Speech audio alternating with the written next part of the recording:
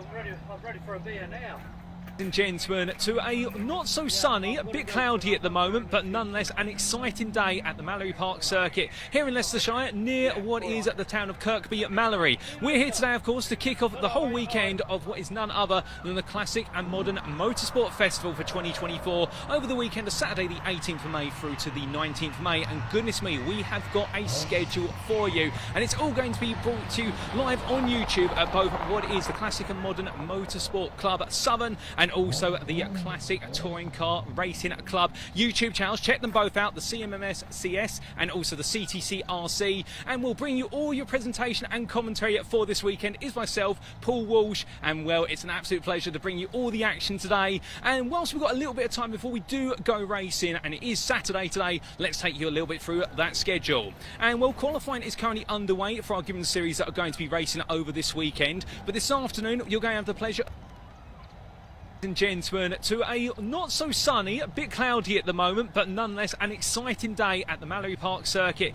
here in Leicestershire, near what is the town of Kirkby at Mallory. We're here today, of course, to kick off the whole weekend of what is none other than the Classic and Modern Motorsport Festival for 2024 over the weekend of Saturday the 18th of May through to the 19th of May. And goodness me, we have got a schedule for you, and it's all going to be brought to you live on YouTube at both what is the Classic and Modern Motorsport Club Southern and also the Classic Touring Car Racing Club YouTube channels. Check them both out, the CMMC and also the CTCRC, and we'll bring you all your presentation and commentary for this weekend. Is myself, Paul Walsh, and well, it's an absolute pleasure to bring you all the action today. And whilst we've got a little bit of time before we do go racing, and it is Saturday today, let's take you a little bit through that schedule. And well, qualifying is currently underway for our given series that are going to be racing over this weekend, but this afternoon you're going to have the pleasure of 8 races, and we're going to be kicking off at what will be approximately 1:30 with the opening 15-minute race of the weekend, and that is going to be the CTCRC's what is Classic Thunder Saloons. And goodness me, I can tell you one thing, ladies and gentlemen, I've been listening to Raw in qualifying this morning. I'm going partially deaf in one ear, but that is how wonderful the engines are. And well, after that we're going straight into race number 2, and that will be the HOOSIER tyres INTERMARQUE silhouette with the CMMC, and after that we're going to be having what will be the pre-66 touring cars for race number 3. Race number 4 then be the OT Coupe Cup, and that will be with TOYO tyres. And well, if you're wondering about what that's all about, well, in addition to what is the races that have been brought to you by both the CMMC and also the CTCRC, we've also got support races in plentiful fashion here from what is the OT Coupe with what is TOYO tyres. Or in other words, if you're a massive Hyundai Coupe fan from the 2000s era, well, you're going to get your fix, no doubt about it. You'll get to see a whole plethora of them roar around this wonderful circuit. And also we've got some support races over the course of what will be the Sunday, coming from both the MG Owners Club, also what will be the 500 Owners Association Championship, and also let's not forget as well the old school what will be the Classic Pre-99 Formula Ford 1600s. But then coming back to today, of course, we said about race number 4 is going to be the OT Coupe Cup with TOYO tyres, but we've also got what will be the CTCRC's Pre-83 and 1993 touring cars. However, we should point out that the 1993 touring cars have now been merged to what is the Pre-03 and also the Boss or the Blue Oval Saloon Series races. So therefore, if you are looking at your schedules right now, make sure to give them an update there, because the Pre-83 is going to be racing by themselves for this weekend. But it does mean that we are going to have a bit of an intermission between race 5 with the Pre-83s, as there will be qualifying for the Formula Fords, but they go racing on Sunday, of course, and we'll bring you all that racing action tomorrow. But then we will have race number 6, and that will be towards the end of the day, and that is going to be at the HOOSIER tyres INTERMARQUE silhouette with the Classic and Modern Motorsport Club Southern. And that'll be their second race of the day. In fact, their weekend concludes on this Saturday, and well, they get to be out first, they get to lay down the rubber. And our penultimate race of the day will be the Pre-2003, Pre-93 and also the Blue Oval Saloons Series, all out there together. And our final race will be the second race of the OT Coupe Cup with TOYO tyres. So therefore, we have got plenty of racing action here. And for those of you who are not quite au fait with the Mallory Park circuit, a little bit of history about it. This circuit, of course, being one of originally 2 oval circuits in the United Kingdom. The other Rockingham now closed, and therefore this is the only permanent road racing oval circuit in the United Kingdom still. Now, this circuit started off life as an oval-based circuit, but over the course of time it did evolve gradually with the introduction of what was firstly the John Cooper S's at turns what is 2 and 3. We also had the introduction of what was the hairpin and also the Devil's Elbow. And this circuit's not just home to road racing, it's also home to what is motorbike racing. And when motorbike racing does take place here, you normally do see what is the introduction of multiple bus stop style chicanes. So in a way, you could say this circuit is a bit of an English anagram to what is the Watkins Glen International Circuit in the United States of America, for those of you on the international stage. But it's a fast-paced circuit spanning the best part of 1.35 miles, and will turn number 1 being the most loved circuit, arguably by many the most loved circuit in the United Kingdom in terms of corners, in the fact that the corner being known as what is Goddard's Corner, in reference to Bob Goddard, who opened the circuit all the way back many a year ago, and a rather acclaimed driver, a local hero in the 1950s, racing in Formula 1 and also racing in other racing formulas over the course of the 50s in particular. And what a sweeping opening right-hander, which you see a number of drivers going out onto circuit on currently, and behind me of course that wonderful lake. But well, it's not just a circuit which is all about the high speed, it's also about the wonderful scenery. Mix it all together, you've got a perfect weekend here at Mallory Park, and well, we're going to be getting underway with the racing in due course. But indeed, sit back, relax, get yourself set, because we've got a thrilling weekend ahead, and well, we're looking forward to each and every race. I bet you guys and girls at home are as well.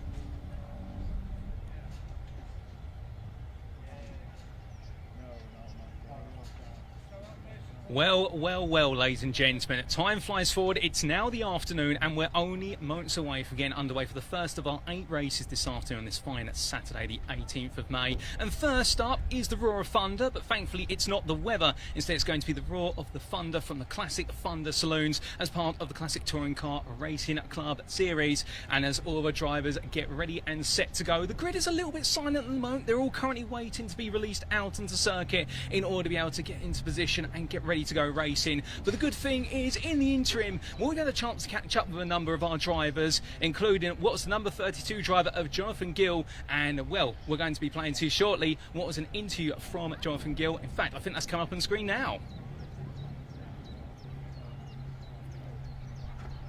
Alrighty, so carrying on the theme of interviews today, I'm joined currently by none other than Jonathan Gill and the lovely 32 Peugeot 205 GTI. He's going to be racing later today and tomorrow in what will be the Classic Thunder Saloons.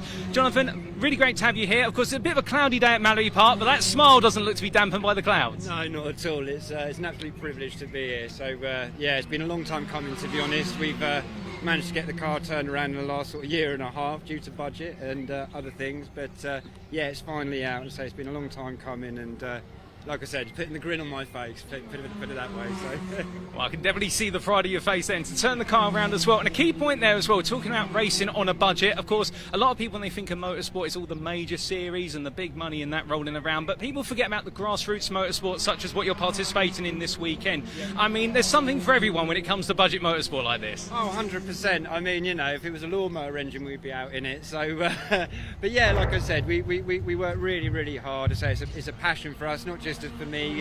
It's a whole family event. You know, you've got the whole family here, and they make up the race team. So, like I said, it's just a huge privilege to be here, and to finally have the car here. It's great. It's really great. I say, budget's always going to be an issue, but yeah, like I said, we've got there, and so now it's just getting out there and getting some seat time in it.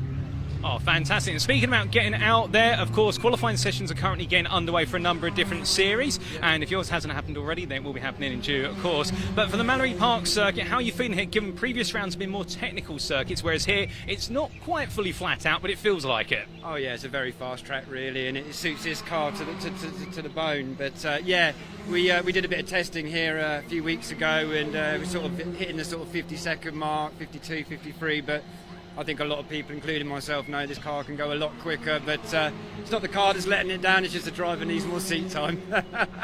Well, they always say it's not a problem in computer or car, it's a problem in chair, but still, to be fair, you might be causing some problems to your rivals out there looking to mix it up. I mean, you say you're feeling confident for today. Who are your main rivals on the grid? Oh, well, there's a couple of other space frames out there. I think we've got Simon Collier, he's got a turbo, which I haven't, so it'll be interesting to see how we compete against him. He's starting at the back because I think he had a technical issue in qualifying, so see if he can catch up and we'll have a good race. Apart from that, we've got Simon Nigel Baker or Simon Baker. I've not met him yet, but he's got a lovely escort over there. So yeah, we out-qualified him. So like I said, in class we're doing all right. Overall, we're sort of middle of the pack at the moment, but yeah, happy hunting I think is the word. So we'll see how we can, see how many we can pick off.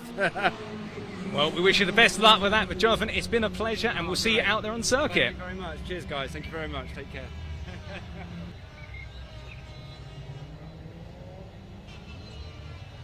And those were the words of Jonathan Gill, who's going to be lined up on the grid in what will be P14. It's going to be a crowded grid as well, as all of our drivers' cars start to make their way out of the pit lane and are following behind the lead car. Now, do keep in mind that with the lead car there, it is going to be an instance whereby we will be seeing what will be a rolling start, as I understand it. And as our drivers get ready to go, we're going to take you through that grid. So starting off on pole, carrying on from where he left off in round number 4, is going to be Nick Vaughan, who'll be looking to make it another win in succession, joined on the front row by Joe Collier. Then on row number 2, we're going to have Colin Voice. Keep your eyes out for him, as he'll be looking to try and leap into the lead in the opening stages, with David Blackie alongside.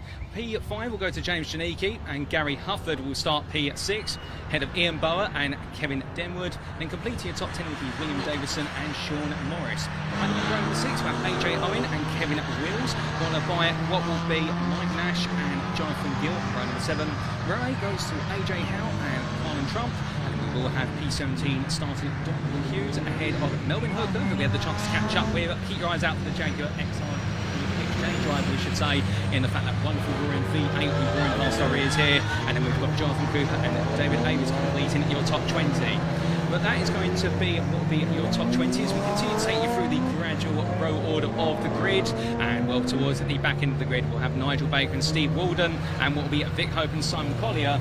But as our drivers make their way on past, and they're still behind the lead car at the moment, and in fact they're going to be making themselves into position, and the lead car parking up now as all the drivers get lined up. And I do believe that might just be a little bit of a intervention from one of our stewards here at the moment, or one of our marshals. I think just checking everything's a-okay, but we're only months from going racing. And well, we do have what looks to be the majority of the field on the grid. Did see one car coming down the pit lane only moments ago.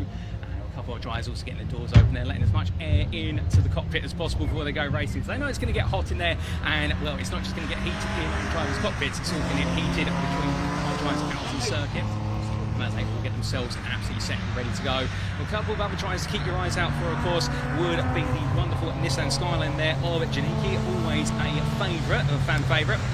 In terms of the fact, it's always good to see a piece of Japanese machinery given it its all out there, but all the drivers are just waiting to come to what is, I believe, another formation lap, and after that we'll be getting underway. It's not too far away from the racing conditions at the moment. Over the car, starting to race, some slight racing songs now. I don't think we're going to be seeing too much rain, fingers crossed we don't. And the second half of the field does now catch up, so it does look as though everybody making their way into position. And we are going to be starting just about on time, which is always fantastic to see.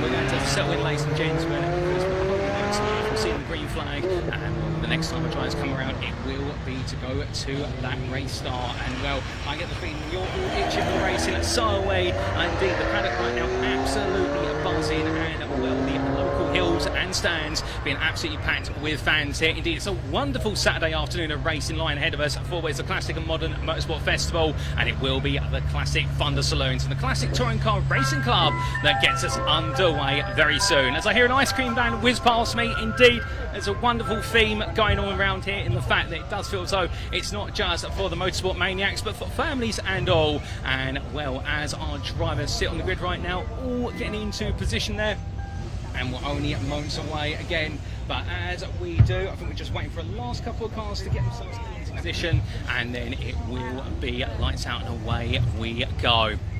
There's some other things to think about whilst we are waiting to get underway is, of course, that an absolutely crowded grid. The best part of what is 20 plus cars, 24 as we went through the grid order. And well, we do see that Jonathan Gill is right towards the back of the order at the moment, having qualified in P14, so perhaps there's been a bit of an issue there, or perhaps he's waiting to be allowed on through. But everyone just sat on the grid at the moment. And well, we are currently on, well, in fact we're running a little bit behind schedule at the moment, so perhaps something has come up. 5 minutes behind as it currently stands, but everyone just getting themselves into position. And as they do, some things to consider here about this Mallory Park circuit is the fact that with regards to the speeds our drivers carry around here, when I was speaking to some of the drivers earlier on, they were saying the fastest cars around here will be averaging a lap speed of in excess of 100 miles an hour, and if you're able to do that, then you're on for a fast lap. As we do see that Gil is now gradually being allowed to weave his way through the starting order, and I think just getting everyone into the right position, that's why it's taken a little bit longer than originally planned. But once the grid order is set, I think we've just seen what is number 89 there stepping aside, and that being the number 89 of what is our driver of Callan Trump in the Nissan, who's just had to step aside, but now everyone else into position. And well, with that, it does mean that everyone's going to be absolutely set, and I can imagine that some of these engines as well will be getting hot, and therefore our drivers will be very eager to get underway rather than keep on waiting. Again, did see some work going on to some of the cars down in the pit lane in the build up to this race. A couple of holes being drilled in the front, I think, to let some more air go over the engine, and well, could that be consideration as well, because it is quite an aggressive circuit, Mallory Park, and we have got some rather warm conditions today, and all the drivers are just waiting to go as they are being moved into their final positions at the back of the grid. And I think it is just a couple of drivers out of position, and everyone feeling the domino effect for that right now, and therefore having to weave their way into the right slot on that grid start. And well, it's always at the first time of asking that can be a little bit of a bumpy start. Hopefully you won't see any bumps between our drivers when we do go racing, but the idea being here, of course, we want to see it kept clean, but also at the same time loving some wheel-to-wheel racing action. It wouldn't be touring cars of any era if we didn't see some door-to-door action at some point as we do go racing. But yes, as our drivers are sat here right now, and the camera just showing that distant view all the way down to the start finish straight. Green flag is waving, lead car pulls away, Nick Vaughan will follow it behind, and well, this will be the formation lap. And when they come around next time, it is, as we understand it, a rolling start, and you're going to hear the roar of 24 plus cars get underway here at Mallory Park. They all pull away successfully, so therefore everybody in this race, or at least the opening lap, if not more. And as they all get set, all of our drivers just making their way around. They'll use this as an opportunity to warm their tyres up as much as possible and also get as comfortable as they can in the car. But do keep in mind, of course, that for our drivers here, in the fact that a little bit too much tyre warming, and well, you don't want to do that ever, and you always want to stay in the formation, and it will be too wide as they make the way to line. It'll be a 2x2 formation at a rolling start. But I can tell you one thing, looking around me right now, surrounded by a good number of spectators, everyone absolutely itching to watch the race in here, and well, definitely a wonderful atmosphere as all our drivers get themselves set and make their way on around. And as they do, well, in terms of, we do have multiple classes here, and for those of a little bit more of a detailed interest, we do see our drivers separated in what is this championship. But in this championship, what our drivers do end up doing is essentially having to be classified into multiple driver classes all the way through in terms of what is their weight and all the weight of the car, plus also the capacity of the engine, and that all added together as well does mean that you don't just have overall battling, but also we do have the drivers are making their way up towards the hairpin right now, and as they do next time around, as I say, it will be green flag racing. Everybody will. Now lights are off, and the formation is here, and Nick Vaughan will begin to set the order of the field as they make their way to the line. Does he go early? Does he go late? And well, the field line up together, and it is going to be lights out, away we go, as Nick Vaughan gets a good start off the line, but immediately under pressure from Collier as they make their way in towards turn number 1. Bit of a slow start with the 17 at the rear of the field in the hands was one of the drivers there as they make their way through the opening corner, and well, Vaughan holding on to lead, but meanwhile Collier under pressure from Boyce, and remember we said that Boyce would immediately be going for the move, and in fact I do believe Boyce having to back out. There is now Collier getting close behind Vaughan, initially bound to go defensive even more so as they roar their way in towards what will be the Coupe S's turns 2 and 3, going on through there and onwards they go towards what will be the hairpin, around there in towards the first heavy braking zone on the lap, if you will.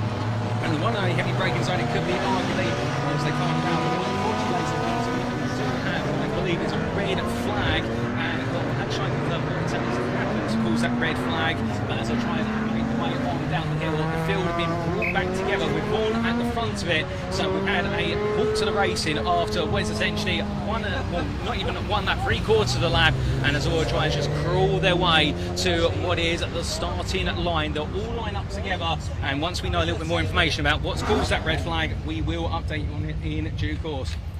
But in the meantime, as we do wait to see what's happened, And we are just trying to get a bit of confirmation as to what exactly has triggered the red flag.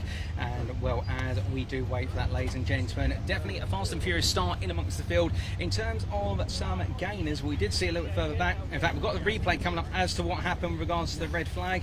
And as we can see on the replay, it was the blue BMW in contact. Oh, goodness me, going up onto two wheels there, and two drivers going off the road together. And what a nasty incident between them. Already the ambulance and the medical teams with them, and the marshals there. And, well, a nasty incident going into turn number 1, resulting in the red flag. And, well, with that, as a result, we will try and get a further replay to show you a little bit more context to the incident. But we'll first and foremost, of course, stop to the racing, make sure the drivers are okay. And, well, we do have now a bit more of an extended replay as to what happened. And, well, as we see the race start, and as they made their way in towards the opening corner, our drivers coming together in towards turn number 1 there. And, well, a very nasty incident indeed. But what was our blue BMW driver going up onto two wheels for a brief moment and both sliding forwards. And our drivers were warned going into today that given the fact there's been a lot of rain over the last couple of days and the grass sections therefore up rather than try to rejoin. So you can imagine, well, you can imagine with regards to that, in the fact that with our drivers having what was that incident to the tyre barriers. But again, we are just waiting to hear if all is okay with our drivers, because that's the most important thing first and foremost. And of course the Orange Army, the marshalling team, in full force to try and get things not just underway swiftly, but also make sure when incidents like this happen that our drivers are extricated from the car and seen to as soon as humanly possible.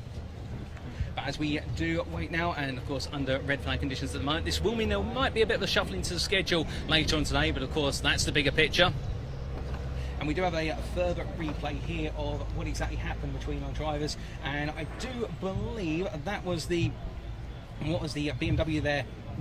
As we do try and take a closer look, and we're going from the inside to the outside there, and just the contact. Well, looking for an opportunity into turn 1, but it wasn't quite to be. And again, the slow motion replay really demonstrating that here as the drivers came into the opening corner. And again, it's always an idea to try and make gains on the opening lap, but it wasn't to be this time around.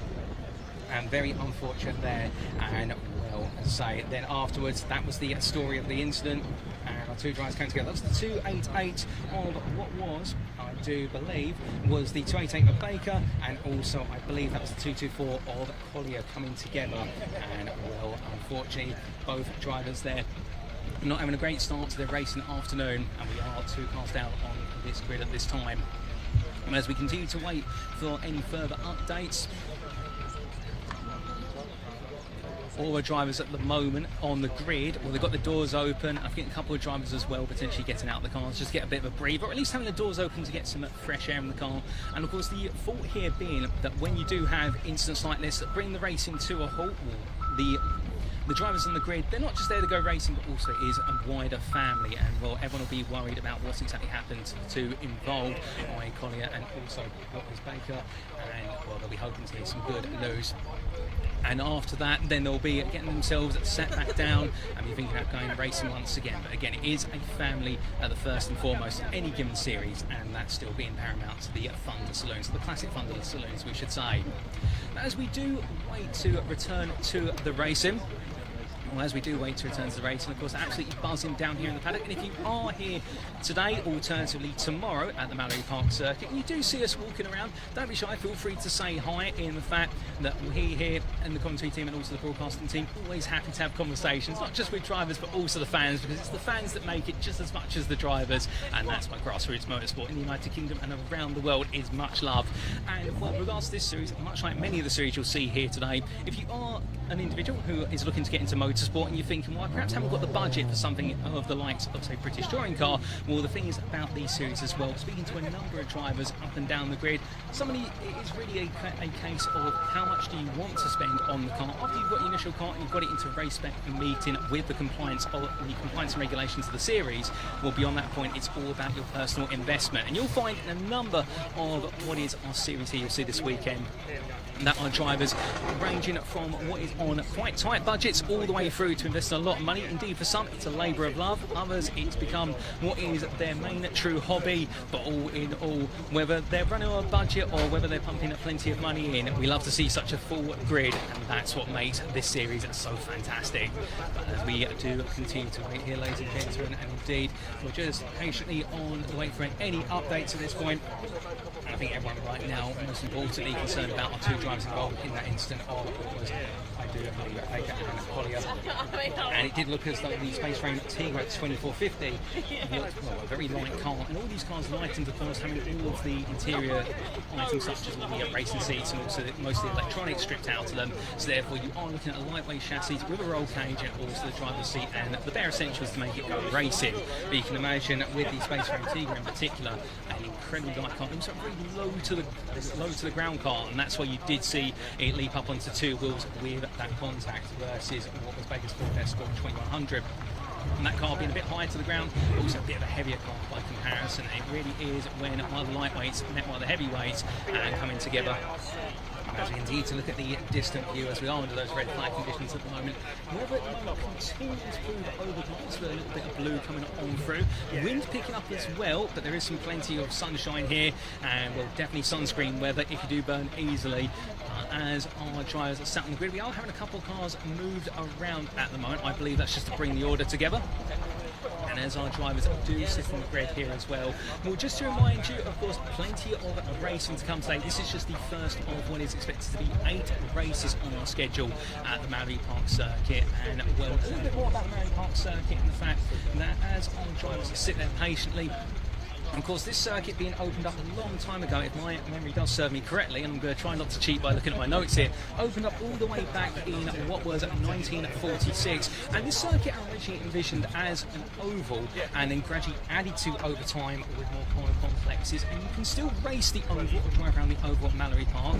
Essentially, it just connects together what would be the run out of the John Coupe S's onto the main straight, connects it all together. So therefore, this circuit's still being used in its oval guise just as much as its road racing guise, and also for motorcycle racing with the introduction of multiple chicanes over the years in order to slow the speed down. Indeed, when motorcycle racing first took part here at the Mallory Park circuit, has found the average lap speeds were so sensationally high that in the end, our drivers having to be conscious of the fact that, well, with the speeds they're picking up, if you got it wrong, where it was a brief trip to the tyre barrier and perhaps far much worse. So those chicanes being introduced to gradually bring the speeds down on the more sweeping corners, such as what is at turn number 1 and also going in towards turns 2 and 3 at the John Coupe S's. But of course, the hairpin that was introduced now becoming what is a staple of the racing, as I do believe our marshals are now moving drivers into position on the grid.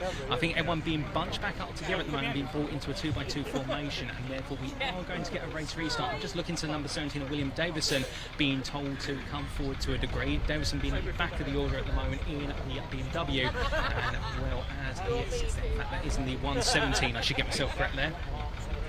And we still do have the ambulance down by what is turn number 1, so therefore the medical team is still in place and still attending to the incident for our two drivers, and therefore quite a serious incident, no doubt about it. But again, that's why we do have all the ambulances here and also the marshals all working together.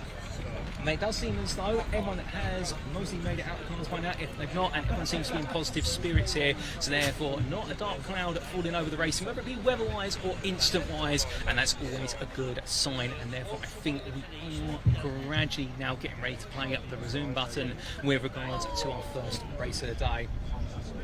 But as our drivers continue to wait on the grid at the moment, we are just waiting for any further update on when we may see a resumption.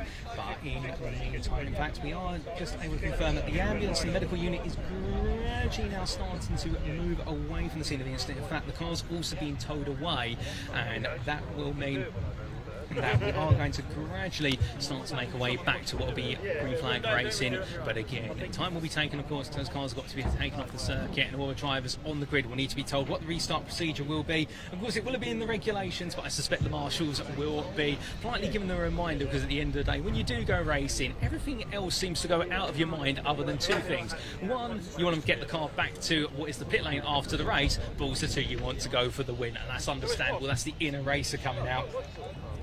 But as we continue to wait for the resumption, and well, it's an absolutely It's an absolutely packed out stand here. And for those who've joined us late, we are just going to give you a replay of the Collier and Baker incident into turn number 1 on the open lap here of the Classic Thunder Saloons. And as we can see, our drivers making their way on through it. We've got it in a bit of slow motion at the moment. You'll naturally see towards the back, it will be Collier looking up the inside for the move there in the Tigra, and in the end, contact between the two of them, scooping up onto 2 wheels. And well, as a result, the two coming together and once onto the grass, just sliding along. And well, say that grass being absolutely waterlogged. They had no way of getting the car stopped beyond that point. Well, that's why we do have the tyre barriers there in order to bring them to a rather immediate halt.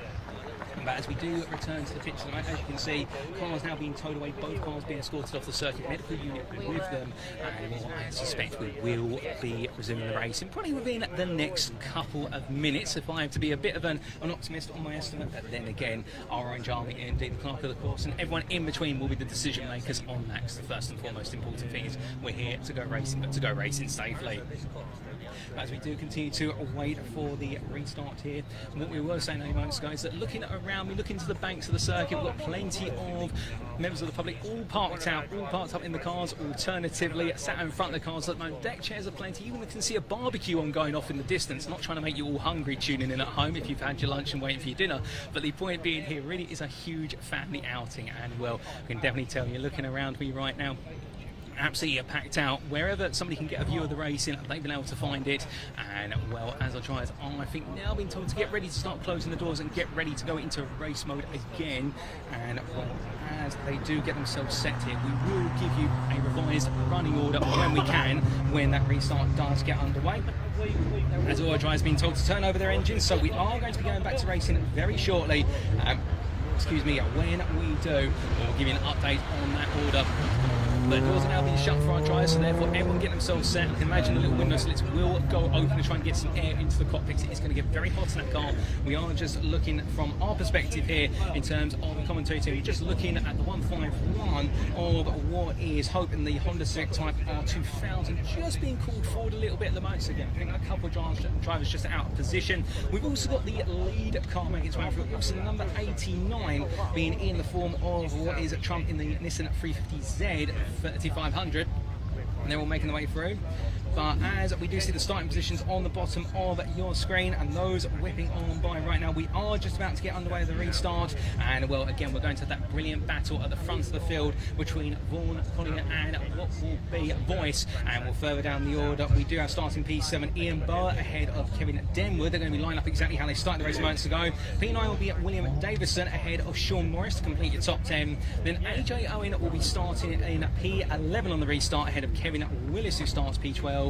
Then P13 it will be Mike Nash ahead of what will be Jonathan Gill, and then we will be seeing what will be AJ Howe starting P15 with Callan Trump alongside P16, and continue down to what will be on 9th row of the grid, what will be Don Hughes ahead of Melvin Hooker. Keep your eyes out for the 44 Jaguar, and then we were completing a top 20 Jonathan Cooper, and also what will be David Avis. And in starting P21, well, it would have been Nigel Baker, but Baker out of this race now, so therefore it will be Steve Warden who's promoted. And then well, that'll be the order finish, ladies and gentlemen, as our drivers are underway. And you can see it on the camera now on to what will be the restart formation at behind the lead car. But I suspect next time they come around, the lead car will peel off and we will be going racing once again. And to try and identify, will we be seeing a shorter race? Yes, our race now will be 11 minutes on the restart, so we're going to have a bit of time cut out. With the fact that laps around here are the best part of 50 seconds on average, that means we're going to get plenty of laps of racing. You do some quick mathematics, that's going to be about 15 laps, if not a bit more, albeit as our drivers make the way on around. And the ice cream van once again blares, as it is the last call for ice cream before you do go racing. Well, who will be able to keep their cool here at what will be the Mallory Park circuit, and who will turn up the heat and look to go for victory? And well, that fiery battle at the front of the field we are looking forward to once again, with Vaughan looking to make it back-to-back wins after round number 4 at what was Cadwell Park only a couple of weeks ago. But as they make the way on round through the Coupe races right now, everybody absolutely set and ready to go. I think all the drivers now will just be wanting to make their way up to speed as soon as possible. Indeed, impatience does take over as well, and well, as our drivers make their way through, as they come down into the hairpin, this is where we're expecting for a good amount of battling to be. But don't fall with regards to the hairpin, it's not that wide. Indeed, a number of drivers this circuit being very narrow, so it's therefore overtaking and requiring you to really get on the side of the braking its own alternative having to be brave or both in equal measure.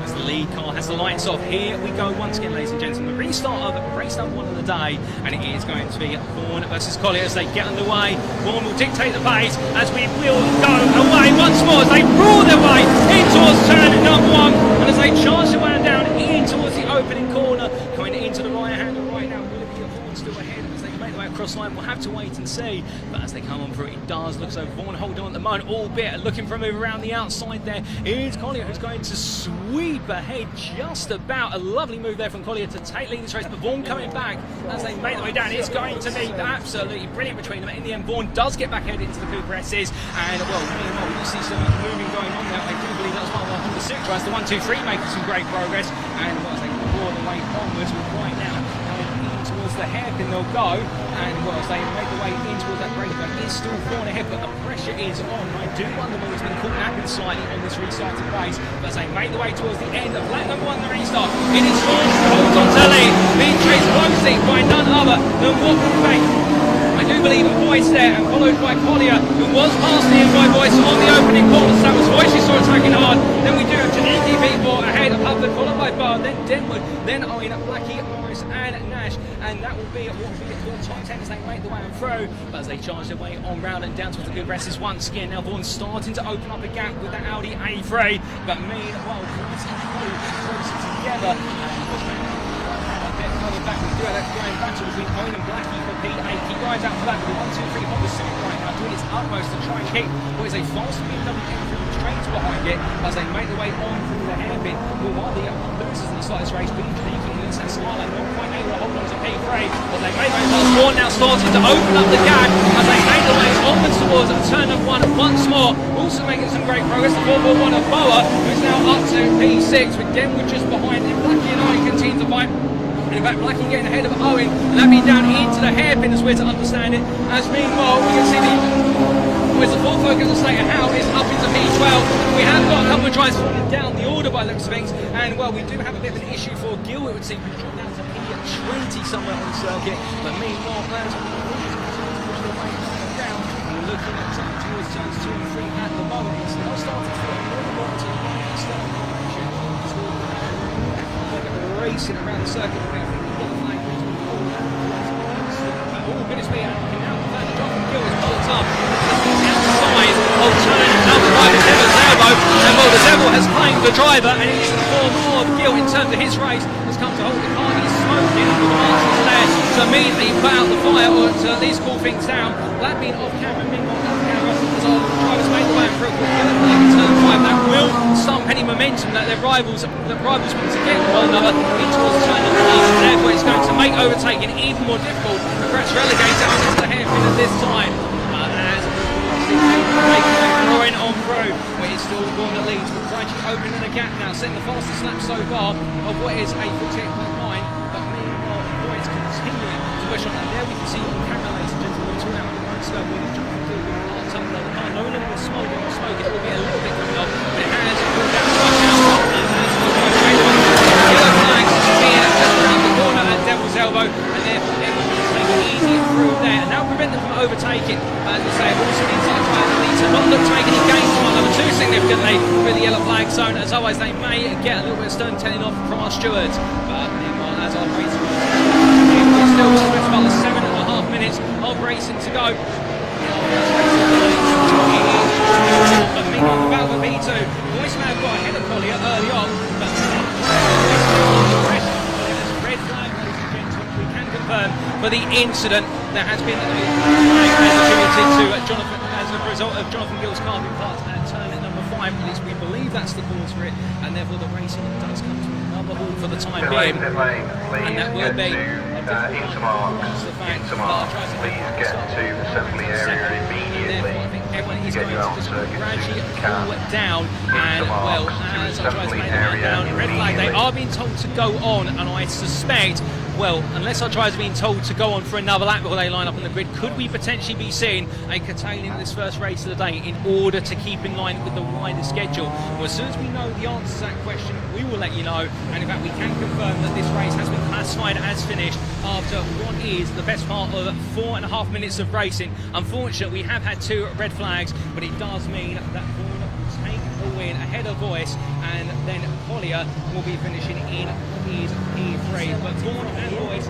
both winners of their respective classes in the Classic Thunder Saloons. But Collier just missed out in his rivalry with what was the other drivers around him, and in the CTB class, racing with Vaughan, of course, a loose at the early stages. Janiki will take P4 in the end ahead of Hubbard, with Boa taking P6 and taking victory in class for the CTC class, and then Denwood P7 ahead of Blackie at P8. Owen P9 taking victory in the CTD class after that early move being made and attempted on Blackie, but in the end not under too much pressure from the closest CTD car behind him. And then we did see Morris P10 ahead of Nash, followed by Howe, then Hughes taking what was P13 ahead of Trump, with Davison taking the win in CTG class. And then we can see what is Walden P17, Hooker taking the win in the HT1 class, the Historical Thunder 1 class, ahead of Hope, and Gill in the end P20. And of course, we did have 4 of our drivers retire from this race due to earlier incidents, and well, therefore, it was the best part of what was 24 starters, but only 19 finishers as classified. And Vaughan continuing on from where he left off at Cadwell Park a couple of weeks ago with what was the win here in round number 5 of the championship.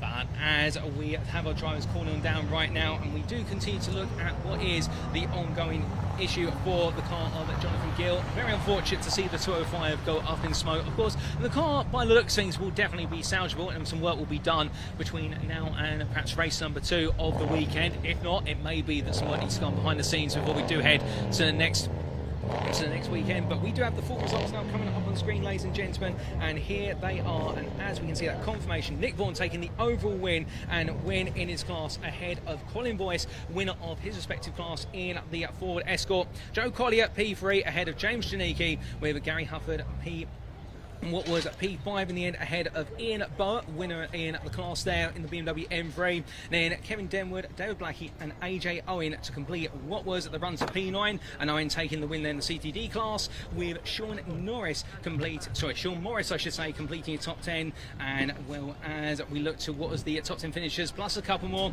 fastest lap over the course of the race, I do believe it went to what was Nick Vaughan in the early stages. Indeed it was Vaughan, as we just get some confirmation in our rear with regards to that. So Nick Vaughan looking to be absolutely on fire at the moment, no pun intended, but in the fact the man does seem unstoppable. Even if we only had 3 laps of racing today, well, Nick Vaughan proving decisively that qualifying was the biggest factor in what was round number 5 of the Classic Touring Car Racing Club's Classical Thunder Saloons Championship. But with that, ladies and gentlemen, as the circuit falls silent, everyone does fall into position. Some thoughts with regards to some of the drivers, particularly for Colin Boyce, who took that P2 overall in the end, was that you may have noticed he was running a new livery on his car, and well, sad to see the Castrol livery go, but in the end now to a different livery after quite some time around the Castrol livery, but he'll be pleased that he's had a win today. But as we continue to give you updated on the schedule, well, right now that was our first race of the day. We've still got plenty more racing to come, including what will be in due course the Intermarque Silhouette, so the Classic and Modern Motorsport Club, and that will be scheduled to kick off at what will be at 5 to 2, and after that we'll then be coming back to our Classic Touring Car Racing Club with the pre-66 touring cars, and then what will be at 10 to 3, we'll be looking to get the OT Coupe Cup with TOYO tyres, or the Hyundai Coupe Cup, of course, underway with its first race of the day. We've got 2 races for them. Then we'll have the CTCRC's pre-93 touring, P83 touring cars, we should say, and then we'll have what will be the second race of the Intermarque Silhouettes, and then we'll be having the merged together pre-93, pre-03, and also Blue Over Saloon Series. That is going to be an absolute cracker to keep your eyes out for at 20 to 5 this evening, and then we bring everything to a close with the second of the 2 races, the OT Coupe Cup with TOYO tyres. And they're getting all their racing in today, and well, it's going to get very firing for those.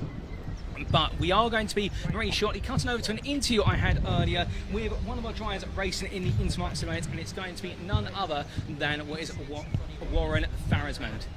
And here we go, ladies and gentlemen. So I'm joined here by none other than Warren Farrismand. Warren's going to be racing in the Silhouettes over the course of today. They're one of the centerpieces of this fine Saturday. Warren, you're smiling out there. You're looking confident. How was it in qualifying? To be honest with you, I felt really slow. Cars changed since last year, so I haven't had much time in the seat. We had a go at Brands on the GP the other day, which was really good, which I really enjoyed. I'm not one of the front runners, but we're slowly trying to stay in there. But we're getting quicker, but I'm really enjoying it. It's great class. Well, that's what it's all about, the enjoyment first and foremost. So, of course, Brands Hatch, the scene of what was a bit of a bad end to the day, or a difficult end to the day, we should say, with the round number 4 being postponed or brought to a red flag due to major incidents. So not too much track time there as much I think everyone would have liked at Brands, but still, we're now back in the racing seat once again, and we're going racing once again at Mallory Park, but a very different beast, this Mallory Park circuit. Yeah, it's very fast. I do like it here, but I just need a lot more practice, shall we say, fine-tuning. The car's good. I mean, Dad's been helping me and everything, and I'm getting there. I just need a bit more confidence, but we'll have a strong coffee later and we'll give it a go. Oh, coffee always goes well. And one of the talking points I've been speaking to some other drivers in the Silhouettes is the fact that as of this year, moving to the HOOSIER tyres, some still running on the Avon tyres as well. Have you noticed the difference with the tyre switch? Yeah, so we put Hoosies on for the first time at Brands at the last meeting, and I actually felt it really good, but today it's completely different. We've adjusted the car to try and make it suit, but we don't want to lose our way from the brand setting. But yeah, hopefully once we go to the next race when everyone's on Hoosies, it might be a bit closer racing, but I'm just trying to stay with the quick boys at the moment. Well, that's absolutely fair. And one last question for you. Of course, from your driving experience, these machines, they sit very low to the ground. And, of course, the final corner circuit, the Devil's Elbow, being one of those roller coaster rides of a corner. I mean, you must feel the bumps and that going through your seat. Yeah, you feel like I personally feel like when you're going up there, you're having a little bit to lie down. And you can see just the tarmac just out your window and you think, oh, I've got to get this right. But you know what? It's a cracking track, though. Really enjoyed it. And we're glad we're here and try and enjoy and finish all the racing. Well, Warren, we're all the happier to have you here. Good luck today, and we'll see you at the checkered flag.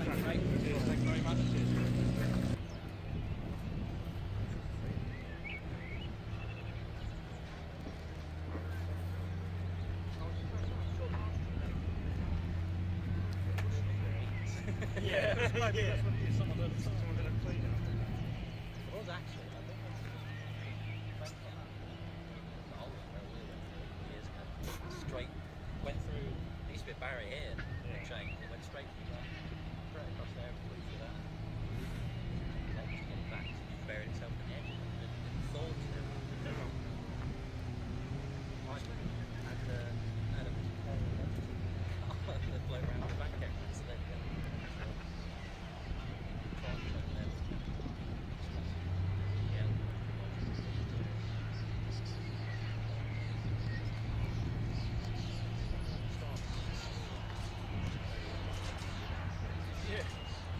Well, we are back, ladies and gentlemen, and well, it's been a bit of a difficult race, number one, of course, with what was that incident. We just showed you the further replay of with regards to the incident between Baker and also Collier in the first race of the day in the Classic Thunder Saloons. But still, it happens in motorsport, and we've still got plenty more racing to come. Up next, of course, is our second race of the day, and it'll be the first this weekend for the Classic and Modern Motorsport Club Southerns, what is INTERMARQUE Silhouettes, and it's sponsored by HOOSIER tyres. Now, something that's perhaps a little bit less known, and we did also have in the interview with Warren that you will have seen only moments ago, is the fact that the series has been cutting over to what is a different tyre compound over the course of the last year. So previously running on Avon tyres, and a number of drivers were telling me about the fact that if they're on the Avon tyres at the moment, it's the tyre that's the best part of the year, if not 2 years old, and some of our drivers still running on and tyres that have been pushed incredibly hard and looking to be rid of those tyres within the next couple of meetings, if not sooner. So therefore it's definitely going to make things up. Now, how does that change up the racing, I hear you ask?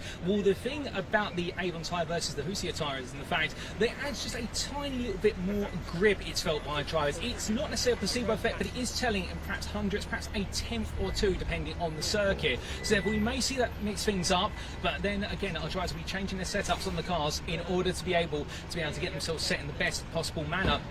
And as we continue to wait on for the Silhouettes to get underway, they're not currently making their way out into circuit, but what we can tell you is that whilst the circuit's falling silent, the marshals are doing some clean-up work with regards to what has happened with regards to what happened in the final corner for Jonathan Gill, and therefore it will be a scenario for our drivers to be able now to just be able to cool down and be able to focus on what's coming up next. And well, as they all get themselves set and absolutely ready to go, well, our second race of the day will be around the corner, and as soon as we can, we'll start to brief you on how the grid will be and everything in between. Let's say the grid currently falling silent. And another couple of things about the INTERMARQUE Saloons. Let's talk a little bit about what they represent, because if you've been following the series for some time, you're perhaps a little bit in the know, but for those who are new to them today, what would the INTERMARQUE Saloons be all about? Well, the INTERMARQUE Silhouettes, I should say, be all about. Well, imagine if you were looking to cars such as the Mercedes SLK or what is the BMW Z4, thinking of cars like that, but not necessarily being able to afford those cars. Indeed, the Mercedes SLK being, depending on the grade, of course, upwards of tens, if not hundreds of thousands of pounds. More instead, what you do is you build a shell that's made to look like one of those cars, and you're going to be seeing a number of them out on the grid today. And the idea being with regards to that, the idea being with regards to the INTERMARQUE Saloons, in the fact that the cars do look like they're perhaps more established brethren, but at the same time as well, they're packing the best part of what is 2-litre engines, 4 cylinders, and therefore they can absolutely go racing. Very light cars, and therefore that's why they're called silhouettes, because they are silhouettes of other cars on the road, if you will. They're all here for the racing, but very low to the ground. In fact, some of the lowest cars on the ground that you will see.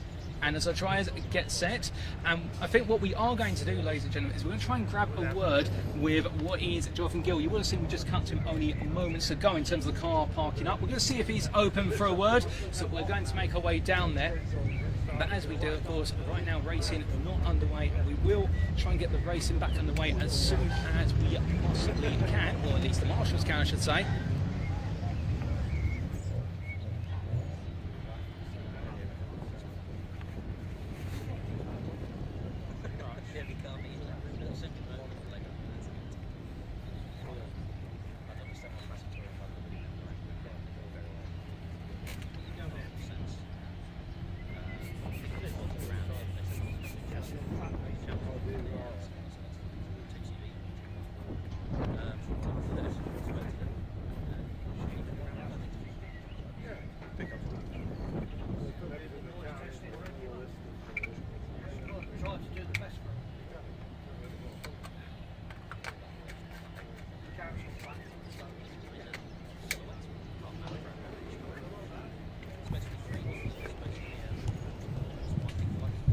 Ladies and gentlemen, well, we're down here in the paddock. We're going to be catching up here with Jonathan Gill, who's just arriving and coming on over shortly, of course, being in that incident that really closed off race number 1 of the day here.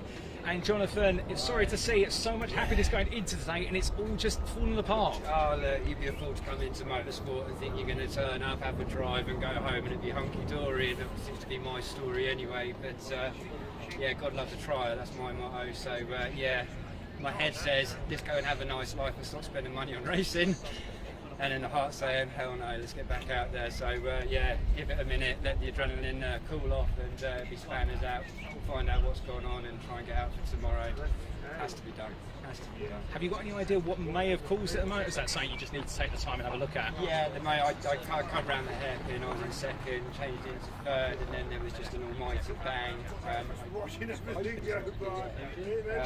Gearbox related. So yeah, I'm going to get the tunnel out now, have a good look at it. But there was a hell of a lot of smoke. There really, really was. So yeah, it was a little bit worrying because a friend of mine, his silhouette went up in smoke. So there was a bit of a panic. But look, we're all good. We will get there. We will get there. But yeah, not quitting yet. Yeah, must be mad. We really do appreciate it. Again, the most important thing is that you're okay. Obviously, yeah. Car's a bit wounded, Yeah. but still, you're in a good place. Yeah, no, 100%. I say it's because of the marshals. You know, actually the car filled up with smoke, and because they went bright orange, I could see where they were. So I aimed it off the road, and yeah, they're brilliant. They really helped us out, and yeah, it's in good hands. It's in good hands. Yeah, brilliant stuff. Right, well, we'll leave you to it. No worries, Hopefully, you get it back out on the grid for the next day. Thank you very much. Have a good day, boys. Thank you. Ladies and gentlemen, well, the silhouettes are going out. What we're going to do is we're going to get back up to our perch and get ourselves set as they are making their way out onto circuit shortly. And well, we're getting ready for race number 2. And well, we're looking forward to it. I'm sure you're all looking forward to it at home. We're just going to start to make our way up to position. So you might hear us intermingling. And as we continue to make our way on through, of course, it's going to be quite a empty silhouette grid compared to perhaps what we've seen in previous rounds. We're only expecting the best part of 7 drivers on the grid. So, and I did catch up with a number of drivers and asked them as to reasons behind that and how they're feeling. And what they were saying is in the fact that given the fact that the race weekends, they do pay for on a weekend-by-weekend basis, it does mean very so often not all drivers can make it, particularly if there's a 10 that can start to add up. So therefore, it can be a little bit of an empty grid every so often. But still, whilst we may lack quantity, we definitely do have plenty of quality when we do go racing today in the silhouettes. As we're in our perch right now, there. And everyone absolutely set. Well, I think the spectators are all starting to get themselves into position as well. And the sun is coming out right now, so perhaps that's a good omen in terms of, from this point onwards, we may see the racing continue. But we do see what is our silhouettes making their way behind the lead car, heading to the grid at the moment. And we'll have to wait and see if they pull into position. But the lead car's got its lights on, so I suspect, well, as we get ready to take you through that grid order for what is our second race today, they all park up in position. And the grid is going to be as follows. It will be Hill Knight, who's going to line up on pole, the number 3 driver, riding a wave of success currently and continuing that in qualifying. Along the front row of the grid with him will be none other than Colin Smith, with what will be Mick Robertson starting in P3. Keep your eyes out for the 52 driver ahead of what was our driver who we interviewed earlier on today, none other than Warren Farrismond. And then we're going to be seeing John Price and what will be Sean Pooley on row number 3, with Phil Sphinx bringing up the rear on row 4 in P7. Last but not least, our grid, 7 cars, but whilst there may only be 7, we still got plenty of racing to come. And well, when you normally have smaller grids like this, the one great thing about it is you normally see these little rivalries build up just between 2 drivers. They get lost in it, they get absorbed in the battles, and well, to be fair, we love to see it. And as the green flag waves, we are now getting underway with what will be the formation lap, and the next time we come around, we are going to be going racing as our drivers gradually make their way around. They're looking to do some tyre warming, and it will be a very different circuit now compared to when they qualified this morning. The fact in qualifying this morning, we had a lot of cloud coverage. We had some sun poking its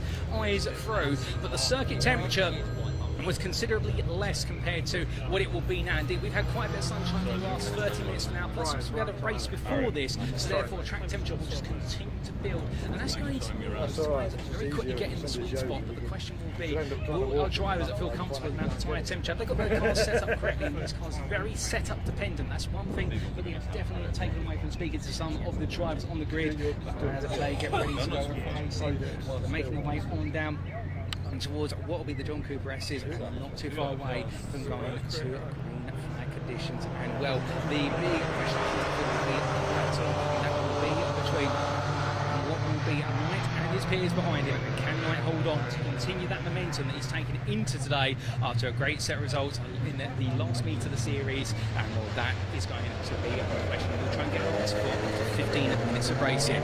And as all the drivers make the way on around, and everyone getting themselves set to go, well, only seconds away most likely now from seeing that lead car come through. In fact, the lead car lights are off, the green flags are waving, the lead car will peel away. Knight very close there to the lead car. He's going to go racing as soon as he possibly can, and we are green for our second race of the day as Knight holds on to lead, but Smith keeping him absolutely honest in the Jetta G40 as they make their way in towards turn number 1, and Smith looking very strong in that G40 this weekend as they make their way through turn number 1, through the sweeping opening right hander they go, and onto the step straight, and as they charge their way down towards turn number 2, already a move being looked at here by Smith versus Knight as they head in towards the braking zone. And Will Smith trying to take a look around the outside, Knight defending to the inside there, trying to say no before return to the racing line. Meanwhile, further back, what we can see there, Spinks just bringing up the rear in the Vauxhall Tigra 2000 and just trying to right now look for an opportunity to get a bit close. And the tow important in his cars as well. In fact, it is worth the best part of 3 to 4 attempts a lap if you are in the tow for an extended period, and therefore it's going to lead to further overtake. These cars very aero dependent,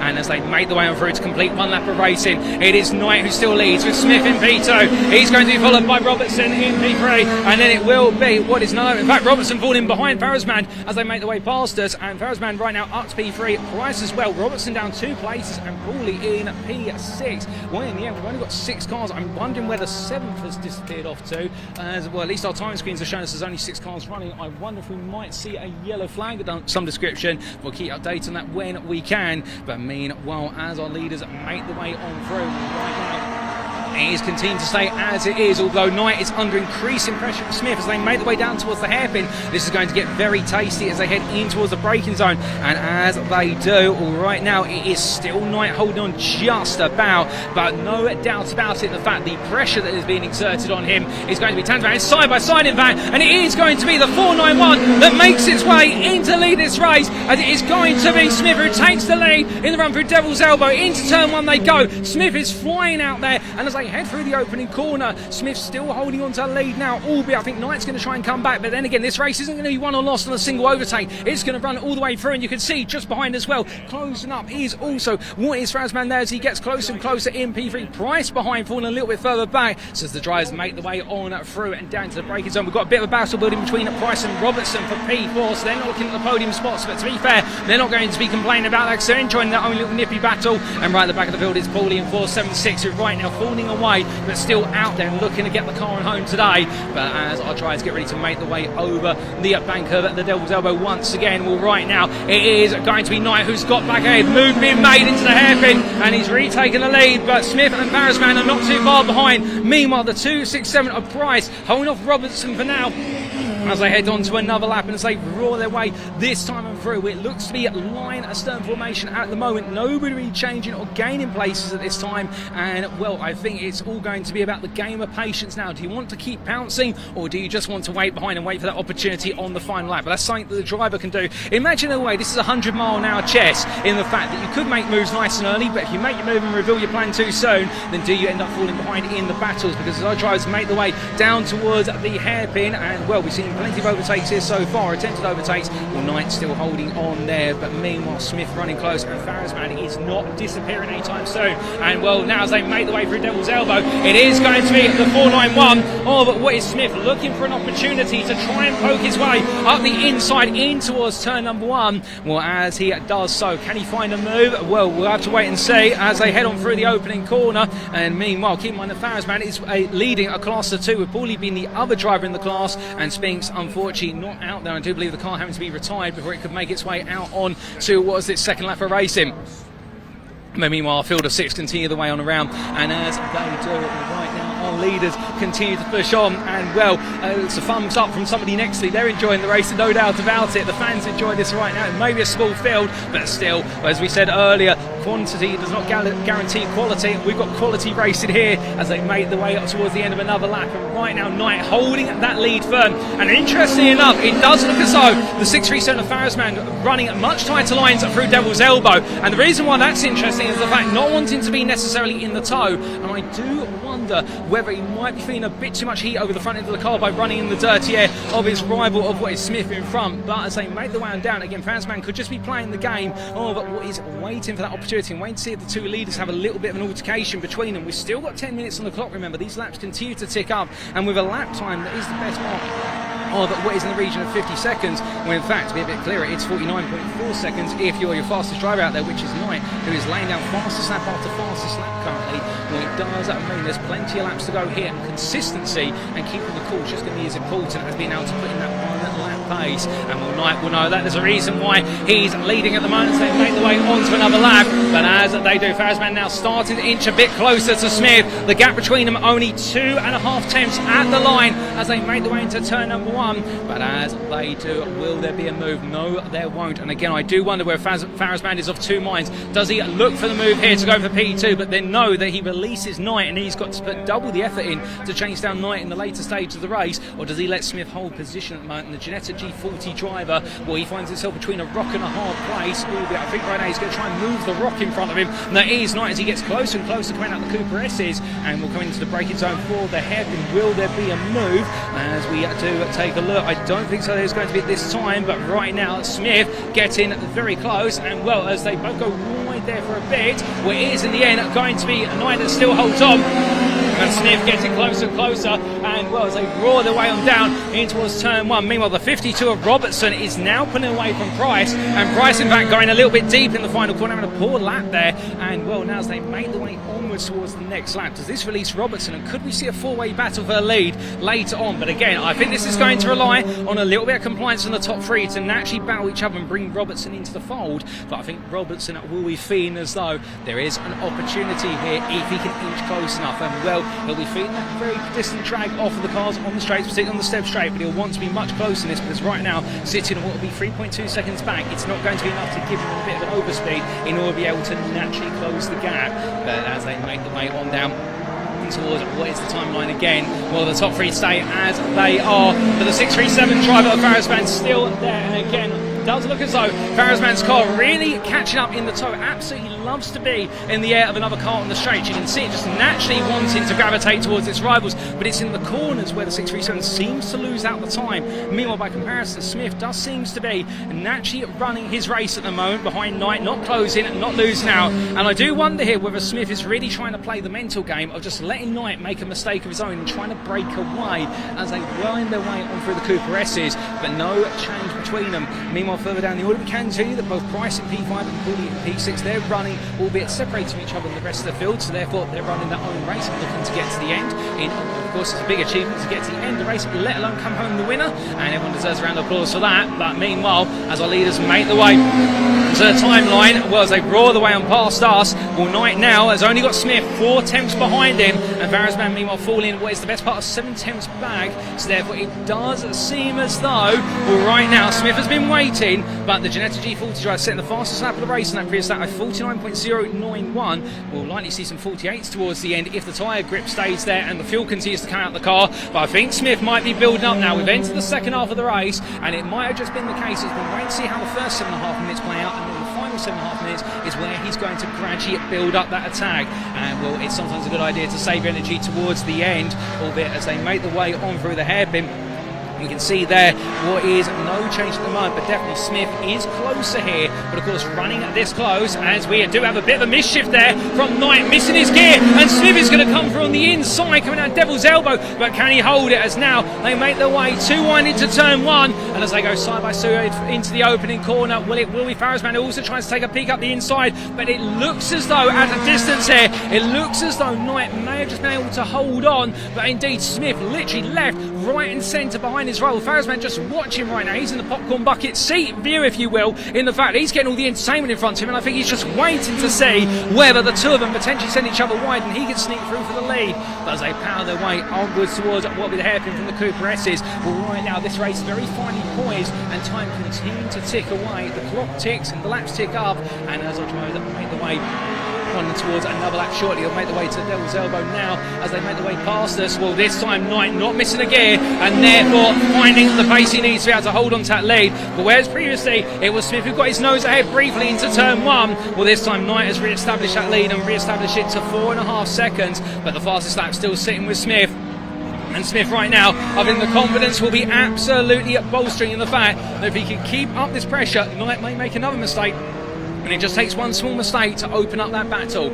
Meanwhile, outside the top three, Robertson still P4, still running 5 seconds behind the leaders, and then it is a further 9 seconds to Price in P5, and then a further 14 seconds to Cooley in P6. But out of our 6 runners at the moment, they're all still running and pushing on strong. But as we do look to the hairpin, what we can see there again, Smith right on the rear of we don't have any inboard cameras, you can imagine he could reach out and touch the rear bumper or the rear wing of his rival as they make the way on through what is the final corner. Onwards towards turn 1 they go, and as they do, now 5 minutes left into the final third of this race, and with no change at the moment, they all stay together, but it looks as though there might be an opportunity here for Smith to think about a move into the Coupe S's. He's very close this time, the closest he's been for some time, but then looking to back off slightly there into the Coupe S's, so getting the better run out of turn 1, and this will be sending signals to Knight. And right now I can imagine Knight will look in his rearview mirror lap after lap and thinking, okay, where am I stronger?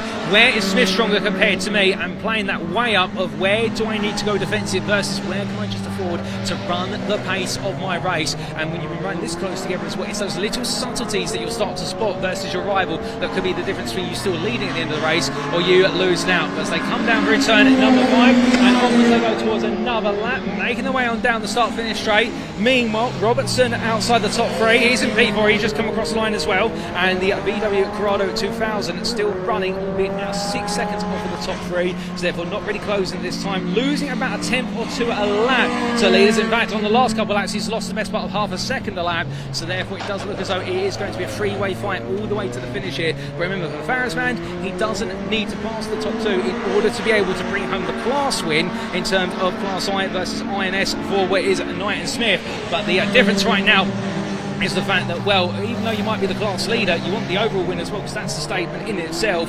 And when racing the series such as this, well, every little advantage can be the difference. But as they make the way on through turn number 5, well, Knight right now continues to hold on. And in fact, Barrowsman getting a bit closer this time to Smith, and it looks like Smith falling back. And I do wonder whether potentially there might be an issue on the car for what is Smith, alternatively whether he's just simply cooling off right now and getting ready to attack one last time. But he has fallen back quite noticeably, and when we say noticeably, we're talking about a couple of attempts here at most. It doesn't sound like much, but then again, when you've been keeping the pressure on Knight for so long, Knight will see this as an opportunity to gradually try and extract a bit more of a lead. But Farahsman will be right behind Smith right now, essentially goad him to go forward and to go faster. Otherwise, we could see a swap for P2. But as our drivers make the way onwards towards the hairpin, meanwhile, making the way past us here at the commentary stand is Paulie in P6 at this time. And while I don't think our leaders are going to get close enough to Paulie to be in the position to potentially put him a lap down, that might be on the mind of Knight right now in terms of will he have to negotiate a little bit of traffic before the race is over. And well, you don't want those lingering doubts sitting into your mind over the course of the race. But given the gap between them right now, standing at the best part of what is about 20 seconds from the last of our field to the lead of our field out of the circuit, I suspect, given the relative pace, Knight will be within about 5 seconds of Paulie on the final lap, but it shouldn't become an intervening factor. So therefore, we're going to have lead lap racing all the way to the end. And as our drivers make the way in towards where's the Coupe is, well, right now, Farahsman falling back a little bit, I think pushing the car a bit too hard and feeling the consequences running that close above his rivals for so long, and therefore deciding to back off here. And I think at this point consolidate what will be a winning class once he gets that checker flag. But given we've got 2 minutes left on the clock, we're on the lap right now, we'll likely have 2 more laps after this one. Maybe squeeze a third in, we'll have to wait and see, but it is still after what is the best part of 16 laps of racing. Knight ahead of Smith, followed by Farahsman, and then Robertson in P4, followed by Price in P5 and Paul in P6. And well, as our leaders head on to what will likely be their penultimate lap, unless we can squeeze in a further lap, it is going to be very tight when we get 3 more laps in. Well, in the end, we can see that Paulie has backed off and he's letting the leaders go. So I think Paulie right now, respecting the fact that blue flags would naturally come towards the end of this race, perhaps also getting ready to bring the car in. It is going quite slowly for Paulie at the moment. There might be an issue with the car, but either way, as they make the way on around and down towards the hairpin for what will be the penultimate time with 1 minute and 5 seconds left on the clock. It is going to be very close when we get 2 more laps or just the 1. And well, as our leaders make the way out of the hairpin on through at the Devil's Elbow, well, this time it is Knight holding on comfortably, and with what is 54 seconds left on the clock, we are going to get 2 more laps of racing in here. We will see a grand total of 19 laps turned for the end of our second race of the day, the first the INTERMARQUE Silhouettes, and sponsored by HOOSIER tyres.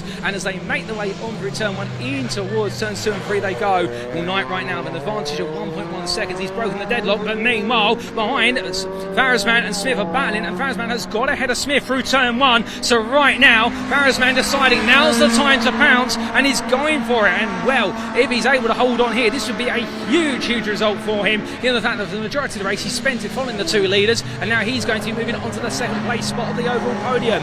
But as they come on through the hairpin, Knight right now just holding on to that lead and gradually extracting more and more of a distance. But you can see going a bit sideways there, in fact, as we look at him coming on through the hairpin and onwards towards Devil Elbow. But as they go on to the final lap, they squeeze the final lap in by only 3 seconds. And will Paulie, meanwhile, I do believe with an issue, might be likely coming into the pits. But meanwhile, looking at what is our leaders, they make the way off road. Well, right now coming on down the back straight, the step straight, and Knight in control of this race. Farahsman also clearing Smith, and Smith, in fact, practically a second behind at this point. And well, I think Smith at this point might be just deciding to go for what is P3 and call it a day there in the first race of days. Of course, got 1 more race to go later on, and with the results in this race will dictate the grid for what is the second and final race of the day for the INTERMARQUE Silhouettes. But as they make the way through the hairpin, Knight firmly in control of this. The clock has struck 0, so when he comes to line, the checkered flag will see him. And as Knight makes his way through the final corner, despite the pressure placed on him, it will be Knight in the number 3 who takes the win ahead of Warren Farahsman and also their Smith in P3. And then we do have a sizable gap, so it'll be Robertson who makes his way out the final corner to take P4 in the Volkswagen Corrado 2000. And then we will have the best part of another 10 seconds or so, but we do see what will be a Price taking P5 as that checker flag continues to wave. But what a battle between our drivers, and well, as we can hear the faint rumble of what is a Vauxhall Zebra 2000 coming on past us, it will be none other than what will be Price who makes his way to the timeline to complete what is our 5 finishers on the lead lap at the end of this race. But an absolutely fantastic battle at the front of the field. It was the story today of the night, in the Vauxhall Tigra 2000, taking the win off of Farrisman and Smith, but to be fair, being kept honest all the way through, and Warren Farrisman may have been P2 overall, but taking the win in Class I versus his Class IS drivers. So that order again, as we do get ready for the results to come through, it was Knight ahead of Farrisman, followed by Smith, and then Robertson, Price and Pooley in the end having to retire the car prematurely. Unfortunate for the Volkswagen Corrado 2000 driver, but hopefully we'll see it back on the grid as of the second race of the day, and that being later on today. But as the results appear on screen, ladies and gentlemen, there you can see that confirmation of Paul Knight, your winner in the end by what was 7/10 of a second over Warren Farrisman, and winner of the I class for Farrisman there in P2. Colin Smith P3 in the end ahead of Mick Robertson, with John Price and Sean Pooley being your classified finishers, and not making it to the grid unfortunately Phil Spinks there as listed P7 but a non-starter. So it was 7 anticipated starters, 6 finishers in the end, and 5 on the lead lap, and Paul Knight being your winner for what was round number 5 of the CMMC Intermarque Silhouettes, sponsored by HOOSIER tyres, on our second race of the day here at Mallory Park. Was the circuit full silent with regards to the racing? We've still got plenty more racing to come here, of course, and well, I don't think we will quite be able to get a word necessary with our drivers at the moment as they do gradually make their way in to the paddock. We will try and see if we can grab a word with Knight if he does become available to hear his thoughts on what was definitely a very tense and terse race. But as we do wait for the racing, we are just going to build up to race number 3, and race number 3 of course being the pre-66 touring cars brought to you by the Classic Touring Car Racing Club, and we're going to be showcasing an interview that I had earlier with one of its premier drivers in the series. But we'll leave you with that, ladies and gentlemen, and we'll be back for more racing shortly. And in the build-up to our race number 3 of today, I'm with Robin Slater and his wonderful Lotus Cortina. I mean, Robin, it's great to have you here with the number 73. Lovely car. You look absolutely proud of what is a shiny machine. Yeah, it's. I enjoy doing it. I enjoy building the cars. It's challenging at times. Third time at the circuit, and I went out and qualified, and I was really enjoyed it. Really enjoyed it. Lovely little circuit. Well, it's all sounding positive, and third time means third time lucky, surely. I mean, it sounds as though you've had some good running at Mallory Park in the past. I did last time I was here a couple of years back. I actually won the race. Won the first race in the wet. I think I came second in the second race. So I was well pleased with that for my second ever visit. Now, that is an achievement. It wasn't in this car, it was my previous car I did that in. But yeah, it's I suppose an achievement. It's nice to get it right every so often. Oh, most definitely, and particularly in such a crowded field of cars for the purposes of this season. I mean, it's going to get intense out there, and at this circuit as well, the tow is going to be a big factor given the fact we've got quite a few straights. We've also got some heavy braking zones, and I suspect you might be fancying those braking zones as places to make moves. Yes. There is, I noticed in qualifying there's the extra power Lotus over the smaller cars, you are catching them as they go into speed. Get the line. You can, especially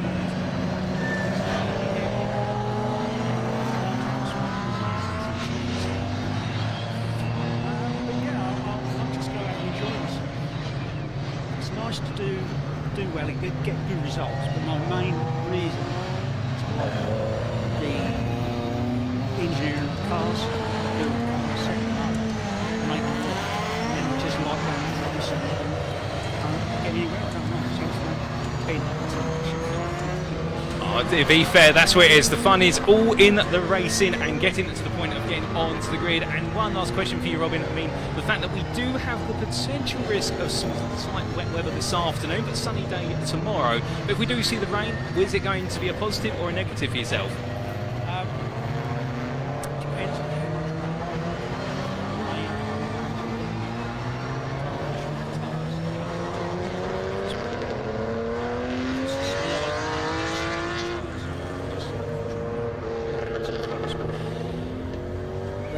bit of a handful in the wet. On the old Dunlops, they can be a real handful. Absolutely fair play. You'll see it if you're filming it, you'll see it happen. But hopefully it'll stay dry. Well, that's absolutely fair. Fingers crossed it stays dry for you, but if not, we'll see you wield the beast around the circuit. Yes. Okay, thanks ever so much. Well, thank you for your time and all the best today.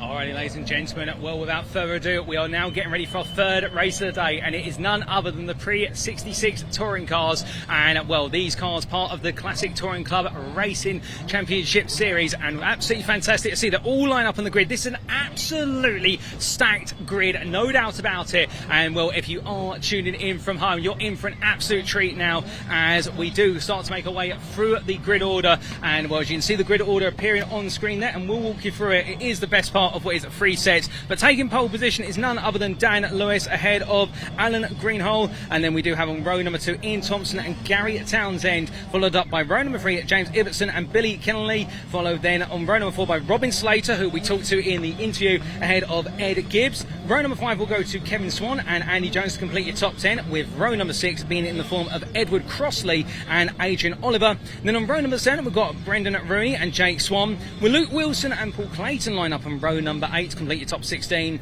Then P17 it will be Keith Wright ahead of Michael Loveland, and then completing your top 20 will be none other than Jim Henshaw and Brian Bedford, and then we do have Stuart Radford and Tim Dodwell completing the standings order, as we are going to have 22 cars on the grid. All these cars are pre-1966, and well, all the spectators out. We're absolutely set and ready to go. Everyone itching to go racing here, and well, the marshals very quickly getting themselves into position to be ready to go. And well, it'll be, I do believe, a standing start for our drivers here. There's no pace car in front of them, so therefore you're going to hear the roar of the engines off the line, and well, who will get the best possible start? That will be the big question that everyone's going to have on their minds from lights out and away we go. And in fact, we have had the 5-second timer, so the grid is set, ladies and gentlemen. The engines are rolling, and it's lights out and away we go for what is our third race of the day. And as they do, well, already a move's being made there. What is the Ford Falcon of Greenhall, who looks out around the outside of Lewis into turn 1. Lewis, of course, setting pole in the Austin Mini Cooper, and as they roar their way through the opening corner and going on around here, we're still too wide as they make their way on around, absolutely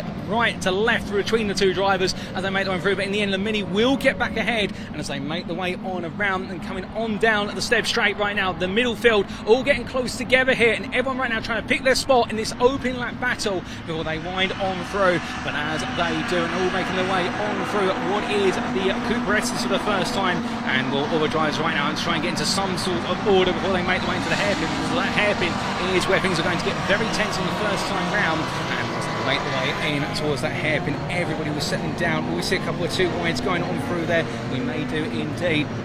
The drivers coming through, they'll roar their way out of Devil's Elbow, and after one lap of racing, it is going to be what is Lewis holding on to lead ahead of Greenhall, followed by Kennelly. Then we have Townsend, who right now has got ahead of Gibbs, with Gibbs moving up to P5 as well, ahead of Thompson, followed by Ibbotson, who's dropped down 2 places, Slater losing a place as well, Jones P9, and then Swan in P10 as they make their way onto the second lap. And boy, it's been a great open lap already, but now everyone's starting to pick their battles, but the leaders right now continue to fight hard, and boy, it is going to be the Ford Falcon of Greenhall that's going to look up the insides of the Coupe S's, but the Mini is not backing out as they make their way around the 171 Mini of Lewis right now. You can see the speed it can carry by comparison around the corners, and it was the age-old tradition, of course. The Mini was the fastest in the corners, but meanwhile the V8s and whatnot, the Fords were stronger on the straight, and you're seeing that exactly here at Mallory Park, where it is the game of who can carry speed versus who's got it on the straight as they roar the way through and in towards the hairpin, and the drivers make the way around and down once again, with the Mini pulling away as that Falcon looking absolutely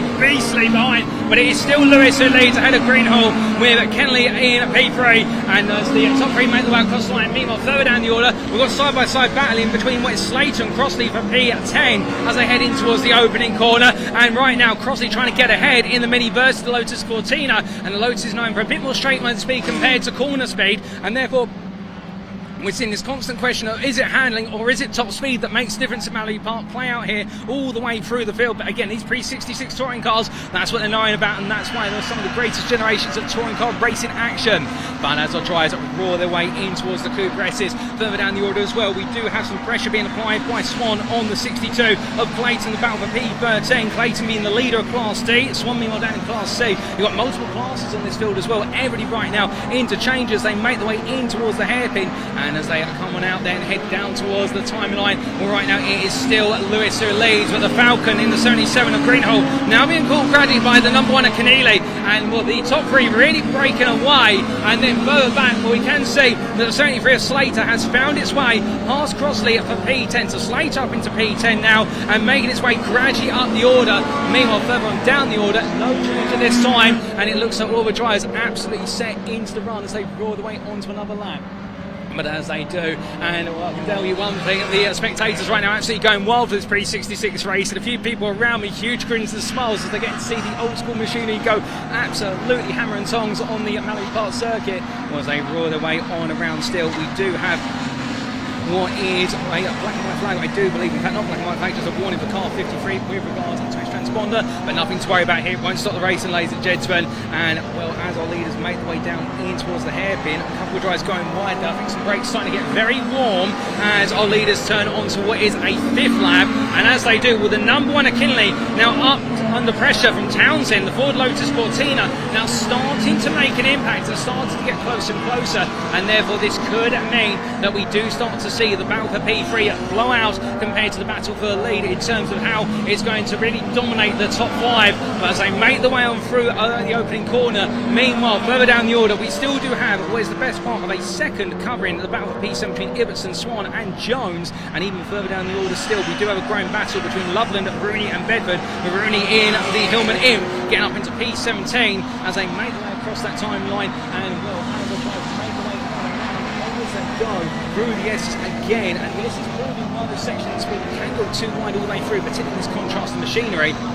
And as they make their way in towards the hairpin shortly, we'll look into the hairpin, our leaders coming on through, and we'll no change at the moment with regards to the leaders race. But meanwhile, further down the order, we can tell you that right now Gibbs in the Ford Anglia is under pressure from Thompson in the battle of V5, and I think Thompson is going to get ahead into turn 1 as they make their way on through. You'll see them there in your picture as they make their way charging through, and the red machine of Thompson does sweep ahead of Gibbs into the opening corner. It's a lovely move from what is there Thompson. Now Thompson's got to just try and hold on for as long as possible. As further down the order, we've also got some further battling going on, I do believe, between what is the cars of none other than Bedford and Henshaw, as they were only separated by 3/10 across the line.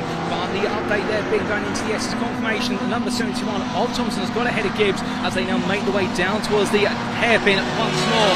But as the racing gradually fans out, we still have 9.5 minutes of racing to go here. We have got some drivers. Some of the slower classes now starting to fall closer and closer towards the leaders on the lead lap. So I get the feeling we are going to see some blue flag action here, and that could definitely mix up the racing and could potentially impact some of our battles. But as we do see our drivers make their way down towards turn 1, onto lap number 7 they go, and Keneally ahead of Townsend only just. Meanwhile, confirmation there of Thompson getting in to the lead of the battle for P5 ahead of Gibbs, and also Swan ahead of Ibbotson now, as it is the Ford Anglia that has found its way ahead of the Hillman Imp.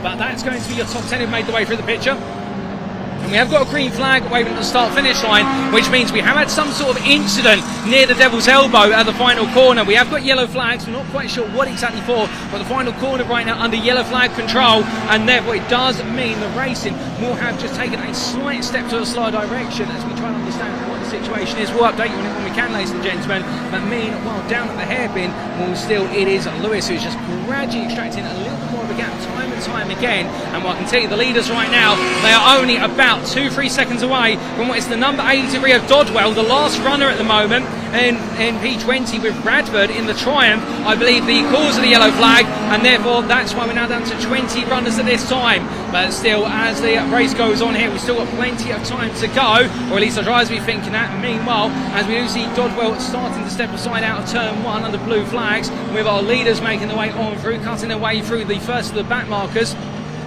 Well, meanwhile, as we continue to look in the run to turn number 1, we can also see what was there, the number 5 free out of Swan making progress. And as our drivers now make the way down towards what is the S's, well, our leaders right now of Lewis and Greenhall pretty much staying as they were, despite having to manage some blue flag conditions, so no change between them whatsoever. And also I do believe we have had an issue for Wright in the number 68 Ford Lotus Cortina, and that's put him to the back of the order, or down towards the back of the order I should say.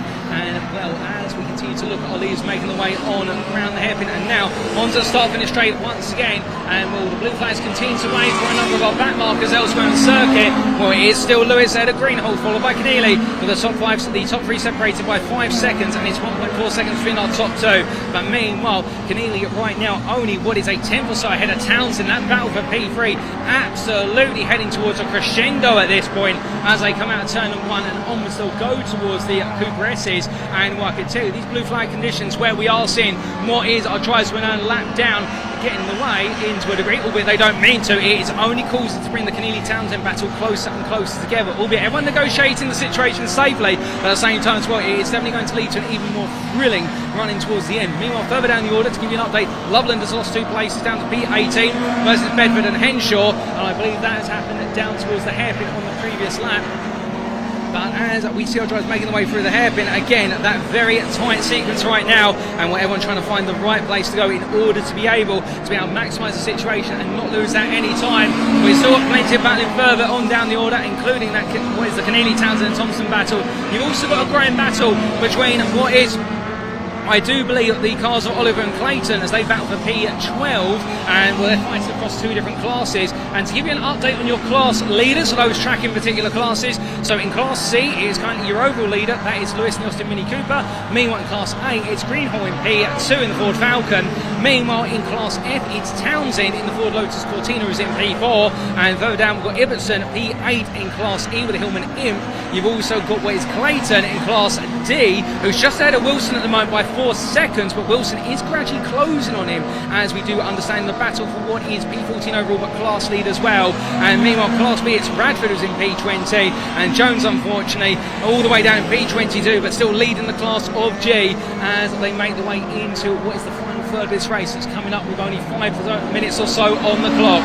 But as our drivers make their way down the start finish straight and our leaders roar their way on through past our camera shot, well, meanwhile Keneally still holding on, but the advantage only 2 attempts. Keneally under huge pressure to bring home what will be a landmark P3 overall result here if he can hold on, with Greenhall and Lewis definitely firmly clear.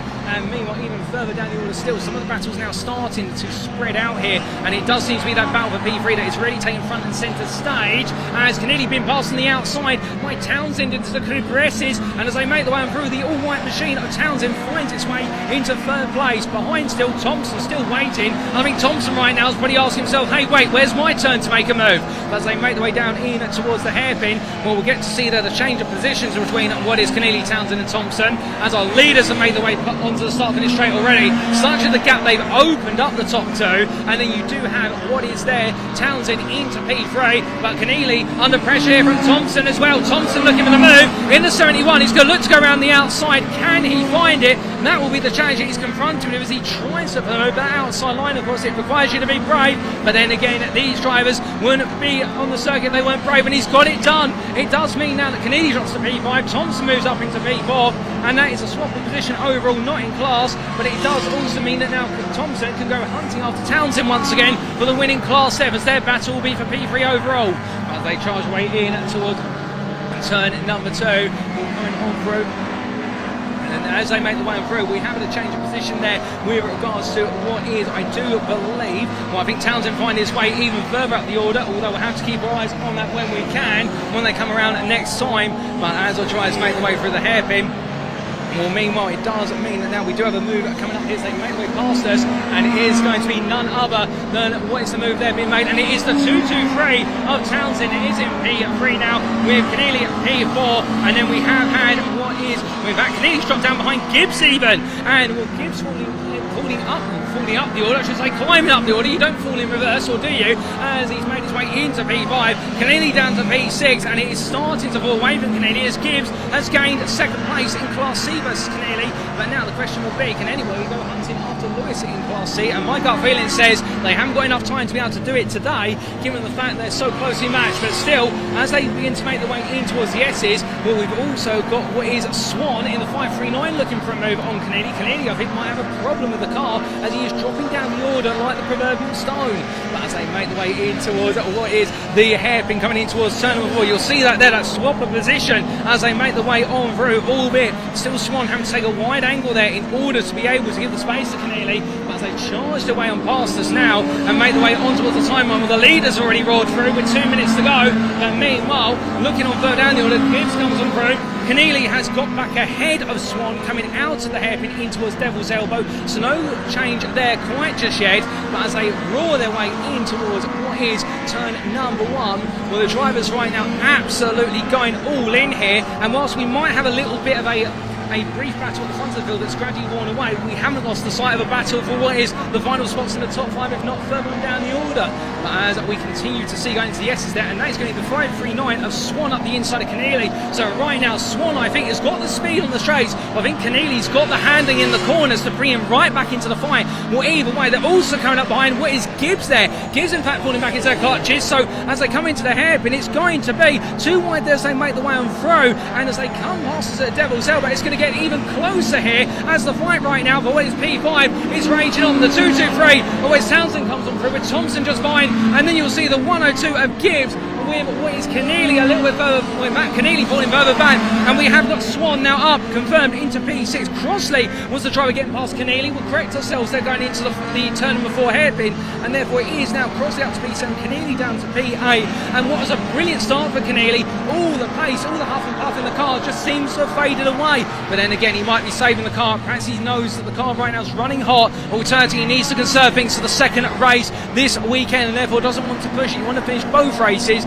rather than just finish one, given there's points on offer for both races this weekend, and therefore it will be on the mind there to take the most sensible approach and therefore not ruin the car. But as our drivers make the way onto the timeline, there will be one more lap. Your leaders come very short, and that is Lewis, who is now 2.8 seconds clear at Greenhole. And the battle between the Austin Mini Coupe and the Ford Falcon seems to be sliding more and more towards the old British machine. As meanwhile, in the battle for P3, Townsend still holding on by what is 7/10 versus Thompson, and that is also the battle for the Class F lead as the drivers make their way into the opening corner, and well, as they roar their way down towards the Yes, we're focusing on the leaders here in particular, and as you can see, Lewis right now just in a comfortable advantage. He's got a little bit of traffic around him, but to be fair, that's not going to thwart him whatsoever. Further update down the order in P8 now is Ibbotson, Keneally losing another place and just gradually falling down the order, and it'll be interesting to know what's happened there for Keneally. We can find out later on today, but still with only moments to go in this race, and as he makes his way out of the hairpin, it will be Lewis who makes his way on through the final corner, and he will be the one to see and take the checker flag. It falls the way of the Austin Mini Cooper. Greenhall will finish P2 just behind. Winners of their respective classes C and A. And then we've got a little bit of a gap before Townsend makes his way to line, taking P3 as he makes his way across here very shortly, albeit under pressure all the way to the finish from Thompson, but Thompson not able to do enough in the end. And then it will be Gibbs who comes across the line, P5, head of Swan who takes P6, and then we will have what will be Crossland ahead of Ibbotson, followed by Slater in due order, and well, that will then have Swan at the back to complete the top 10. But still, we've got a bit of a gap before all drives make the way on through. But as they do, well, with that gap and also with the interdicting traffic as well, there's the confirmation. Ibbotson ahead of Slater with Swan as they cross the line, and then it will be Oliver and Rooney who'll be your last finishers on the lead lap. So 11 lead lap finishes in the end. In fact, no, it is 12 lead lap finishes in the end. My timing tower does lie to me a little bit there, but we finally do have the finishing order, and what a race, ladies and gentlemen. Indeed, from lights out to checker flag, at first it was the age-old battle between it was Lewis and Greenhall, but as we are going to get the finishing results there for the top 10, as you can see, Dan Lewis taking the win in class and overall ahead of Alan Greenhall, and then Gary Townsend P3 ahead of Ian Thompson there. Brilliant battle for P3 and in class as well all the way to the end. Ed Gibbs completing the top 5 ahead of Kevin Swan, with Edward Crossley just behind there, and then James Ibbotson and Robin Slater completing what was your top 10. Jake Swan just missing out there, but still bringing home a valiant result in what was his class, ahead of Adrian Oliver, Brendan Rooney, Paul Clayton and Luke Wilson, completing what is your top 15 finishers. We had 24 starters in the end. I think, in fact, it was meant to be 26. We had 24 starters, and in the end, what was the best part of 21 finishers, and a pre-66 Classic Touring Car Racing Club race opener for their weekend at Mallory Park, which definitely didn't leave a lot to be desired. We had plenty of racing. I think we've got our answer to the age-old question of what's better, handling or straight line speed, and for the first time today, it's handling that seems to have taken that answer. But we're going to be showing some highlights of the race now. Indeed, plenty of highlights in that race.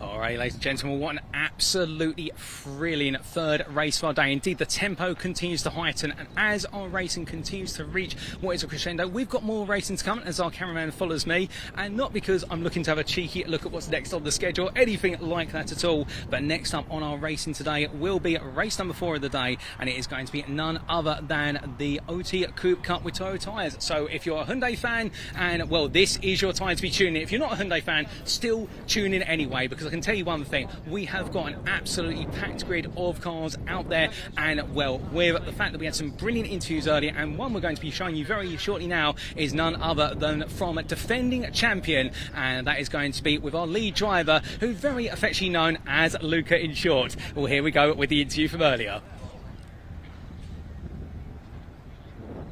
Alrighty, so in the build-up to our OT Coupe Cup with TOYO tyres, we've got none other than one of the rising stars on the grid. He's made a huge impression so far this season. It's Luca Staccini Antonello. Luca, good morning to you, and well, what a set of races you had so far this season. We've got plenty more to come from you today. Yes. I'm very excited to be back in the paddock this year. After winning the series last year, I'm here as defending reigning champion, which is a great feeling. The last race at Cadwell was very exciting. There's a lot of new faces, which is always good for the series. And today we had a great qualifying. We are currently in P3. I think that there was 0.04 between me and P1, which was amazing. Mallory is a circuit that I love dearly. That's where I got my racing license, my coaching license. So very happy to be here. It's a lovely circuit, and I'm excited to see how the day is going to go. Oh, fantastic. I mean, P3 in qualifying's good enough. I mean, obviously, Pole would arguably be better, but the difference between this circuit and the other circuits on the calendar so far is that this is more of a circuit where you can really use the toe against your rivals. How are you factoring that into your racing today? Actually, it's going to be a very difficult situation for me exactly because of that reason. The cars are exactly the same throughout the grid, but the Gen 3s, which is the car that I'm driving, are known to like a bit more rotation and stuff like that. So circuits like Anglesey and stuff like that and Snetterton suit better the car. And as you can see, the cars are a little bit wider than the Gen 1s and Gen 2, which means that there are advantages and disadvantages. I think I can be a little more agile at the hairpin, while all the other cars are going to have a little bit more toe because of the size of the car. But yeah, it doesn't worry me as much because hopefully I'm going to be way too ahead for people to get the toe. So let's see how it goes. Loving the confidence, but of course there's one element which people perhaps aren't talking about as much, and that is the prospect of some rain on the horizon. I mean, it's a low chance, but if it does rain, are you all set for the rain? Yeah, absolutely, because here's the thing. For the past 2 weekends, whenever we went racing, I decided to go testing with my team, which is something that we like to do. But unfortunately, for the past 2 rounds, it was absolutely pouring down throughout the whole entirety of testing. So when Thursday came here testing and it was raining, I was like, flipping hell, you know, it would be nice not to have this situation now. And so I'm actually hoping that it's going to be wet one of the races, because I did learn a lot about this circuit on the wet during testing. I did like an hour and a half of driving. So yeah, having the rain would be a bit of an advantage for me, and I look forward to see how the day is going to go. Let's say that I'd like it dry too. I'm not gonna lie, yeah. Wet is going to be alright, but I prefer it dry. So it might be a slight rain dance behind the paddock scenes, but otherwise hoping for the dry. I mean, Luca, it's been a pleasure. Good luck for today, and we'll see you at the checkered flag. Thank you so much, man. Yeah, it was a pleasure to meet you, and I'll see you very soon. Yeah. Thank you. Thank you so much, guys. Enjoy the race. Will do. See you later.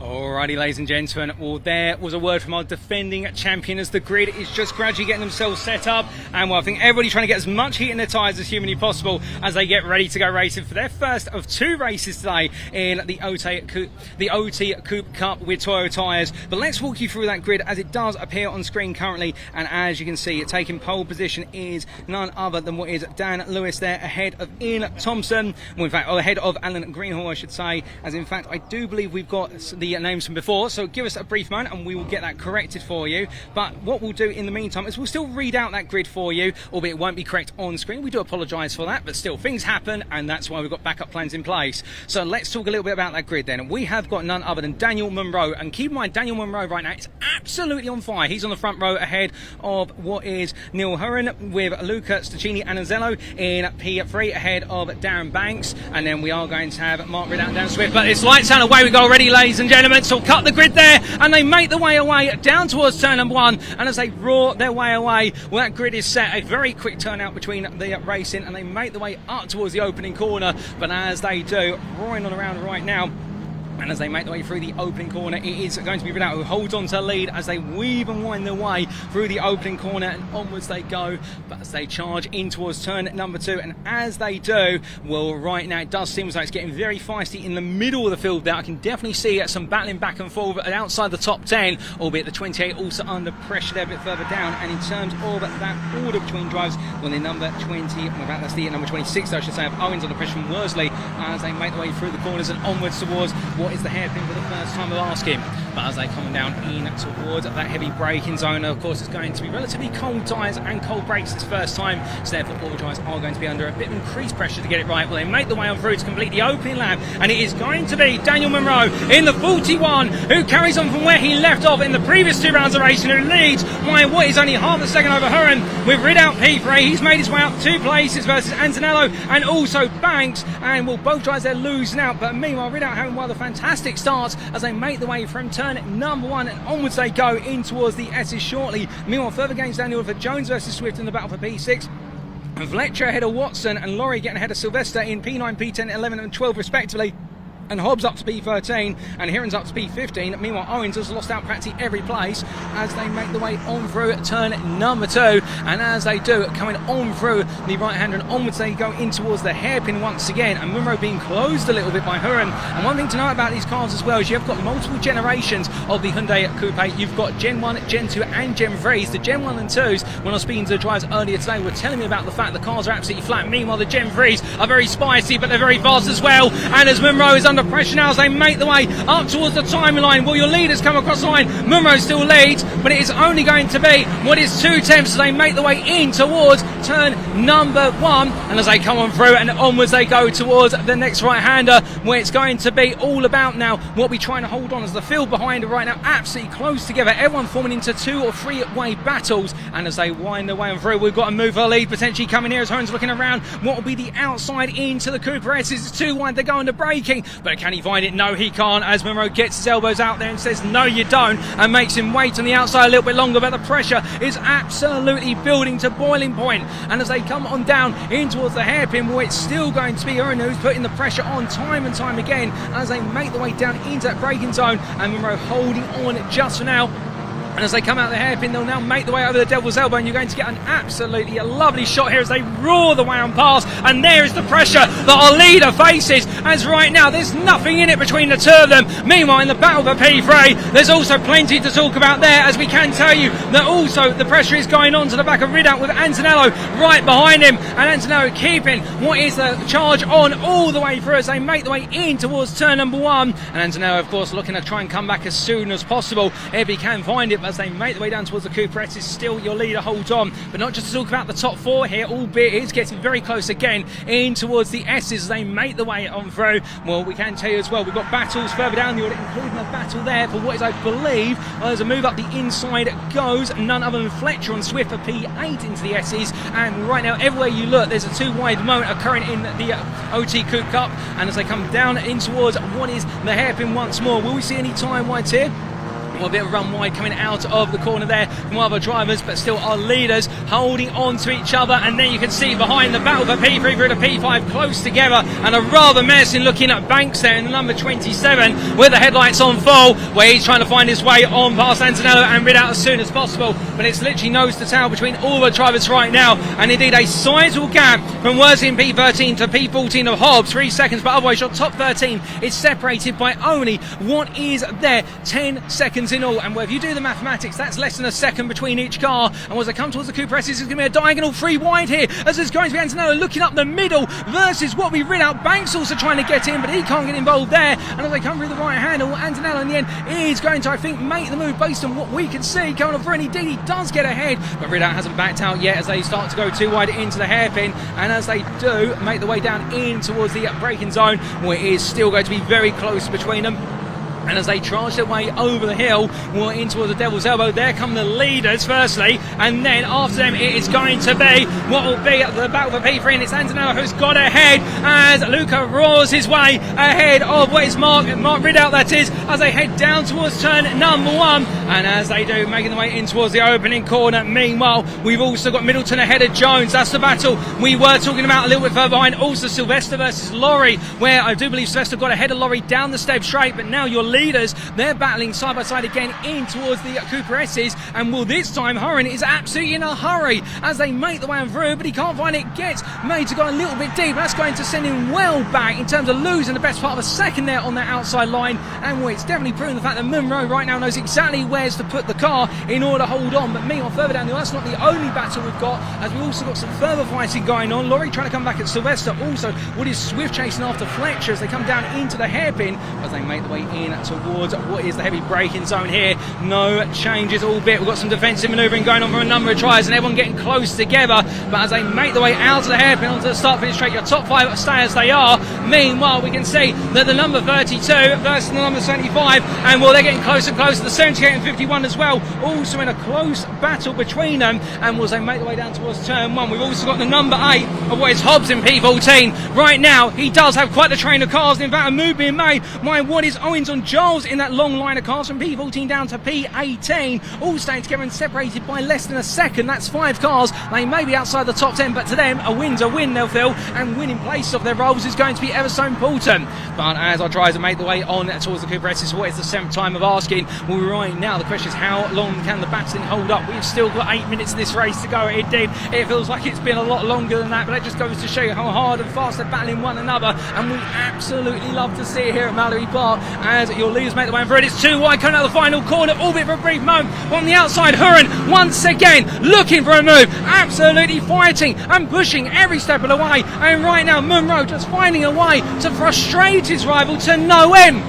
And I think it's just going to be Hurren's going to look for another opportunity. He's going to look for another place to try and make an overtake here. And I think right now his patience is not wearing thin whatsoever as they make the way on for the opening corner. But further down, meanwhile, Antonello still not breaking away from Ridout or Banks. And we also do have what is the Middleton-Jones battle. That's starting to break away in the battle of P6, and Middleton really starting to pull away. But as they make the way on down the step straight and in towards what will be turns 2 and 3. Well, Jones right now in P7. He's got the growing pressure of Fletcher behind with swift falling off the back of that after hanging on to it and making it a three-way battle for some time. But in the end, it does look as though no moves are going to be made there as they make their way down in towards the hairpin. But all of our rivals continue to push each other to the absolute limit, as meanwhile your leaders, well, they've already cleared the hairpin, but meanwhile we've got to come to the conversation of what is the battle for P3 as it's about to make its way onto your camera shot, ladies and gentlemen. And it is the fact that right now what is Stachini Antonello under major pressure and Ridout as they make their way through the hairpin and also going on towards the next lap. But the drivers roar their way on around. Well, right now it does seem as though that growing pressure in the battle for P3 is going to allow the top two to just creep up a little bit more. And could this potentially bring Middleton, who's P6, into the fight, given the fact that he's currently the best part of 3 seconds off the banks? Well, he'll be hoping that he can get a little bit close there because he's got the growing pressure of Jones and Fletcher, who aren't disappearing that final distance. They're 1.4 seconds back. Meanwhile, a little bit further back, one driver we haven't really talked about so far is Laurie there in the lime green machine. MP12 down to what is P12 now after starting a bit further out the order, and I think at this point just focusing on keeping his head cool, and the battles are coming down a little bit further down the order. What we've also Owens ahead of Hobbs, Wilkinson, Charles and Hirons, but as I try to make the way through the hairpin there, you can see plenty of nose to tail racing, but nobody really looking for a move at this time. It seems though a lot of drivers are starting to run a little bit out of steam. Perhaps the tyres now starting to go away from them, albeit saying that coming out of Devil's Elbow we have got what is the number 78 of what is that, I do believe, Sylvester, going quite slowly. I think Sylvester has a problem with the car. The car is limping along the start-finish straight, and I do wonder where that's going to be parked up at the marshal's post, because right now it is coming to a gradual halt, it would seem. But meanwhile, as our drivers make their way through turn number 1, we're still at racing conditions, we're still in green flag conditions at this time, and well, as our drivers wind their way on through turn 1 up towards turns 2 and 3, well, we can confirm that we have had what is the car of Sylvester make its way into the pits, so therefore that is going to be a retirement for Sylvester from this race, an issue of the car of some description. But meanwhile we may have lost one, but we still do have 18 runners in this race, all but 19 runners to begin with. And well, looking to our leaders, they come through the hairpin. I think the battle for P3 is reignited as our leaders are already making their way past us, but meanwhile it is going to be Antonello who holds on for a little bit longer, and there's behind him meanwhile Banks and Ridout and Banks, we should say, still in that freeway fight. And then Middleton right now in a very comfortable P6, he's not gaining, he's not losing, and therefore I think in his mind he'll just be looking to take that P6. We've got yellow flags waving, we should point out, on the start finish straight, and that is in reference, I believe, to what is the situation regarding Sylvester, and therefore the premature retirement of the car, I suspect. But those yellow flags have now cleared, so therefore I do believe we are still at green flag racing conditions all the way round. And well, that's what our drivers would love to see, and I'm sure the fans and you guys and girls at home would love to see, as we're looking to the Coupe S's at the moment. And as we do, well, right now no moves are coming from any of our drivers, but you can imagine with 4.5 minutes still left on the clock, there's still some to go, and I do wonder whether some of our drivers who have been looking promising earlier on in this race, for example, what is Banks there in P5 and also looking further down to Laurie in P10, whether they're thinking about an opportunity, and also our leaders, of course, in the fact that Huron has not left Munro alone at all as they make their way in towards turn 1 this time. And as they do, coming through the right-hander, well, always Munro there right now under huge pressure as they sweep the way through, but the same can be said Antonello in P3 as they wind on through and head onto the step straight. Meanwhile, further behind, still the closing gap between Jones and Fletcher, it stands at 4.5 tenths at the moment in the battle of P7, and we also do have Laurie being closed up by Worsley, who's now 1.4 seconds back. But in to the S's they go, and as they do, again you can see Huron looking around the outside, trying to get the switch back in terms of the outside to inside through turns 2 into 3, and then the run up towards the hairpin, but he can't find it. And as they make the way on in towards turn number 4, well, onto the brakes they go, and as they do, he's going to be staying where he is at this time, and in turn just thinking about where he can next look for that opportunity. But as they make the way on through turns 2 and 3 and past the hairpin as well, while drivers right now all together, no change at the moment between anyone, but they roar their way onto what will be lap number 13. 3 minutes left on the clock, so after this one we suspect there's going to be another 4 laps or so, so therefore we're now starting to run out of time in this race, but it's not over yet. And meanwhile, further behind, we can see that Jones versus Fletcher, it's the battle for P7 close together, and well, it's going to be Fletcher right now, it's only 2 tenths behind. Looking for the move into turn 1 as well as Fletcher. Has he been able to get it? By the time he comes down the step straight, we should have an idea of whether he's been able to make it or not, but Fletcher looking very fast in the late stage of this race, and the drivers make the way down towards the Coupe DRSs, you will see confirmation. It does seem as though Fletcher has been able to make the move on Jones in order to be able to take P7. So therefore, as he's been able to get that move done, meanwhile we now look to the hairpin, and as I try to make the way on through, as we can see, Munro and Hurin still nose to tail. Meanwhile, Anzanello is ahead of Ridout and Banks. They wind their way on past us here, and well, you can see Hurin falling back a little bit in the battle for P3, where it does seem as though the number 27 there of Banks has fallen away slightly, and perhaps Banks at this moment is decided not necessarily to throw in the towel, but more to play conservative and think, okay, you know what, this is not coming to me naturally, I need to wait and see if something happens. But meanwhile, as our drivers continue to make the way on towards turn number 1 and onwards towards what is another lap with 2 minutes left now on the clock, well, it does mean here that we do have confirmation that Fletcher is now ahead of Watson, but has he been able to find his way past Jones? It doesn't look as though he has in fact there, so a little bit wrong in our statement earlier on, albeit as they make the way in to the S's now. Again, you can see that Jones are right on the back of Fletcher, nothing between them, and well, absolutely looking for that opportunity. No, in fact, Jones is ahead of Fletcher. Let's correct ourselves backwards there, second time. Fletcher has, Richie did find himself under pressure, and Jones got ahead, and now Fletcher's trying to make the comeback, albeit will he be able to do so? Well, he hasn't been able to do it into the Coupe S's. Will he be able to do it into the hairpin? And well, I get the feeling he may not be able to do it here, albeit as I try to make the way out to the hairpin. Laps are running out at this point, and well, the time is now going to become very limited in terms of what they can and can't do. But as I try to make the way out towards turn 1, we can confirm that the 32 of Jones is still ahead of Fletcher, and just by what is 3 tenths this time, but neither driver leaving each other alone, and well, it's testament to their abilities that are staying this close all the way through as they wind their way through. Meanwhile, Middleton, we should point out, in P6, bit of a lonely P6 tonight, but he is falling back towards Jones slightly. The gap standing at what is 2.7 seconds at the moment, but it was earlier the best part of 3 seconds. I wonder whether Middleton has just decided to back off his race now and save the car for what is the second race of the day, which will see us out for this fine Saturday, the 18th of May.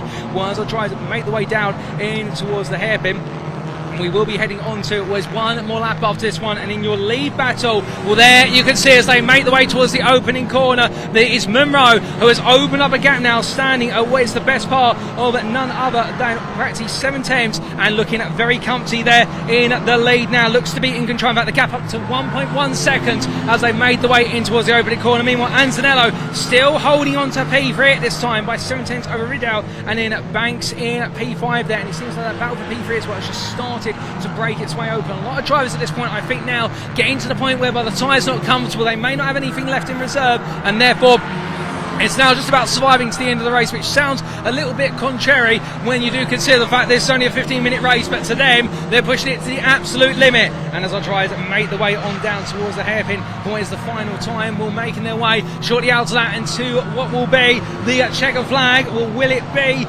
Munro who will carry on his run of wins this season? And yes, it will be Munro, makes his way to line in the 41. He shakes his hand up high and celebrates a victory that's been hard earned versus Huron. Behind Antonello, holds on to P3, celebrating that as well, given how hard he's been made to work for it. We've run out P4, Banks P5, Middleton will come home in a bit of a lonely P6, but a valiant P6 all the same. And then in the drag race line, the 32 of Jones will take the award for P7 ahead of Watson, well, ahead of Fletcher and Watson, with Laurie P10, and then it will be in P11 at Worsley. We've still got a few more drivers to make the way to the checker flags. The checker flags still waving, and let's not forget about them. Owens will come home in P12 in a lovely drive, in a lovely livery car, it must be said. And then we'll see in the battle of P13 what will be Hobbs versus Wilkinson, and Wilkinson pipped Hobbs to the line, making the move at the hairpin, and Wilkinson getting the job done for P13. Hirons will take P15, and then it will be what will, in fact, Swift will take P15. Apologies there, Swift will take P15 ahead of Smith, followed by Hirons, and as they cross the line, that'll be your lead 17 finish. We've got one more car to go. In fact, I think Hirons has had an issue somewhere on circuit because he's fallen away down the order. In fact, it's Swift, Smith,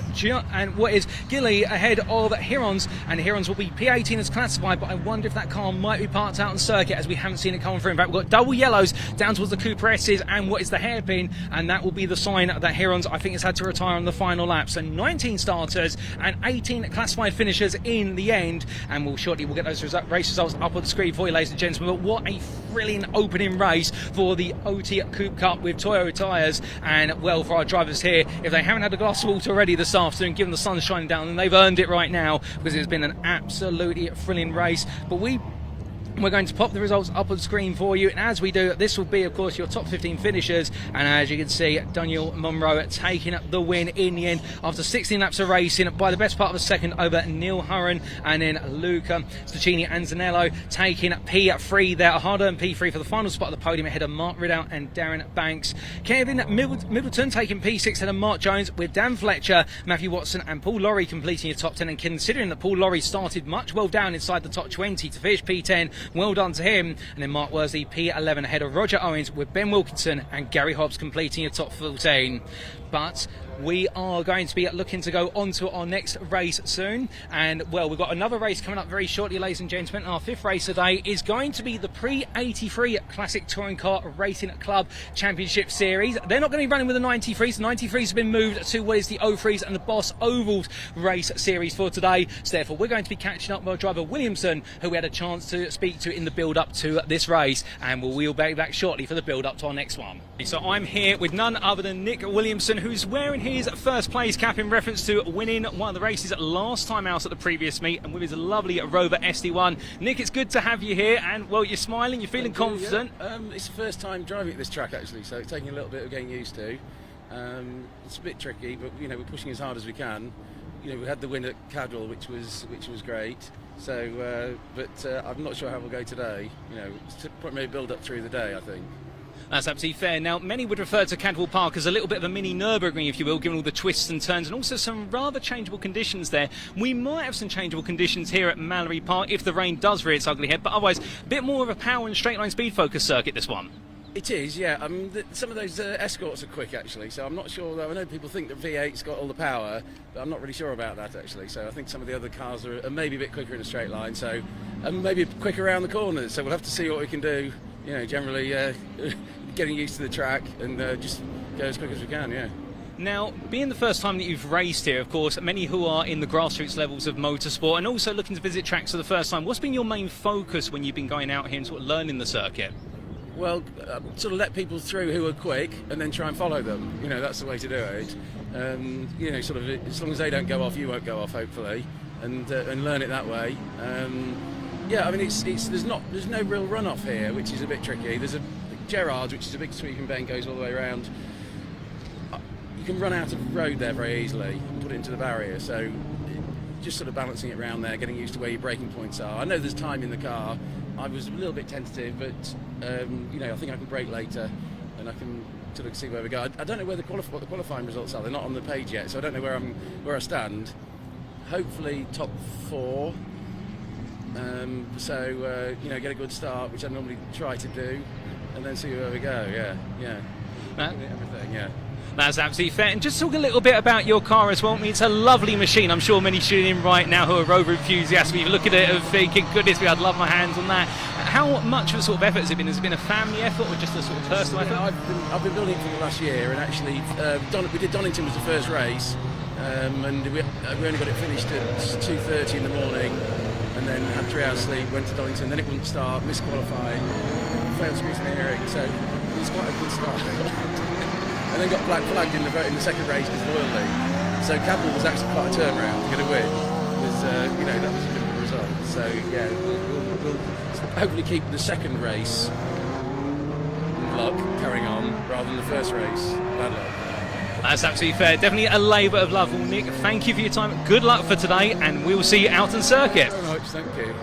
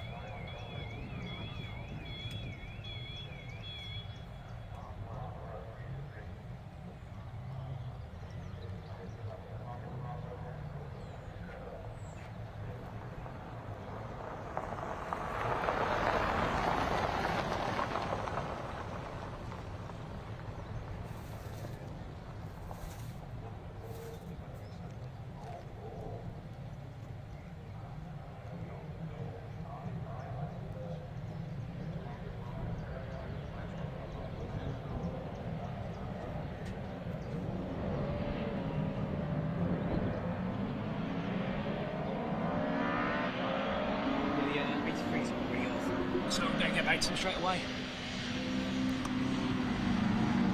Just let me know when we're alive. All right, ladies and gentlemen. Well, we just taken a brief breather there, but as soon as we take a breather, already our 83s at Twin Cars, the pre-83s have got themselves underway and are charging around this circuit. We do apologise for missing the race start. We're not going to miss any more of that, and already it is a closely fought contest at the front of the field as our drivers roar their way on down towards what is turns 2 and 3. Well, as they come down into the right-hander and the left that follows it. Well, right now, absolutely close between them, and well, these cars, of course, not being as old as the pre-66s, but coming in close. But then again, absolutely legendary machines. They race the rate around the circuit as they come through the hairpin for the first time and make the way onwards to what is the end of the open lap. As we can see, still holding on to lead currently is none other than Colleton ahead of Corker. The two of them fought each other at the start of this race, and in fact Primmett as well getting the better start of everybody, and Stephen Primmett up into lead, and there's a reason why the door number of his car is number 1, because he's number 1 out there at the moment as they roar their way on towards another lap. But as they do, coming on down and making the way on through the opening corner then and down and around towards the S's. Well, at this point in time, of course, on the minds of our drivers will be none other than what is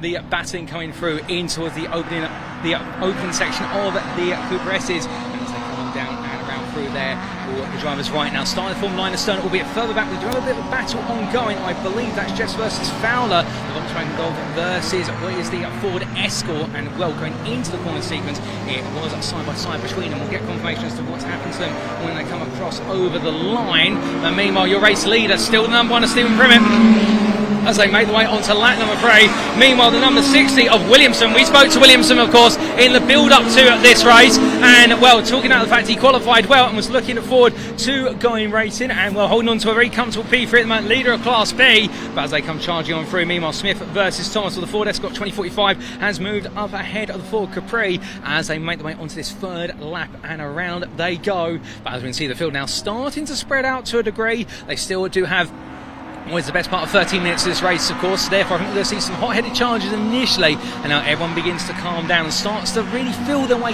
into this race in terms of get a feel for how the tyres are holding up. Are they feeling in a comfortable position? Also on top of that as well, do the brakes feel as though they're massaged in?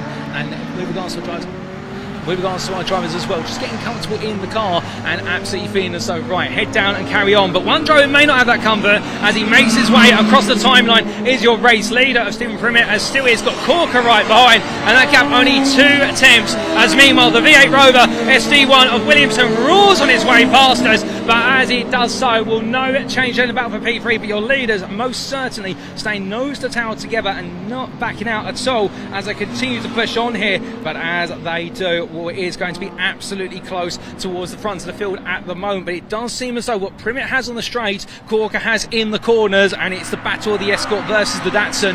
Meanwhile, on further down that order, as we can see, no change at the moment. But to give you a feel for what is your running order on this lap, it is Primmett ahead of Corker, followed by Williamson, then Shreve ahead of Strong, followed by Smith, and then we do have Thomas, Jeffs, Bulbick and Fowler complete the top 10, and P11 is Colleton. And well, Colleton was listed at the start of the field, but there was a correction to our timing tower. But as we do see what is your leaders make their way on down shortly towards turn number 1, and will they continue to just pull away here, battling for the win overall, and also in the C class. Well, from them it is Williamson who leads the B class in P3, and well, he's going to have quite a bit of a gap to Strong in P5, who is his Class B rival. And well, it's only 2 classes in this grid, classes C and B, and well, they're hotly contested at the front of this time as they make their way up towards the Coupe S's. But as they do, well, I think now Primmett starting to get his eye in at this point, and perhaps just some early race challenges in terms of not nerves necessarily, but just feeling out where the car actually is. And well, in doing so now, starting to build up the speed as he makes his way down towards what is the hairpin. As he heads in towards the hairpin at the moment, it's going to be, I think, a chase all the way through to a game of cat and mouse, as they like to say. And right now, Primmett being what is the mouse there, all bit similarly sized cat in the form of Corker. And as they make their way across the line once again, Corker really pushing it to the limit as he makes his way past us, coming out the final corner to the point of almost running into the gravel there on the exit curb. But what you could also see a bit further back is Williamson, who is now being gradually closed up to by what is previously he's not being closed up to anymore, with Williamson just setting a personal best of 55.385. Meanwhile, Shreve 55.906, half a second being opened up there by what is Williamson versus Shreve. So therefore, it does seem as though Williamson now really started to settle into this race, and I think he'll be looking to make that P3 his own and hold on to it all the way to the very end. As the leaders come through the Coupe S's, and then so does the rest of the field. Well, meanwhile, behind what is Shreve, Strong and Smith still giving the pursuit, and we can see a little bit further back there what is Thomas versus Jeffson, battle for P7, P8 as they make their way down towards the hairpin. Everyone right now absolutely full attack all the way through. But in this field of 11 cars at this time, well, right now everybody just simply keeping their heads down, keeping their cool. They've still got 10 minutes in the best so to go, plus also that final lap. And as they come down towards turn number 1, the sun does shine. Indeed, there's a couple of clouds in the sky, but it's not going to put a cloud over the fantastic racing here in what is our 5th race of the day at Mallory Park this fine Saturday afternoon. And well, our leaders clear of turn number 1 and coming down towards the Coupe S's this time. And as they do, the gap between Primmett and Corker, it was 6.5 tenths at the start of this lap. It has gradually come down slightly to about 4 tenths into the Coupe S's, but again, we are not seeing this natural oscillation between the two drivers. Meanwhile, further on down the order, I can tell you that right now Shreve is being caught quite closely by Strong, and Strong now within only what is a second, if that, as they made the way over the S's and up towards the hairpin. Not saying there's a move coming at the end of this lap, but definitely looking as though Strong now finding his pace and finding his ability to attack as they make the way on through the hairpin. You'll see there that gap, how much it's closed down over the course of this lap as they make the way onwards towards what is the next one. And with Williamson making its way on for P3, our leaders come through the camera shot firstly. Gap now between Primmett and Corker down to 5.3 tenths. Indeed, that gap continues to narrow. Meanwhile, Williamson, he might be 10 seconds off the leaders, but he's got a comfortable 2.5 second advantage over Shreve. But Shreve and Strong, 4 tenths between them, and those 4 tenths are dwindling very rapidly indeed. But all the battles towards the front of the field inside the top 5 currently. We'll also keep an eye on the Thomas Jeffs battle for P7, P8 between the Capri and the Golf. But right now, it does seem as though they're taking a little bit more time to get closer to each other as all the drivers make their way through the Coupe S's. And as they do, we're looking as though this time Shreve not being caught as much by Strong. So Strong, in fact, seemingly running out a little bit of steam here. Then again, good offer from lap to lap, but we can see a lot of drivers are setting personal bests at the moment. As meanwhile, in terms of your leaders, well, they're not in the camera shot of the hairpin, but they've gone past us. We'll give you an update on that shortly. Let's focus on what's on the camera at the moment, and that is Williamson right now still firmly ahead of Shreve, as Shreve has now got Strong close together again as they make the way on through. Where's the 32 of Strong that is absolutely on an attack now as they head into turn number 1. And looking at the move, the absolutely wonderful white and green machine. We're looking at Strong out there as they make the way through, and no pun intended, I should point out, in his surname whatsoever. Indeed, my lexicon fading on me. But as they make the way on through at the opening corner in towards the Coupe S's, well, meanwhile, fastest lap of the race now going to Corker in at P2 there on a 53.981. And I think Corker now starting to lay down the gauntlet. It's only faster than the personal best that Primmett set by what is a tenth. But then again, temps are worth prizes when it comes to who's going to be your winner at the end of the day of this race. With only half the race remaining, we're taking a look down to the hairpin, and as we do, and as we can see there, still the gaps staying as they are, albeit that closing gap from Shreve to Strong. And it does mean that Williamson right now, he'll look at his rearview mirror and he'll notice that his 2 rivals behind are getting closer. And also, don't forget about the number 197 of Smith. Smith is starting to move closer to where's that top 5 battle, and I suspect the Ford Escort driver will be rubbing his hands together, albeit he'll want to keep them both on the wheel. So let's say he's doing it metaphorically, and he'll be looking, okay, how can I get involved here to try and snatch the top 5 before all is said and done. And for Smith as well, if he could take on Shreve, he would be taking what would be P3 in the C class. But as they make the way on down towards the S's, well, our drive's coming down, and this being for the 10th time now, and indeed the laps continue to be chalked up very rapidly indeed as the sun gradually not setting I should say, but gradually coming down off in the distance, where it does mean track temperature still staying very high, but ambient temperature also starting to fade, and therefore for our drivers it's business as usual as they roar the way through the hairpin. Your leaders, well, they're well clear of where's Williamson and Shreve now. That gap just continues to open time and time again, but as they make the way on around here, and we do look to what is the Coupe S's. Well, you can see at the moment we do have what is the car, I believe, of Buildup, the Ford Capri, making its way through there, albeit being what is not quite a lap down, but the leaders are closing quickly. But here come your leaders to make the way in towards the aforementioned S's, and as they do, the gap between Primmett and Corker now 1.1 seconds, and Primmett has been able to restabilise and reopen that gap, and is feeling confident about where it stands currently, albeit I suspect he won't be taking it easy, that car, no doubt about it. But meanwhile, in the battle between Williamson, Shreve and Strong, well, interesting enough, Williamson on that last lap has lost a lot of time. In fact, the lap he has lost what is the best part start of a couple of attempts. And why that's important is the fact that Shreve is now within 1.5 seconds of attacking Williamson. And I think Williamson's lost more time on this lap as well as they make their way through the hairpin. So we could yet see a reignited battle for P3 as they make their way past us here on the start finish straight. And as they do, well, meanwhile, also getting close to that battle for P3 is Smith in P6. So we've got a 4-way battle for the final spot on the podium potentially. But we've also got a lead battle that is continuing to be in finely poised, albeit Corker now getting back within 8 attempts he crosses the line. So therefore I think Corker might have just been backing off, but now he's in the final 5 minutes. He might take the logic of, okay, I've got to push once again as they make their way through.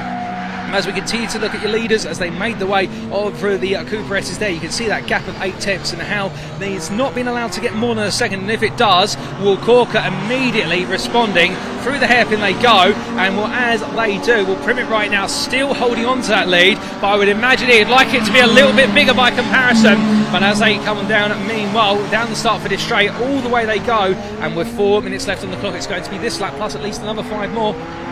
And time just gradually bearing away, and I do wonder whether Primmett will be hoping that clock can tick down a little bit faster, or that he can't make time go any faster. All we can do is make the car go faster if he feels he's got the speed to do so. But as they make their way in towards turn number 1, well, meanwhile we'd see there Williamson now only a second clear of Shreve. Williamson is definitely struggling for pace at this late portion of the race, and this could be telling. Could we see in the last couple of minutes a brilliant battle for P3? Well, I'm going to put my money on it. Yes, we can. Let us know in the chats, ladies and gentlemen, who you think is going to take a P3 spot. Will it be Williams? Will it be Williamson, I should say? Will it be Shreve? Will it be Strong? Or could it be the outside opportunities? Oh, but what is Smith there, who just watches on in the Ford Escort? Indeed, all 4 of them are gradually coming together as they make their way on down in towards the hairpin shortly. Well, right now everybody will be waiting, and we give you an update quickly in the Thomas Jeffs battle for P7, and in that battle the gap has opened up quite sizably between the 2 drivers. It's opened up to the best part of 1.4 seconds. We'll keep an eye on that. We think that battle might be fading away, but as your leaders make their way onto what is their 14th tour of the circuit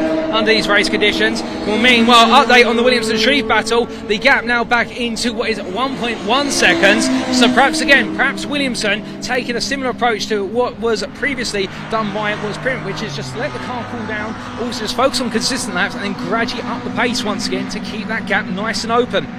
Fastest lap of the race was not set on the previous lap. The fastest lap still in the hands of Wes Corker at 53.772. I suspect that would have been with a bit of toe off the back of Primmett's car. But still a sensational lap to deliver 53 in the Datsun, no doubt about it. But that being in the past, and as our drivers continue to push the way on through, well, such is the gap that our leaders have over the rest of the field, that our leaders in fact have just made the way past us, gone to another lap. We're focusing on the hairpin and that battle for P3, and it does mean that Bulwick is now a lap down, as he was lapped on the start finish straight, but as they make the way on through, and well, we'll continue to focus I think here on Williamson, who's still holding off Shreve for now, and Strong with him. Smith meanwhile has fallen away from this battle for P3. The gap has opened up between what is Strong and Smith. It was previously a second and a half, it's now doubled to what is 3 seconds. So I think Smith decided that he hasn't got enough in the tank to be able to continuously push this pace. And when we say that in terms of, I don't mean he can afford to push the car as hard as perhaps he'd like to at this stage, and therefore just need to let the race now naturally come to him if he can.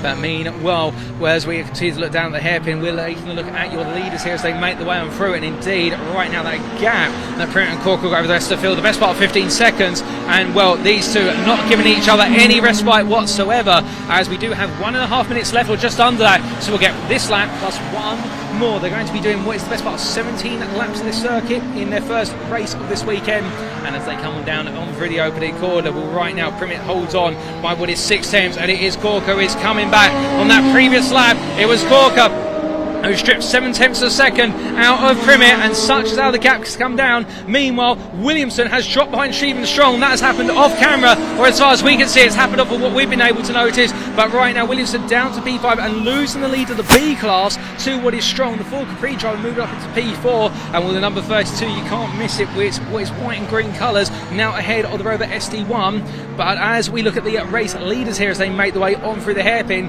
well, it is Corker who is pushing on hard. They go on to the final final lap. There'll be a focus now to the end as they make the way onwards towards one more lap of the circuit. The board is out there telling him it's the last lap of the Corker. The question is, can he push any harder here? Can he push Primmett into a mistake? Can he find a way to get alongside? They tear the way through the opening corner, and as they do, well, right now Corker the closest he's been in the best last 7 minutes as they make the way on towards the S's, and he is inching closer and closer and closer, but is he close enough? It doesn't look like it. The gap standing at what is 4 tenths currently as they make the way into the right into left sequence, but as they do, Primmett will know there's only one major overtaking opportunity. That's the hairpin alternative. If he doesn't get the run right out of the final corner, he's going to have to go defensive all the way to the checkered flag, something he may not wish to do here as they come through the hairpin, but as they do and they get ready to attack the line, well, here comes the hairpin, and as you can see, Primmett right now just ahead of Corker by a nose in terms of Corker eager for the move, but it's not going to be enough from Corker, and Stephen Primmett is going to be your winner in the first pre-83 race of this weekend ahead of Corker, and it will be a Class C win as well for Stephen Primmett. Then in what will be P3, well, we've got a bit of time before they come through, as meanwhile the 24 Bullbit comes through a lap down to finish P9 in Class B. That'll be P4 in the class, we should say, P9 overall, but as they make the way towards the timeline, taking what will be P3 will be Shreve ahead of Strong, who comes along to take the Class B win in P4 overall in the Ford Capri, ahead of Williamson, who ran out of steam, and in fact Smith's got ahead of Williamson. I wonder if Williamson's got a problem as he takes P6, Thomas P7 holding off Jeff Sterline, and that, ladies and gentlemen, will make your 5th race of the day here, and what is the first race this weekend for the Classic Touring Car Racing Club Pre-83 Touring Car Championship. But goodness me, what a race, and well, 11 starters, 9 finishers in the end, and 8 of them on the lead lap, and we had a brilliant battle from start to finish between our top 2, but also a fantastic battle for what was the 3rd place spot. But as the results appear on screen,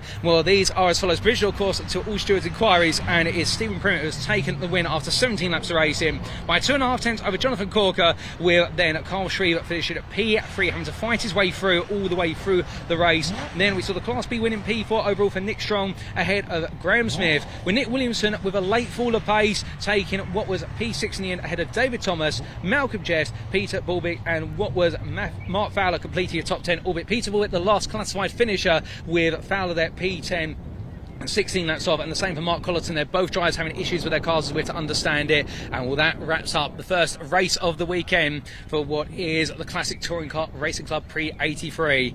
But ladies and gentlemen, of course, we've got plenty more to come up in due course. What's up next out of the circuit will be the qualifying session for what will be the pre-99 Formula Ford 1600s. I'm not quite sure if we're going to be covering qualifying as such, but in the meantime we do get a little bit of a breather with regards to the racing. And well, if you've been needing a breather, if you've been glued to the TV screen, then we've had plenty of races so far. Go get yourself a refreshment, go make yourself that lovely British cup of tea, for the simple reason we're going to be back for plenty more racing later on this afternoon. So don't go anywhere, more to come. We'll be back in the near future.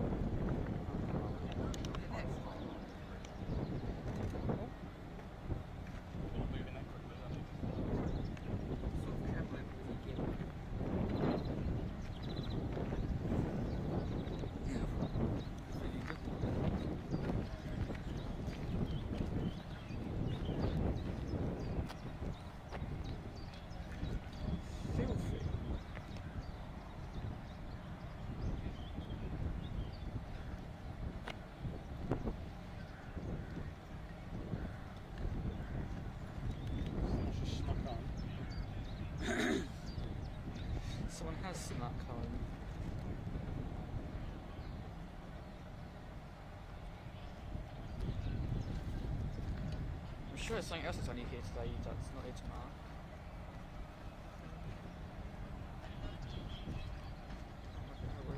I don't have to go along there a bit. See the cars going in here.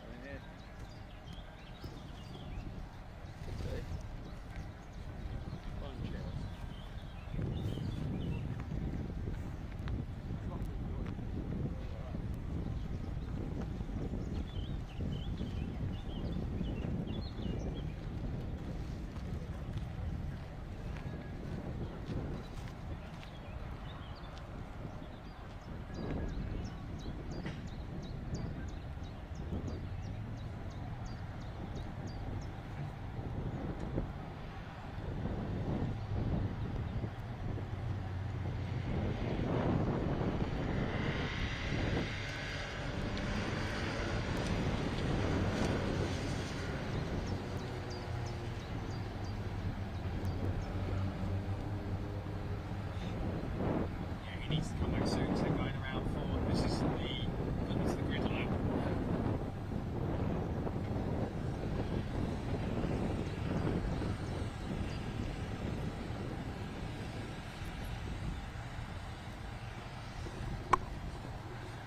Yeah, I'm happy.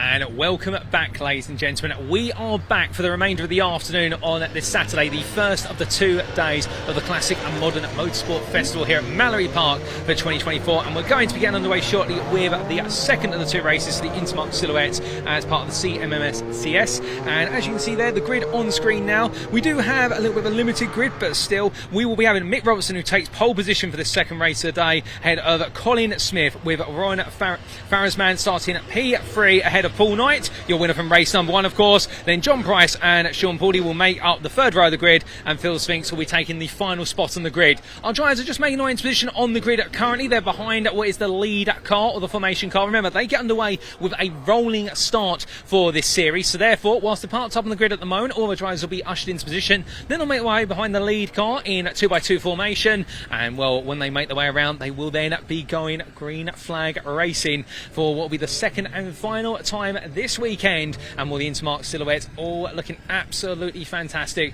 as they all get themselves ready to go racing. And well, as they do, well, we do have what is also the opportunity after this race. We'll be trying to catch up with our top 3 drivers, our winners. The green flag is waved, and well, as that green flag is waved, all drivers will be getting away behind the lead car. And well, as our drivers do get themselves set and the sun does shine, clouds are gradually breaking up as well, so it looks as though that worry about rain or what is a storm is no longer there, and the only storm you're going to hear is the roar of what is engines as our drivers get themselves all set and ready to go. But as they do, going behind and going on down in towards turn number 1, and as they do, making the way all the way through the opening corner, of course, behind the lead car, so the pace will be a lot slower by comparison with where they will be when they do go green flag racing. But to be fair, this is all building up to what is going to be an absolutely thrilling second race, and whilst we don't have that many drivers on the grid, like we always say, quality outlies quantity, and you don't need that many drivers out there to have a fantastic race. But just to give you a reminder, your winner from what was the first race in what's round 5 of the series was Paul Knight, with Warren Farrisman coming home at P2 ahead of his class in the end, squeezing ahead of Colin Smith in the closing stage of the race. We then got Mick Robertson, who is your pole sitter for this one, who starts P4, John Price, who took P5, and then Sean Pauly with the non-finish. And of course, we did not see Phil Spinks on the grid for what was that first race due to a technical issue as we understand it. But as they all make the way on around behind the lead car, we're only half a lap away from going racing for the second time in the INTERMARQUE Silhouette. So remember, these cars, they're made to look like some of the high performance end cars, but as they make their way down towards the hairpin, whilst they may be silhouettes at the same time as well, they're high performance of their own, very lightweight cars. Drivers are absolutely capable at manning them, and well, as they make the way in towards that hairpin and coming on through, well, we are now about to go green flag racing, ladies and gentlemen. It will of course be to what will be at Robertson to lead the field on away. Well, as they come on through the final corner, the lead car's lights are off. It means we are going green flag racing, and it will be the Volkswagen that takes us away versus the Ginetta. And as they build up speed, when will Robertson go? As you can see, they're side by side, and well, they wait all the way, and lights out, and away we go.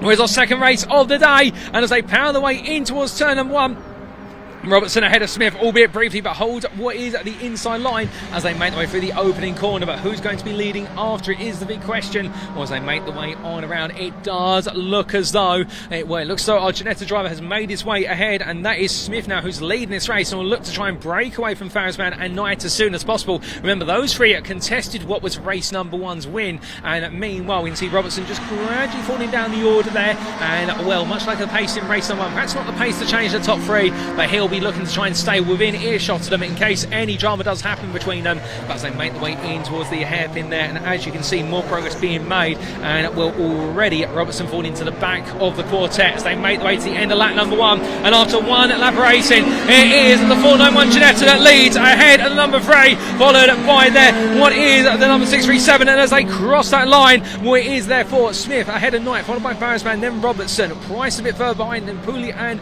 Spinks unfortunately not on this grid as we're to understand it. We can't see him out there, so therefore we've got a 6-car pack once again here as our drivers make their way in towards the S's. But now this is where we start to see the game of cat and mouse play out, because remember, Knight was in control of race number 1 despite the pressure placed on from Smith throughout. But with the tow being so powerful around here, and already you can see Farazban getting a better run coming out of what was the Coupe S's, was they make the way in towards the hairpin. Could there be a potential move here on the braking that's made by Farazban? Does he think about it? No, he's not close enough to go for it, so he backs out in the end and decides no, there's no point this time around. As they make it out of the final corner, misgear from Knight, and it means that the 637 takes P2. Farazban makes his way through, and once again Knight, much like in race number 1, out of the final corner at the Devil's Elbow, where the Devil captures him in the fact that it was either a misgear or perhaps a misfire. But either way, Knight will look to rectify that as quickly as possible. It does mean that Smith right now in control of this race as they make the way around for what is the 3rd time of asking. And Smith taking an early fastest lap as well, but remember, those laps are going to come down as time goes on. But he's the first driver to poke himself into the 49, so a 49.580 with no tow on a heavy fuel car, and tyres are just warming up. So therefore, Smith right now absolutely eager to put this race to bed well before his rivals get close enough to contest him. With Farazban into P2 ahead of Knight, well, that could just open the gap up to Smith even more as they make the way towards the end. And Farazban drifting sideways as he makes his way through the Devil's Elbow. Maybe not on screen, and therefore we had to keep you updated on that going sideways through the corner. And well, I'd imagine that Farazban right now, with what is a very aggressive setup on the car, looking just to be able to try and keep Knight behind him now that he's got the position. As meanwhile, making the way past us here in the contact zone is Pooley in the 476, the Volkswagen Corrado 2000 a bit further back. But meanwhile, focusing back on the front of the order, well, right now Smith, I think after what was that brilliant lap previously, with Farazban responding with our new fastest lap of this race of 49.553. So those lap times already beginning to tumble as the wind picks up at the circuit, and we do have a wind right now which is blowing from behind the hairpin, so therefore our driver is going to carry a lot more speed into Devil's Elbow, or at least they'll feel as though they are, and perhaps that might be explaining why we saw Farazban sliding sideways coming through the corner. But meanwhile, your top 4 still staying together, and credit where it's due to Robertson. He's not here to make up the numbers when it comes to that lead battle. He's staying on the back of Knight right now and keeping him company, and I think Knight will be wary of the fact he doesn't have a buffer here in terms of being able just to sit in P3 and take his time, build himself up, because as they make the way on down the step straight, well, right now Farazban continues to close another fastest lap. Meanwhile, Smith not responding that time around with only a 49.824, and Farazban's clipping a whole 5 tenths out of his lead rival as they continue to push onwards here. But again, this could all be part of the big game plan for Smith. We did see, of course, in the first race that back and forth of what was Smith attacking Knight and then pulling back to save the car and to save what would most likely be a little bit of stamina over himself and also tyre wear. And as they make the way onto the timeline, well, Farazban continuing to push on in the Peugeot 206cc, and as they make the way onwards towards turn number 1, well, there you can see that Farazban right now taking another 3 attempts out the race leader, but is it enough in order to be able to look for a move sooner rather than later, and I do wonder how long it'll be before Smith potentially ups the pace here if he opts to do so. Keeping in mind, of course, this could just be Farrisman, who did show great pace towards the end. As good as speed, ladies and gentlemen. Looking off into the distance, we have got smoke coming out of the back. Oh, it's the 267 of Price, albeit that's at turn 1, not on your cameras here, but a lot of smoke going up. Yellow flags at turn 1, car crawling to a halt, I believe, on the outside of the circuit, perhaps even the grass. So we've got yellow flags there. We'll have to wait and see how that affects the wider race, but meanwhile your race is raging on as we do look to what is the lead battle as it makes way out the hairpin and onwards towards another lap. But of course they will be coming into a yellow flag zone as they make the way in towards turn number 1, and therefore for our drivers at this point they'll be cognizant of the fact they now need to take it easy, and this will neutralise the racing as they make the way on through the opening corner. But we can't see on camera there, but we can promise you just a little bit out of camera shot is the car parked up, and we do show you on screen there what is at a distant view the car of Price just parked up in the distance, and well, just having to languish there with smoke going out of it. We're not quite sure what the issue is or whether we'll be able to get it going again, but it looks as though it might be a loss of one of our participants in this race. But as we lose one and we carry on with the rest, meanwhile we do look to our P1 battles. They make the way through the hairpin, and as they do, making the way through for the 7th time of asking. Well, right now it's still as they were, but interestingly enough, much like in what was race number 1, or it was Farrisman who was, goodness me, it was Farrisman who was doing this in race number 1. In what is race number 2 right now, it seems though Knight has started to step up the pace. Fastest lap set, what was not this lap just done, but the one before, of a 48.925, and Farrisman right now is under pressure from Knight as they make the way down the step straight. He's not going to be looking for the move here in towards turn number 2, but what he will be doing, Knight, he'll be thinking, okay, I've got to get into my rival's head at this point and start to make him sweat a little bit, if he's not already sweating in that car, which I suspect he is, given how hot it gets inside those machines. But as they make the way onwards towards turn number 3, well, the key point being here as they come into the hairpin, well, Smith meanwhile does have a 1 second advantage, and we're feeling as though he's going to be absolutely comfortable here in the fact the two behind are battling. As you can see there in the camera shot, they make their way on towards another lap, literally nose to tail. Here comes Knight, he's looking for the move into turn 1, and as they roar their way into the opening braking zone, can Knight get this done? It's going to be close between them as they make the way through the long right-hander, all about nailing that late apex. And here in the end, as they make the way on through, it is Knight who's got ahead. Knight is now up into P2, Farrisman falls back to P3. Again for Farrisman, he knows as well that he's still leading his respective class. Should he finish P3 or P2, it doesn't matter either way, but of course there's always overall glory, and he'll be eager to try and look for that as soon as possible. But as they make the way on down in towards the hairpin, the drivers right now still going on through there and upwards. They'll go very shortly to what will be Devil's Elbow, and as they do, well, right now we can confirm it is still Smith who is holding on towards the lead, and in fact Smith right now leading by what is a gap that has grown to 1.7 seconds as Knight now gives chase, and Farrisman a further 1.2 seconds back, 3 seconds off the leader. But the point being here, with a battle between Knight and Farrisman, it may have only been one corner, but it only takes one little bit of battling and the gap can open up exponentially, and that will now be on the mind of what will be Smith, and the fact he's bought himself the time, but also he's not going to be able to break the toe so easily. And Knight started to close up down step. As you can see, they make the way into the Coupe S's, and as they do, already Knight absolutely driven here, and well, he wants to make it back-to-back wins there. You can understand why, but Smith right now has got something to say about that, and he doesn't want to let the Vauxhall Tigra have its own way. Well, as they power their way out of the hairpin and onwards, they'll go towards another lap, going on to lap number 10. Half of this race complete, we've still got half to go. Well, right now that gap is coming down, and you'll see it in the camera shot as they come towards turn 1 this time. The gap has practically been slashed in half. It is now 1 second from Smith to Knight, with further 2 seconds to Farrisman. I think right now he's just trying to find his rhythm and his rhyme with it as they make the way out of the opening corner, and a further gap down to Robertson, who is down in P4 at this time. And well, Robertson meanwhile all the way coming out of the final corner up towards the timeline, but we're going to focus on your lead battle for this time, ladies and gentlemen. But Robertson, the best part of which, 23 seconds off of the leaders, and then of course Paulie, the last of your runners, and heading towards a lap down, albeit not quite yet as he makes the out Devil's Elbow, but the leaders are closing close. And of course Price, with that early retirement at what was turn number 1, well, he's out the car, I can definitely see that at a distance, and therefore Price all safe and sound by looks of things, the car not. But meanwhile, coming back to the point of conversation around your leaders, and And Smith at this time, well, he's opened the gap back up to 1.4 seconds. They cross line, and well, a new fastest lap of the race.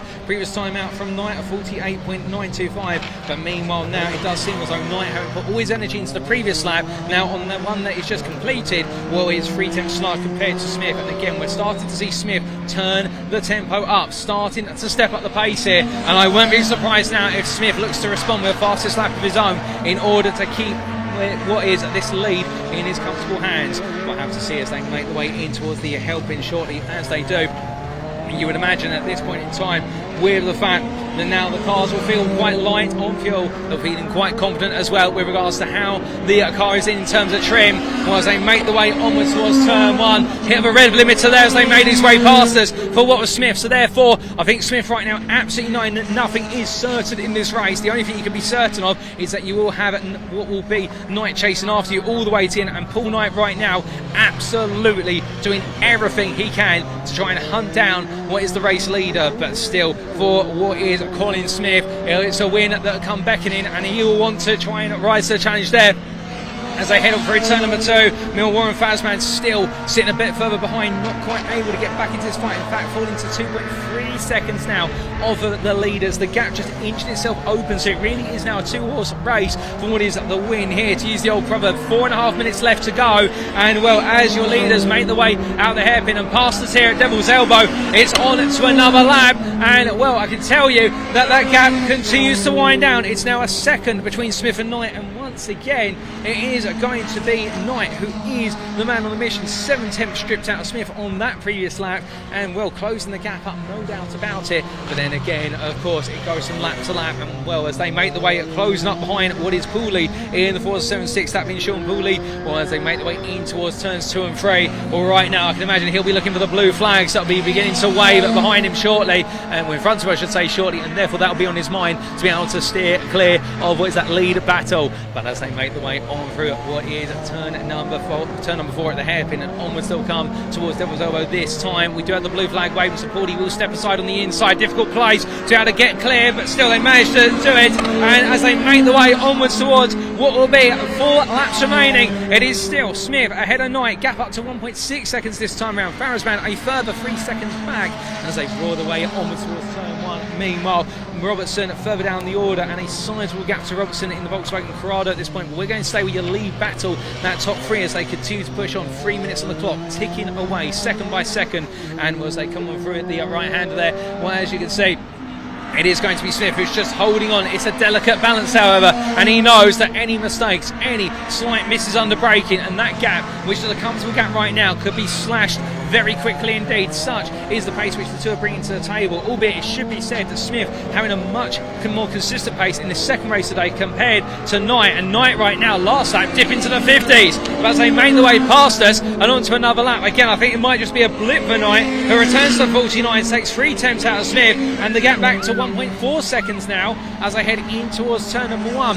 But again, I think right now Smith might just be trying to edge this race to its conclusion, just trying to naturally bring it all the way home now, albeit as they make the way down towards turn number 2 on the step straight. Again, with Knight being just within toe distance at this point, you can imagine we pick up a small boost of speed making his way down the back straight, but he wants to be close, he wants to be in a second, and that way he will be completely locked in, so it will be a duel between the two of them all the way to the end. But the problem is with that, Smith doesn't want to let him get any closer, and every time Knight's able to strip some time out, Smith responding immediately as they come towards the end of the lap, making the way there in the tail shot out of what is the hairpin.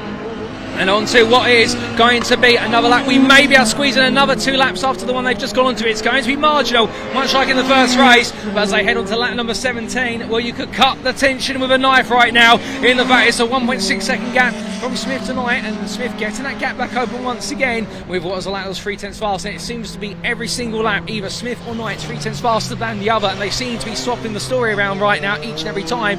But you have to wonder at what point will it be that Knight gives up the chase. And well, the answer is, if you're a big motorsport fan like we are here in the commentary team, you never give up, you stay in it all the way to the end, and that's exactly what Knight's going to do, because he is going to push Smith all the way to the finish, because again, it only takes one small mistake and it could be the end of that lead for Smith, or it could lead to a thrilling end. But as they come on down through, where's the hairpin and onwards through Devil's Elbow. Well, right now, battling with a little bit of power oversteer as he comes on through what is the Devil's Elbow was Knight, and that might explain why Knight is not able to close up. So the first time Smith has been able to go faster once again compared to Knight, and the gap now to 1.9 seconds, and perhaps Knight right now just doesn't have the grip on the rear tyres anymore to be able to carry on, because we did see coming out Devil's Elbow the rear of the car coming very loose, but then again it's a reflection of Knight pushing. But in these conditions with the increased wind that's coming up behind our tyres as they go over the rise of Devil's Elbow, it'll be unsettling the cars even more, and therefore as they clear the ridge it'll be feeling as though the cars almost wanting to take lift off.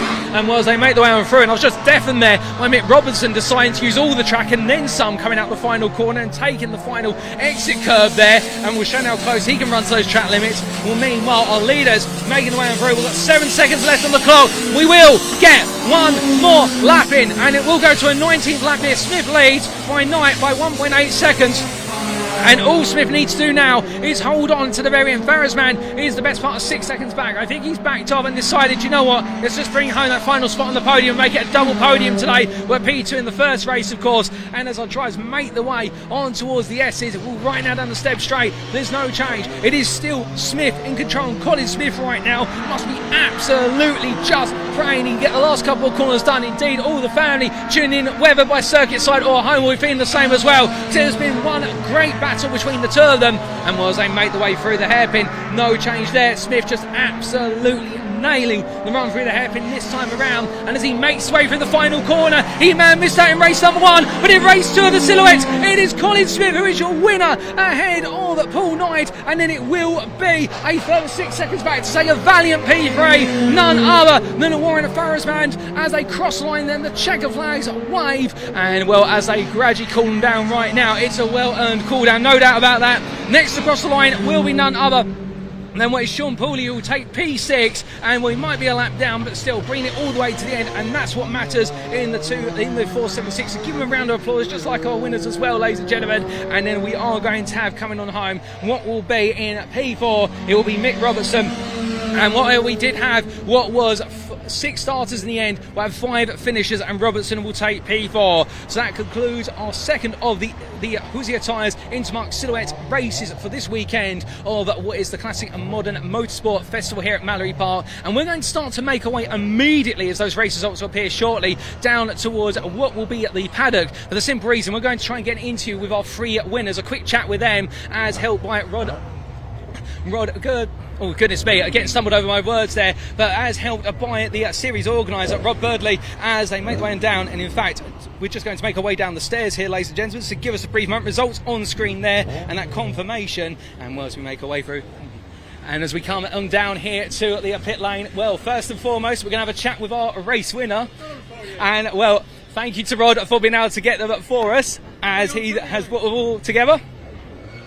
And as we do come on down into the pit lane, then, ladies and gentlemen, we're here firstly with our number 491 driver of Colin Smith. Colin, what a race from yourself. I mean, race 1, it was close. You came in 3rd in the end there, couldn't quite take the win, but in race number 2, you bounced back. Well, we made a couple of changes, obviously for last race. We're still running on the old tyres, so we had a disadvantage at the beginning, but hey-ho, that was a choice we took. And then obviously we found a little bit of legs out of it in the last one and completed a job. Oh, 100% about that, but I mean, it wasn't easy all the way through, and every time you're able to open that gap up to what was Paul Knight, he bounced back immediately. But in the closing stages, it looked as though you'd finally got hold of the race and were able to keep that gap open. Yeah, backed off a little bit towards the end, all that to do. The engine ain't got the legs, which is a little bit of a shame, because if we could find a little bit more legs on the engine, I think we'd be a little bit quicker. Well, that's absolutely fair, but congratulations on the win. We'll leave it to it because it's a boiling hot car in there, and well, we'll see you in the next set of rounds. Cheers, bud. Thanks for your information. And thanks for supporting. Always. Thank you for the win. And thanks for all my sponsors. So we're now going to come to our second place finisher, none other than Paul Knight, and well, he gave it everything in this race. Wasn't quite to beat in race 2, but race 1, still the winner there. Paul, not quite the perfect score, but still coming close. Yeah, unfortunately, with the rules the way they are running the Avons, this is going to be the last meeting we're on these now, but they're absolutely spent. Absolutely spent. I drove the wheels off it. It was even sideways round Gerard's at 120 odd. But no, fair play to Colin. He did a good race. Well, to be fair, you made those Avons work hard, and we did see you have a major slide coming through Devil's Elbow. A lot of wind coming up behind the car as well. Was that a noticeable difference compared to race 1? No, I don't think that was. The problem I've got with my gearbox at the moment is the return spring's gone in the box and it's lodged itself in the top. So it kept jamming up. So I've been missing all gears all afternoon and we can't get it out. So it's all jammed in. But it's all right. We did all right. That's unfortunate. We thought we could hear a misfire or something to that effect, so thank you for explaining that. But still, plenty more rounds to go in the series and upwards and onwards to the next ones? Yeah, definitely. Yeah, we're doing all right. We've got, I don't think we've been out of the podium positions this year yet, so yeah, I'm well happy with that. Well, we're looking forward to plenty more as the year goes on, but until then, congratulations on your results today. Thank you, Paul. Appreciate it. Well, thank you for your time. And now we're going to come to our third place finisher and a man who's been made to work incredibly hard over the course of today, and this is Warren at Farrismand. And well, a big smile there from Warren. He's had a good day. Congratulations firstly on wins in both classes, but also double podium and also taking a cheeky P2 of a Colin Smith in race number 1. You must be absolutely exhausted. I'm completely worn out but over the moon. I couldn't ask for any more. Sadly, we made an adjustment before the race we were just in, and I think I went a bit the wrong way. So we were a bit slow, but we still had a really good race. And Paul and Colin drove really well and fair. But overall, I've had a cracking race, and I can't grumble at all. I'm thrilled. I'm going to sleep well. Well, definitely, you've earned your kip and whatnot, and of course plenty more rounds to come and plenty of fighting still to do at the front of the field. How are you feeling for the next change? I think it's at Brands Hatch Indy in a couple of weeks' time. Yeah, that's my favourite track, so looking forward to it. Well, fantastic. We'll leave you to it. Congratulations once again. Alrighty. Well, just before we do cut to an interview with Simon Mann in the build-up to the pre-93s, pre-03s, as well as the Stumbover Words, and also the Boss Ovals, we just want to get a quick word with Rod Burley, who stands with me and helped us out with getting interviews with our top 3 finishers for the Intermarques. Rod, just a very quick talk about the fact that obviously a series organiser and also a racer, I mean, didn't go quite well at Brands Hatch when it all went wrong, but you're back here today full of spirit and smiles and a great weekend for the Classic and Modern Motorsport Southern Club. Yeah, the sun's shining, which is a miracle. The forecast wasn't that great, but no, it's we could have done with a few more cars in the silhouettes, but they did put on a good race, and I'm happy with the way the guys conducted themselves. You know, it's exciting racing with those cars. You know, they're very evenly matched, and yeah, hopefully when we get to the American Speed Fest, there'll be a few more. Yeah, it's a bit like Tommy Cooper wearing different hats. You know, today I'm on the organising side. Just to make sure everything goes okay. It's our club's only meeting of the year, which we organise ourselves, but we've joined forces with the Classic Touring Car Racing Club and the BRSCC, and it just shows that clubs can work together, and that's how it should be. You know, club racing is going through a difficult time at the moment with the cost of everything, but if we can all work together, you know, we can make things happen, and we can make a terrific meeting like this. Oh, 100%. I mean, there's a massive family feel here, and to anyone tuning at home, if you couldn't make it today, we'll definitely come to future meets for a simple reason. You don't just get to see the Intermarque silhouettes racing around, but you get to see plenty within the Classic and Modern Motorsport Southern Club. But also, Rod, from your perspective, you're going to be on the grid as of tomorrow, and, well, or hopefully you're going to be on the grid. Has Fiberglass Phil come through for you? Yes, he has. Yeah, I've got to say a big thank you to him. There's been a lot of people that have rallied round, and we might be seen in 1 or 2 other different cars before the end of the year. I thought my year was over, but there's a lot of people out there that, you know, long-term friends and that, you know, say they want to see me back out there. So much annoyance to some of the family. You know, we're back out on the grid, but oh God, I don't want to crash again. I really don't. That was quite horrendous. You know, luckily, you know, there was no serious injuries, and that, I know there's people that are grieved about it, but racing's dangerous, you know. We've proved it, but the cars will, you know, in one, you know, the roll cages all stood up, and yeah, you know, everybody's still here. That's the main thing. Oh, 100%. And we've got more racing to come, so Rod, we're going to go back to our perch, but thank you for your time this afternoon, and we look forward to more from you tomorrow. Thank you very much. Thank you. Alrighty, ladies and gentlemen, well, we are getting ready for our next race now, but I think we might be able to squeeze in a quick pre-interview before the racing with Simon Munn. So we're going to leave you to that, and we're going to run back to our perch. We'll see you very shortly. Alrighty, Alrighty, well, ladies and gentlemen, if you've got food, if you want food, alternatively you fancy a bit of chocolate, look no further than the Academy Breville, being piloted by none other than Simon Mann. Welcome, Simon. And well, firstly, it's not just about the food on the car, but food for thought. Looks like it was a good qualifying session out there. Yeah, it wasn't too bad. Consistent 55s, P6 in class. So yeah, happy with that. It's the first time here in 4 years. First time here in the BMW. So yeah, it's just little bits of niggle tuning to do, and hopefully improve in the race, move up the grid a little bit. So some improvements to be made in the race, but still we've got 2 races over the course of this weekend for yourself as part of the pre-2003s, and also you've got an absolutely packed grid with the 93s being moved onto your grid, plus also we've got the Boss Series racing as well. I mean, you're not going to know which way to turn. No, not really. It will be challenging. I mean, there's a lot of fast cars out there. The M3s in the 93 are fast, and a lot of the Fords on the slicks are fast. So it's also going to be, managing it with the 03s and fighting up the grid, but also looking in the rearview mirror and watching for the fast ones coming through. Try not to spoil our race at the same time. Now, you're saying it only moments ago, it's been a couple of years since you've raced at the Mallory Park circuit. I mean, this circuit very different from the circuits we've seen on the schedule so far this year. Moving away from more technical circuits now, something that's a bit more straightforward, but to be fair, this isn't just an oval.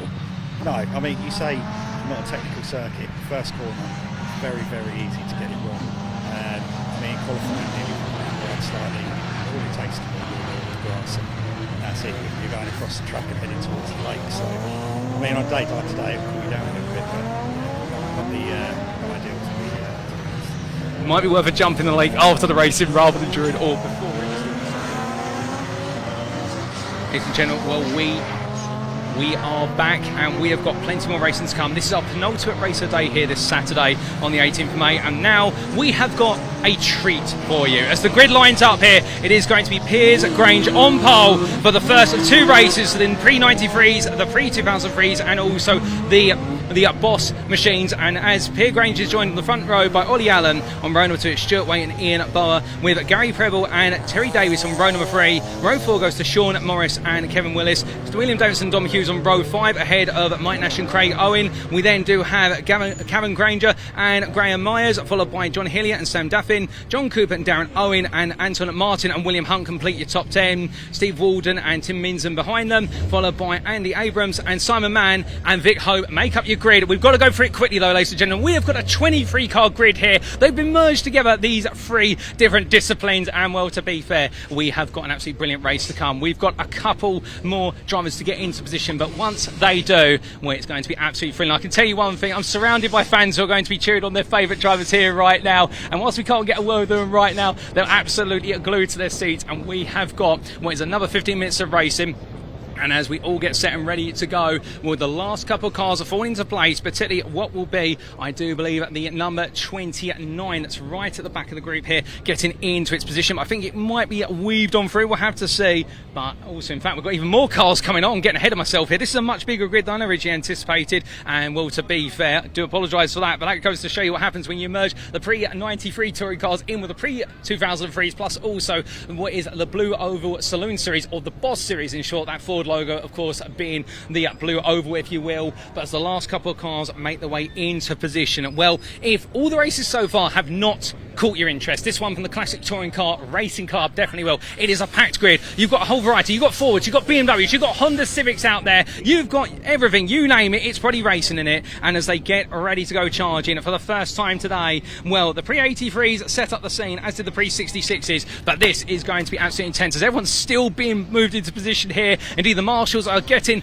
their work cut out for them, but as the last couple of cars get into position, well, we are running a little bit ahead of schedule, in fact, here for this race, running the best part of 10 minutes ahead of schedule. And well, they do like to make up time at these motorsporting events to buy time into the schedule, but the grid is practically set. We've got one car left to squeeze its way into position, and then we are going to be lights out and away we go for the first of 2 races in this championship, the second one being tomorrow. And I can see plenty of fans getting their phones out as well to be able to record the start. It's a huge roar of the engines, and as they get ready to go, well, everyone right now absolutely set. We've got a camera at the start finish line there, as you can see. You'll see them all roar the way through. Naming them the 5-second warning. The lights are getting ready to go on. And well, ladies and gentlemen, without further ado, it's race number 7 of the day. A little bit of a full start there from our leaders. It's lights out and away we go. And as they do, well, Piers Grange versus Allen into turn 1. Grange gets the better launch when they do finally launch. And as they make the way in towards turn number 1, who will be leading coming out of it? Grange, of course, one of the biggest established names in the field in the Ford Escort 2600,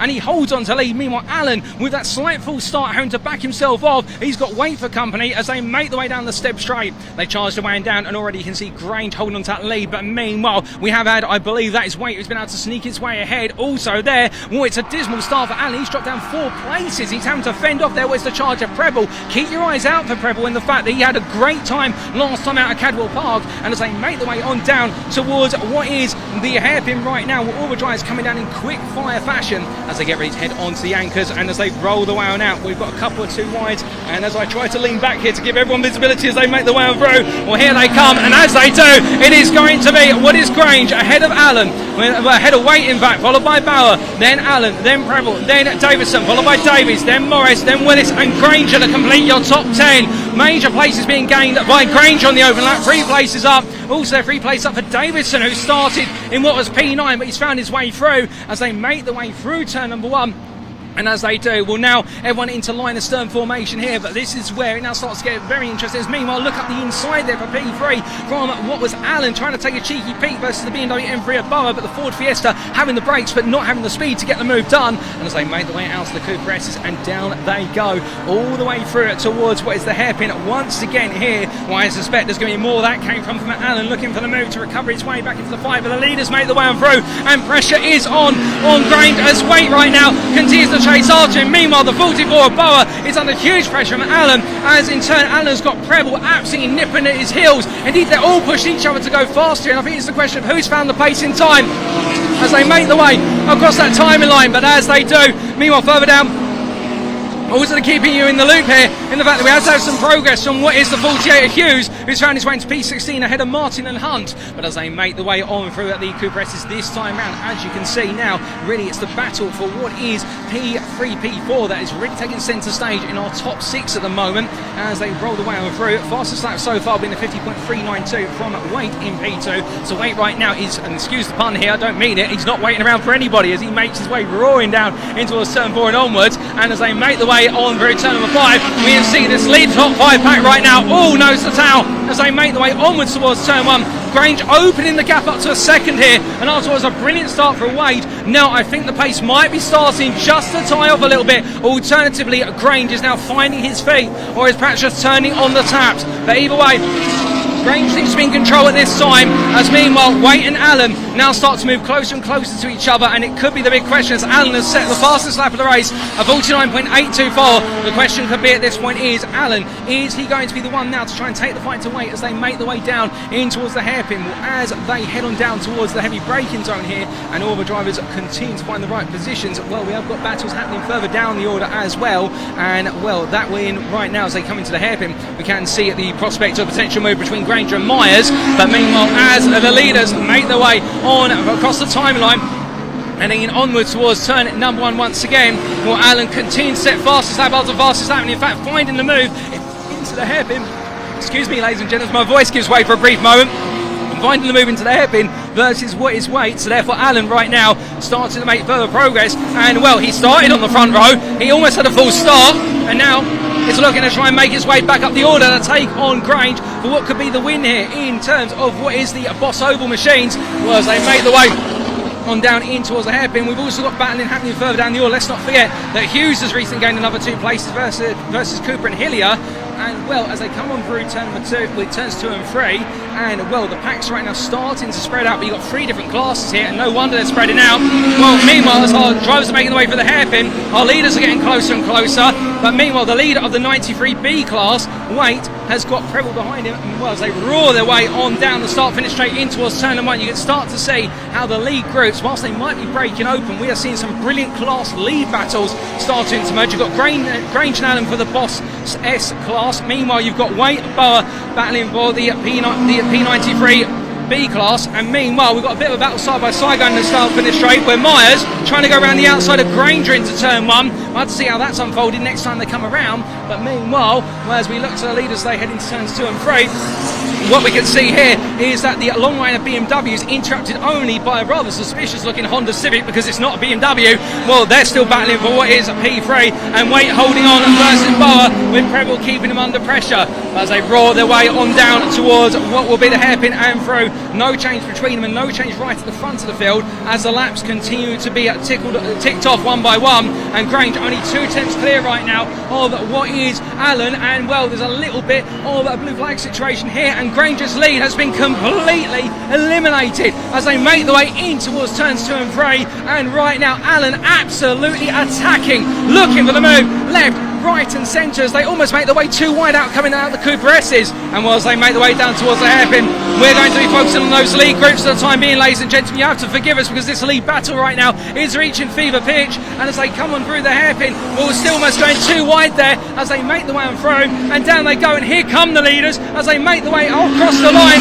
and Grange right now under huge pressure. Allen refusing to give in, refusing to budge. It's still the best part of 9 minutes to go, plus also the final lap. There's a long journey left here in what is this race at Mallory Park, and right now we don't know how the journey's ending. We're adding pages to it left, right and centre, and the story right now is that Grange may be leading, but he's under huge pressure from Allen and that Ford Fiesta Mark 6. Boy, it may have had a difficult start to this race, but now it's hit full pace as they come on through turn 2 and 3, and meanwhile the rest of the field continues to spread apart here. Indeed, the multiple disciplines will definitely come into effect, and a number of drivers I spoke to in the build-up today, including Mr. Grange, were all saying about the fact they were concerned about how the classes would intermingle given the volume of the field.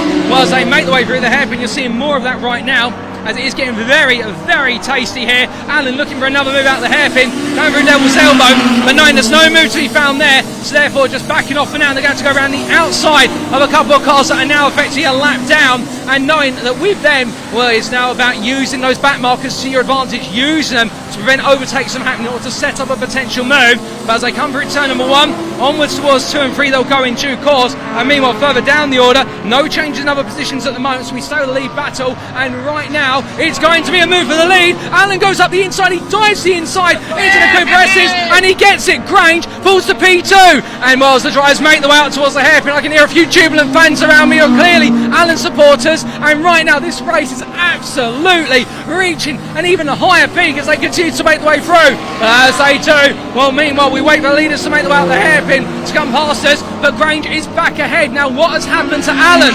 Where is Allen? We're not quite sure at the moment. Has there been an incident? Has Allen fallen off the circuit? Well, as I try to make the way on past, we do believe there might have been some degree of an incident. We'll have to try and find out shortly, but right now as they make the way on through, Grange is leading, and I think it's gone wrong for Allen. I think the car might have come off the circuit or needed to be brought to a halt. We'll have to try and give you information when we can. We've still got half the race to go, but it does mean that we have lost out, and we have had some confirmation on our ears that there has been an incident involving the Ford Focus, and with the Ford Focus right now down towards what is the hairpin and not in this race at this time as we understand it, and that would be the car of Allen, and I get the feeling there might be some fans out here who'll be a little bit sad about that, given the fact we've got yellow flags waving on the run into the Coupe S's, and that would explain the story. But meanwhile, as we continue to watch the racing here with Allen falling all the way down the order, and more races to come. Well, as I try to make the way down towards the hairpin, there's still more battles to unfold in this race, and I try to continue to push on, and well, as we do continue to push on in this race, while the battle at the front of the field may have subsided for a brief moment, we do still have plenty of battles further down the order, including what is a grind fight. Well, what is there, I do believe, P5, and that's in the form of Davison, who right now is trying to hold off Davies, Morris and Willis, and these guys, as they make the way on through the opening right-hander, you'll get to see them make the way on through, and you'll get to see that long, in a way, Yano truly trained style set of cars, where right now it is Davison who's just trying to hold on him. We're going to focus on this battle for a bit as they battle over what is P3 in the P93 B class, and as they make the way on through, what you can see there, Davison under major pressure, and Davies right now just needs to try and find the space to seize the opportunity.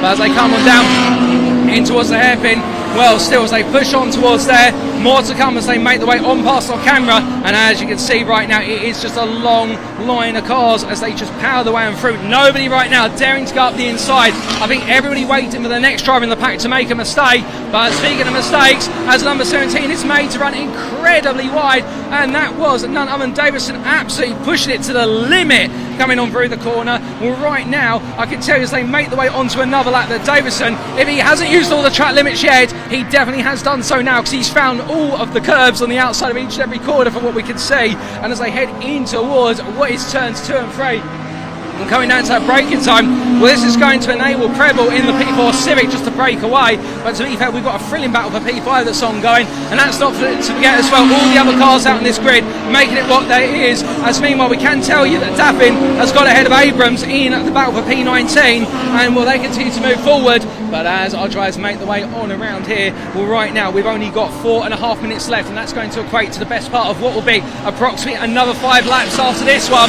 So we are starting to head towards the equinox period of this race, but as our drivers charge their way down the start finish straight, we continue to focus on that battle for P5, and Davison right now 4 tenths clear of Davies, and we have a red flag, ladies and gentlemen. We have had a halt to the racing, and I suspect this may be due to what's happened potentially down at turn number 4, unless I'm mistaken. We are taking a look around at the moment to see if we can observe anything else, but I think the red flag has been instigated by an incident at the hairpin, and we can't see anything to the wiser. And well, unfortunate for Alan, no doubt about it, and heartbreaking is battle with Grange, but as all drivers just gradually make their way on around, we can't see anything from any of our perspectives here. But do feel free, if you do know what's happened in the YouTube chat, feel free to pop in some information there. Always goes well. Of course, we're not just here for the fans, but you guys as well are here to support us when we do need that information where we can. And well, as the drivers all gradually make their way down the start finish straight, something tells me that might be the end of this race, given the fact that it has completed 2/3 distance. But again, we'll wait to see whether there is going to be a restarted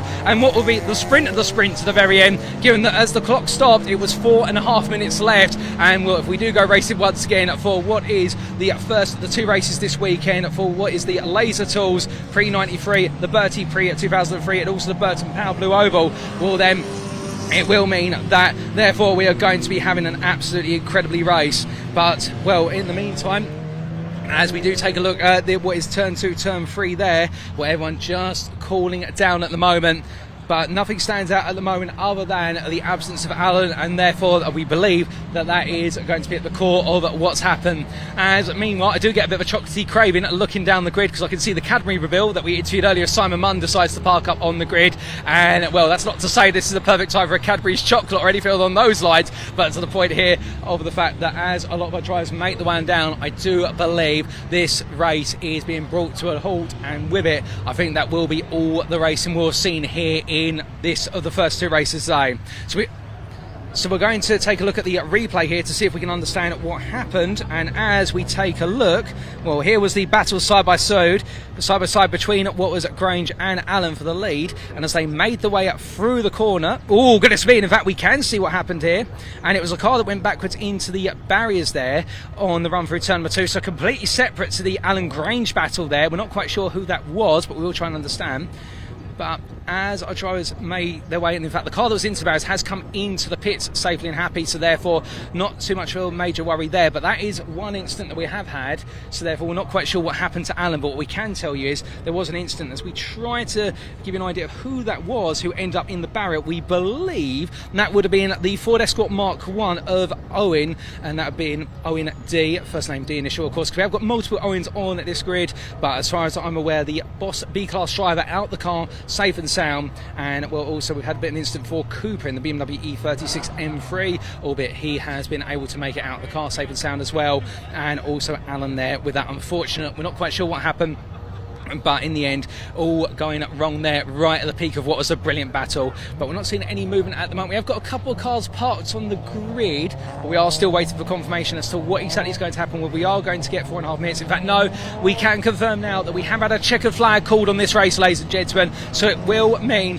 that the race results will stand as finished. So we'll get those results up for you shortly, those confirmed results after what was the best part of 10.5 minutes of absolutely incredible racing. And well, those results will appear on screen 14, and as they do, well, we'll read off what would have been that top 14, and as you can see, ladies and gentlemen, in what was a race cut short, it was Piers Granger who took the win in the end, overall and in the Blue Oval Series class. Meanwhile, Stuart Waite taking P2 ahead of Ian Barr, with Gary Preble there in P4, absolutely leading the way in his class, with William Davison P5 ahead of Terry Davies, Sean Morris, Kevin Willis, Graham Myers, and also Cameron Granger, who completed what was your top 10. Don Hughes came home P11 ahead of Mike Nash, with John Hillier and Anton Martin completing your top 14. The fastest lap of the race being set by none other than Alan, unfortunately there having to retire the car just as the race really started to get to what was its ultimate crescendo.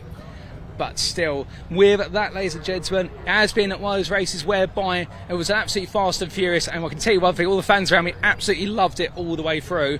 And well, we've still got one more race to go today, and well, as we do cut back here to our balcony view where we're currently parked up, and well, an absolutely wonderful day it's been so far. We've still got more racing to come, because we've got one more race on our schedule for today, and of course it's the second race of the OT Coupe Cup with Toyo tyres, or again, if you are a massive Hyundai fan, it is the Hyundai Specialist race, and the fact you'll get to see all generations of the Hyundai Coupe from the noughties racing out of the circuit. And we did of course have that absolutely brilliant race number 1, and we'll race number 2 I think is only going to key us up for even more, and when our drivers do start to make their way out into the grid, we'll walk you through that grid order. But in the meantime, when we reflect on the fact that today has been an absolutely fantastic day of racing, well, as the sun gradually sets off in the distance with regards to what is this Mallory Park circuit, we've still got plenty of sunlight to go around. What the fact we're heading into the peak of British summer, and our drivers will be feeling as though that whilst the temperatures outside will be cooling, the circuit's not cooling down by any means. The wind is gradually blowing, and it is a lovely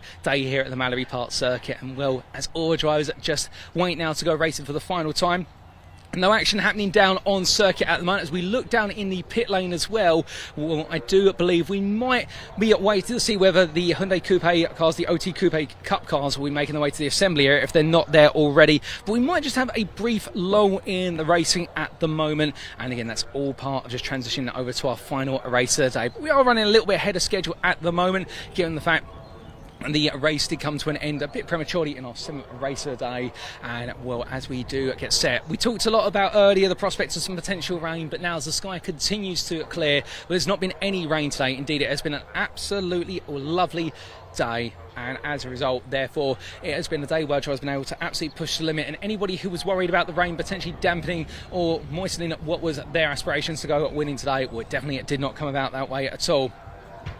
But as our drivers continue to sit, and we'll be very shortly getting the grid out when we can, only when the OT Coupe cars get on to where's the grid will start making their way out. So in the meantime, well, in order to fill up the gap in the terms of time, well, of course, with regards to the Coupe Cup, with all cars being of what is an equivalent machine, albeit across different generations, you do get very close racing there, everyone in practically equal machinery.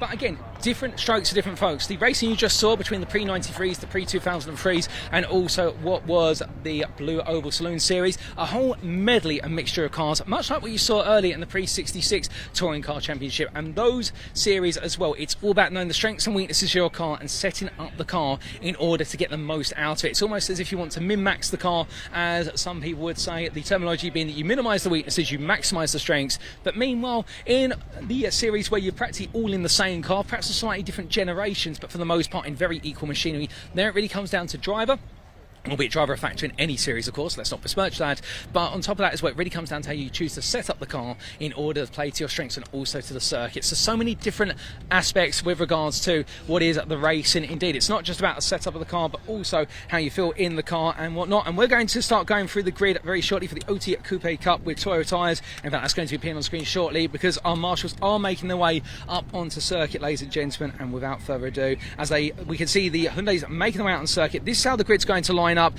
and it is going to be as follows. Pole position, well, in fact, we've got the names not quite correct there, so we're going to take you through the grid instead by alternative means. Give us a brief moment, and we will do so. Just give us a brief second, and we'll get the names updated. And as we do so, And as we take a look at the grid, give us a brief moment, ladies and gentlemen, and we'll fill you in with regards to how they're going to line up. And the grid is going to be as follows for the final race of the day and the second and final race of the OT Coupe Cup for what is this meeting at Mallory Park. It is going to be on pole position Daniel Munro once again ahead of Neil Hurren, and then behind them on the second row of the grid it is going to be Luca Stacchini and Zanello, who'll be lining up in P3 ahead of Mark Ridout, with Darren Banks and Kevin Middleton on row number 3 ahead of Mark Jones and Dan Fletcher on row 4. Row 5 is going to be contested by Matthew Watson and Paul Lowry, that's your top 10 there. And meanwhile, as we look further on down the order, what we are going to see will be the combination of Mark Worsley and Roger Owens, with Owens making some great gains in what was the first race today, so keep your eyes out for him as he looks to try and make even further gains to break into the top 10. Row number 7 will go to Ben Wilkinson and also with Gary Hobbs, with row number 8 falling into the capable hands of Darren Swift and also Simon Smith. Difficult race 1 for Simon Smith, he'll be hoping there's more to score in race number 2. Then to complete what is your 9th row of the grid, it's Don Gillis and what is Spencer Hirons, and then starting last but not least P19 lonely on row number 10, it will be Jacob Sylvester. But that is going to be your grid order for what will be our final race of the day here, and indeed the final race for the Coupe Cup Series. And well, as they all get themselves into position, and indeed, ladies and gentlemen, this is going to be an absolute thriller all the way to the end. Hold on to your seatbelts here, because right now, as we hear a bit of wheel spin from our drivers further down the order, they're all trying to get those tyres as warm as possible when we go green flag racing. And I guess one of the questions you might be asking right now is what will give out first? Either this race in terms of its 15 minutes duration, or will my voice give out? Well, either way, we're going to soldier on all the way to the end. And, well, I've already had some bets placed by the direction team. It's going to be my voice that goes first. And, well, as I try to get themselves set, an absolutely packed grid there. The last couple of cars making their way into position. And, well, as we can see, just looking across from us at the moment, albeit you'll head onto the grid, we're side onto it. We can see that just our last couple of drivers getting into position. We do have the DCS Motorsport crew in the number 69 getting into position there. Also, where's the number 21? Also, Don Gillies we should say, at number 22, and the 65 alongside him, and that number 78 taking its final spot on the grid. Everyone's in position. We're getting a green flag waved at the back of the grid here, and that can only mean one thing. That means the lights going on. There's 5 seconds before we go racing, and will it be Munro who leads out of turn 1, or will it be Hurren? Well, here we go, ladies and gentlemen, the final race of the day. It is going to be lights out, and away we go. And a brilliant start there for Munro as he gets away safe and sound. And as they make their way up towards turn number 1, it'll be in the second stage at the start now. Will Hurren be able to bounce back, or will he have the pressure of Antonello alongside him? And remember, the defending champion looking to make a move immediately. But as they make their way for the opening corner, side by side they go.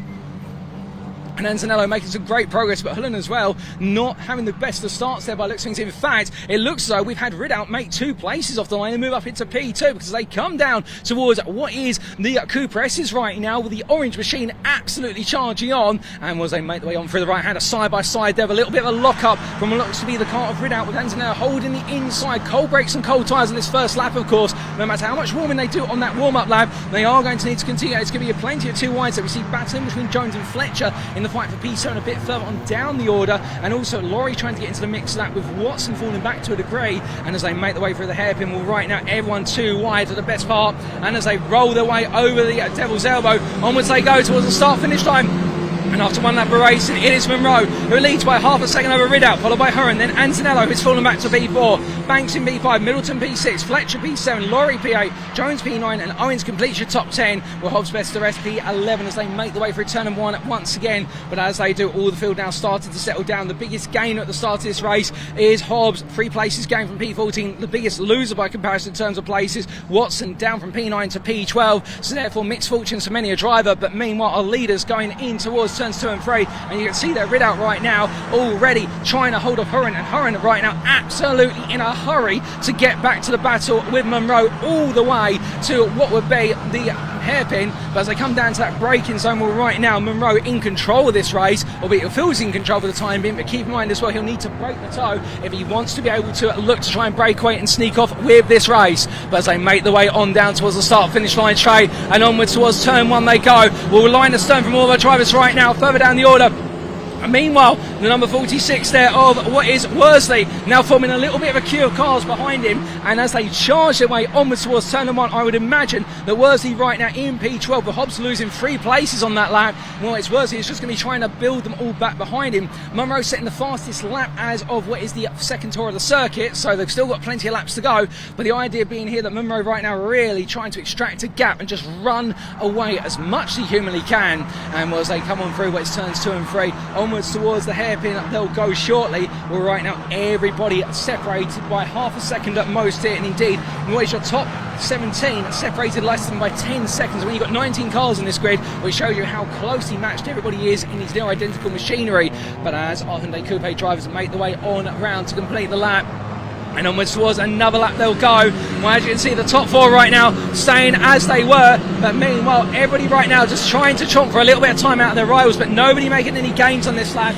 And meanwhile, further down the order, we've got a bit of bumper hanging off. Where's the number 21 of Smith? I suspect that's going to be given a meatball flag, or what is the car standards flag. That's the orange circle around the black flag for what is pieces holding off the car, and he'll need to bring that into the pits, Will Smith. So therefore that's going to be a car that we will lose towards the front. But meanwhile, we look back up towards the front, and as we can see, well, meanwhile, in the battle for P5, Banks versus Middleton trying to sneak his nose up the inside there into the Coupe S's, but in the end, Banks saying, no, you don't, thank you very much, and therefore keeping him behind, but already little peaks. Meanwhile, a move being made further back there, and I do believe that was the 46 of Worsley falling to Wilkinson. We'll get you an update on that when they come around next time. More battling happening in the mid-pack as well. Jones and Owens going toe-to-toe as they make the way into the hairpin by the looks from what we could see, but our drivers make the way down too wide there into the hairpin. Indeed, overtaking opportunities are plenty now as they make the way through. More lock-ups and tries, one driver going very deep. That was your driver in P17 at the time, or was Sylvester making a mistake into the hairpin as they come across the timeline. Well, meanwhile, we still do have 11 minutes to go, and Smith once again being given what is the meatball flag on the start-finish straight, and therefore I would imagine that Smith, if he hasn't come in soon, he'll be coming in very soon indeed. But meanwhile, as we look to what is the run in towards turns 2 and 3, we're coming from our driver with his bump hanging off to our leaders who are not going bumper to bumper quite yet, but getting close enough to do so.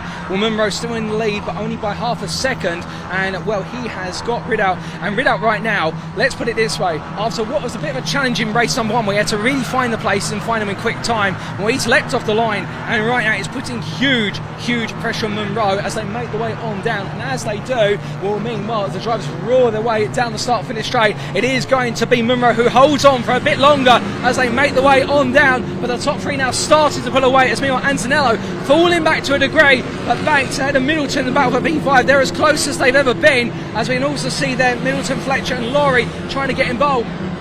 From them, meanwhile, the 69 car of what is none other than Swift chasing after Hobbs in their battle for P14. Sylvester ahead of Gillies, and Will still out of the circuit there, so I don't think he's quite cottoned on in the fact that he does have that bumper hanging loose. If he hasn't heard it scraping by now, then I think it'll be the sound of the engine that's deafening that out. But as the drivers make the way on around and onto this lap, well, as we reach the halfway point of this race in due course, we're not quite there yet. We've still got 9.5 minutes to go. Let's not wish the time away. Indeed, with so much great racing today, ending on this is an absolute highlight. And as they make the way in towards that turns 2, 3 and down towards 4, well, right now it does seem as though the battles inside the top 10 are really going to become the main focal point here. The battles further down the order, as I did notice their car going very slowly. I think Swift having a technical issue with the car in the 69. We'll come back to that when we can. It might have been a different driver, but meanwhile, as your leaders make the way onwards towards the next lap, well, Munro still holding on by 6/10 ahead of Hurren, and in fact, well, ahead of Ridout, we should say, with Hurren in P3 and then Antonello P4. But further on down the order, well, meanwhile, we can see those gaps are closed up. Fletcher versus Laurie for P7 is now becoming much closer as this race rages on, and the drivers absolutely right now, well, the stamina I can imagine being drained, as we have got confirmation that Smith is into the pits with that loose front bumper, so he'll drop to the back of the field if he is able to get that car back out. If not, that could be a premature retirement. But meanwhile, as the drivers make the way on through the Coupe S's, no change at the moment, and everyone just waiting now for the opportunity. It could just take a mistake. Everyone's up to what temperature now with regards to tyres and brakes, but as anyone pushes their tyres too hard, or alternatively pushes the brakes to the absolute limit, then that could be when the mistakes open up and the battles begin once again. But of course, as they make the way on through the hairpin, Everyone knows the tail this time, and that will continue on to the next lap. But as we look to the front of the field and our leaders make the way into turn number 1, well, the top 3 continue to stay as they are.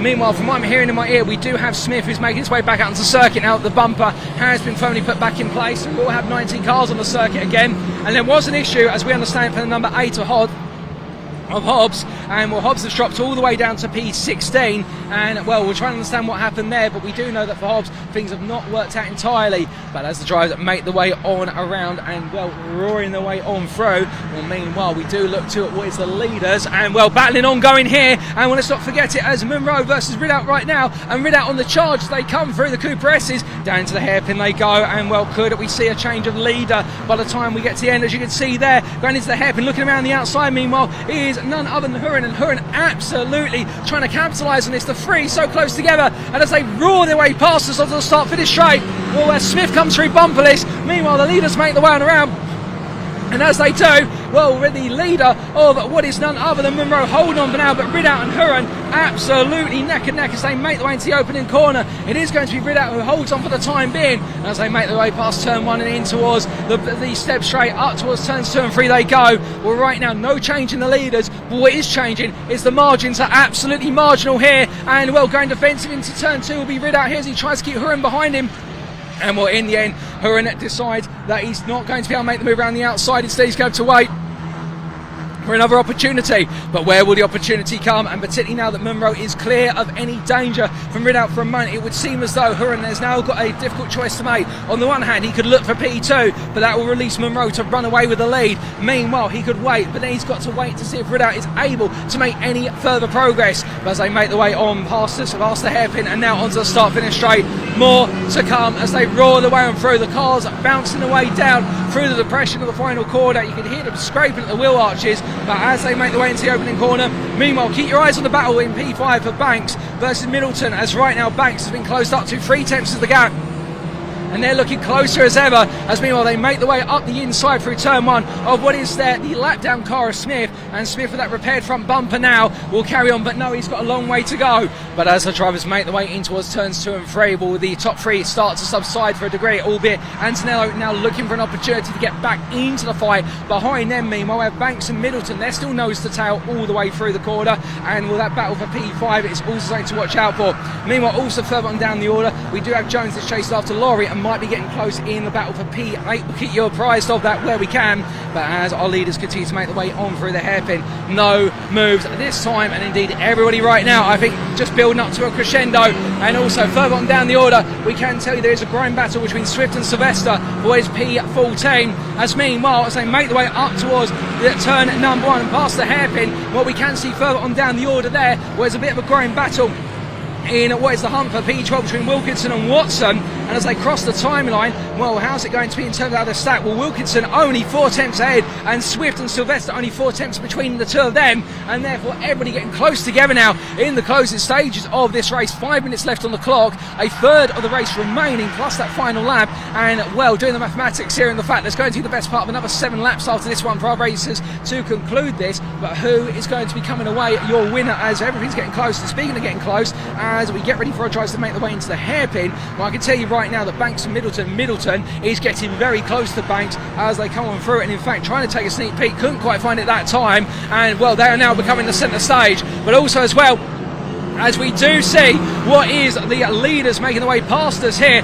It's off camera, we need to give you an update. Antonello's going around the outside of Huron in towards turn number 1. There's a lot of scraping noises coming from Huron's car, and from taking a look by it, the suspension seems to be bouncing around a lot, and the front right tyre is actually scraping against the wheel arch coming out the final corner, and that would suggest that the car is too low at the front for Huron, and therefore he's losing a lot of speed. He's bleeding speed and damaging the tyre, and I can imagine Huron's right now, his pace will definitely be severely cut over the remainder of this race, and that's a frustrating end to the day for Huron, and the fact that he drops to P3, still more to come. And meanwhile, as we look towards turns 2 and 3, you can see there Smith still steering clear of the rest of his rivals. They all make the way around the outside of him, in the fact he has lapped down having to respect the blue flags. We can understand that Smith right now maybe feeling a bit frustrated, given the fact that front bumper has really cost him some racing today. As the drivers head on through the hairpin, well, right now, still no change inside that top 10. In the fact they're all staying together. The only change being, of course, Antonello, who right now is to go defensive through the hairpin, going defensive down the start finish straight, and will Hurin staying close to him. But I think Hurin only having that tyre scraping coming out the final corner if he runs it the distance. So therefore, Hurin, I think, having to back off. We also should point out that we do have a car off at turn 1. There is a yellow flag being waved there, something that we've only just spotted. We're trying to understand which car that is off, and we will give you an update on that when we can. We believe it's the car, the number 26 of Owens, that's been involved in some sort of incident at turn 1. The yellow flag's wave, and well, with 3 minutes left on the clock, I do wonder whether this race will go the full distance, where it will be curtailed a couple of minutes early, and I suspect the answer might be it might go all the way to distance with yellow flags in the opening corner. But looks all okay out there. It looks as though what is Owens is getting out of the car, or will be shortly, so therefore not too much to worry about. But meanwhile, coming back to the hairpin here, our focus now, and well, the leaders making the way through it. It is shortly after the other drivers as well, and that battle for P5 between Banks and what is Middleton staying close together right now, but Banks does seem to be finding a bit more of an advantage as our leaders make the way across the timeline. They'll have 2 more laps after the one they've gone on to, and right now, well, I can tell you one thing, if they're not feeling tired already, they will be soon, as meanwhile we do have a bit of a growing battle behind between the 51 and the 75 of Fletcher and Laurie, and well, got the numbers in the wrong order but the names in the right order, because it is Fletcher who's currently ahead of Laurie as they make the way in towards turn 1. No change between them at the moment. Meanwhile as well, Watson and Swift are getting closer and closer together as they come on down the start finish straight, albeit Swift still was the best part of the second line. We've also got a misfire in Hirons, the number 65 in P16. Here in the car, misfire coming out the final corner, might be missing a gear at this point, so I have to wait and see what happens to them. But meanwhile, as we continue to look to turns 2 and 3, we'll race at action wherever you look in this OT Coupe Cup race to conclude the day here. And we're right now at the hairpin, still no way through for Middleton versus Banks. The gap still standing at what is the best part of a second, and I do suspect at this point it may all be about just trying to get a mistake from Banks. But meanwhile, in your leaders, well, your top 2 separated by a second. Meanwhile, Antonello has got Hurin right behind, and Hurin, despite the issue with his car, well, the issue seems to have gone away to a degree, and well, I think he'll be feeling as though now it's all about just holding on for P3 versus the defending leader as they make the way onwards towards where it's turns 2 and 3. And remember, Antonello right now absolutely eager to find his way through in that Gen 3 car. But will he be able to find it? Well, he's he's under a lot of pressure, and the Gen 3 driver absolutely trying to hold on here for as long as he possibly can, all the way to the end. Meanwhile, whilst they make the way through turn 2 onwards towards what is the hairpin, further down the order, Laurie and Jones, well, they were separated by 1.2 seconds at the start of this lap. They are getting closer, and well, our leaders will shortly be coming through to go onto the final lap, ladies and gentlemen. So still a bit more to come with regards to this race, but as they roar their way onto one final lap of the circuit today, indeed the last lap board is showing for them, when it is still Munro 9 tenths clear of Ridout, with Antonello a further 4 seconds back, and then behind him Hurin, who's close behind 3 tenths, with Banks and Middleton 7 tenths between the two. So the battle for the top 6 is where the main contention is, albeit the 75 of Fletcher holding off Laurie still, holding it off by only what is 2 tenths as they make their way into turn number 1.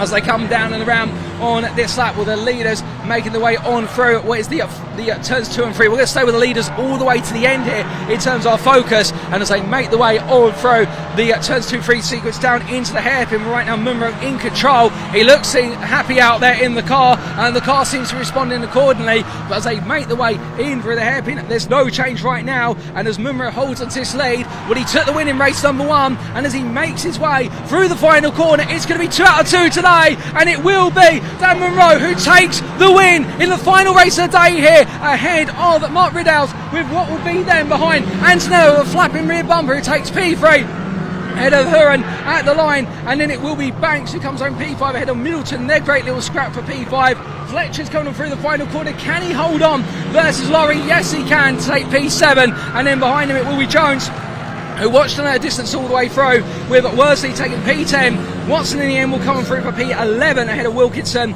with Swift P13, Sylvester P14, and then we've still got a couple more to come, including what is Hobbs P15, as he makes his way to the line. A bit of a lonely P15, but he does win the award there, in my personal opinion, for one of the fanciest looking liveries on the car. And then we'll have the number 65 of Hirons coming through P16, and then Gillies, I should say, being the final try to finish this race on the lead lap, P17. So what was 19 stars starters and then 18 finishers. The one retiree owing to that unfortunate incident into turn number 1. And we'll, with that, ladies and gentlemen, as our drivers cool down, what a race at the front of the field between Munro, Riddell, Antonello and Huron. And in the early stages, Munro was under major pressure all the way through, but in the end able to hold off the pressure, withstand the attacks constantly from Riddell, Antonello and Huron, and in the end bringing home a deserved back-to-back pair of wins here today at the Mallory Park Circuit. And he will go into the next rounds in the series absolutely on fire.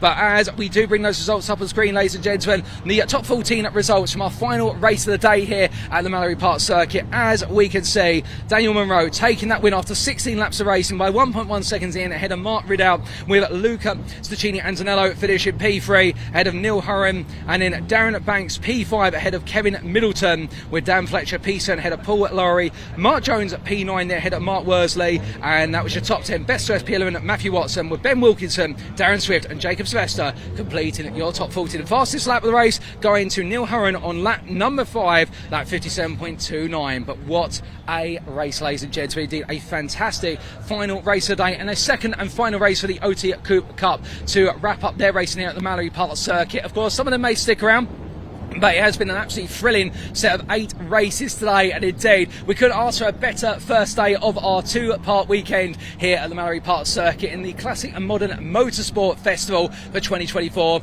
And well, what we're going to try and do, ladies and gentlemen, is we're going to try and grab a word with some of our Hyundai Coupe drivers, if we can, before they decide to start packing the tools away and whatnot, before we wrap up for the day. But goodness me, I think you'll all agree it's been a fantastic day of racing. More to come tomorrow, but with that, let's hold the fort for a second and start to make our way down into the paddock and see if we can grab a word with some of our drivers there before all is said and done. So we're going to start making our way on through, and as we do, well, I'm going to gradually make my way past our cameraman here, who has been an absolute star as well, and make our way down.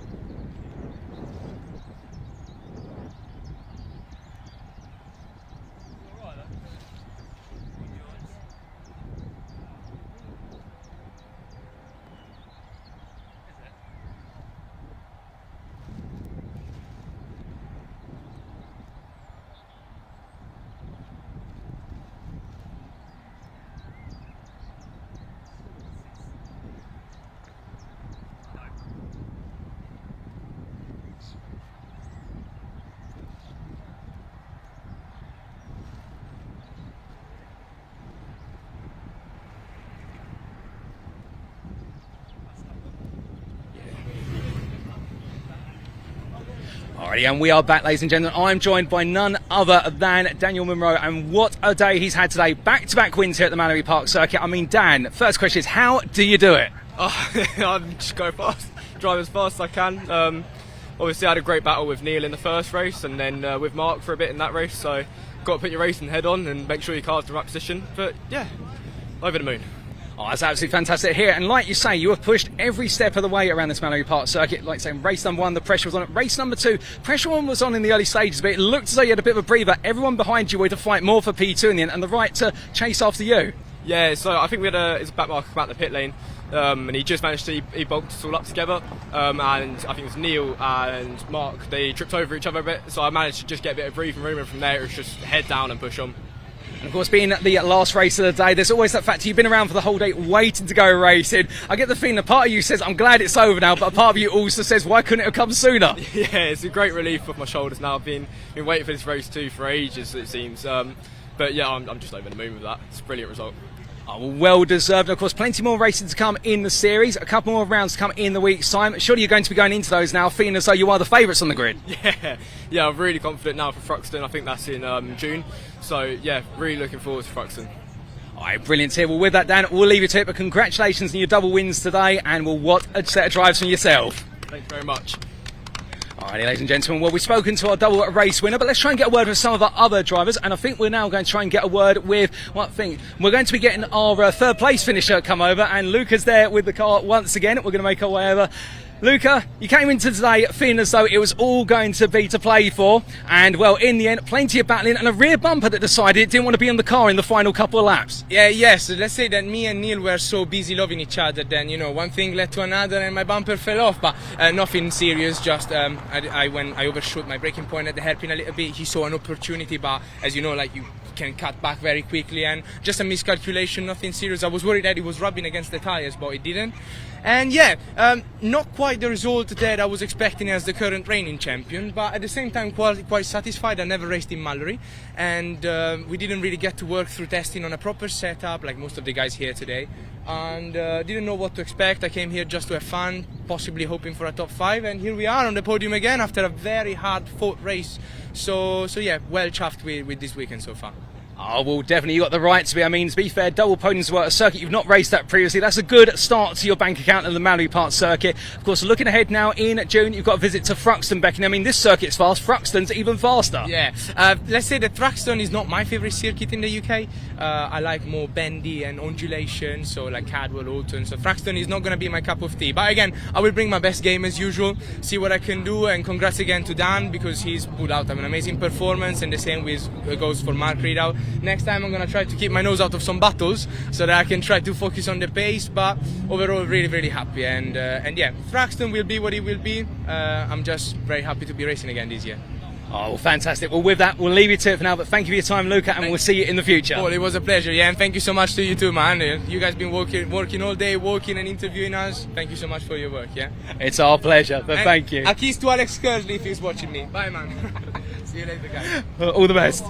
Well, with that, ladies and gentlemen, I think we have got a circuit that has got some cars in the assembly area, so I don't know if we are going to be seeing a return to the racing for what would be, I think, the race number 7 that did come to a very early halt. We are just going to double check on that because we might have one more race to go still. Perhaps it's being pushed back, but we'll try and find out as soon as we can. So just bear with us for a little bit, because we do have a lot of cars making their way out, but as soon as we know what's going on, we'll keep you informed. But in the meantime, absolutely buzzing at Paddock down here. But as I say, I think we might have one more race to come. So we're going to make our way to our perch, because I think we've got one more to come.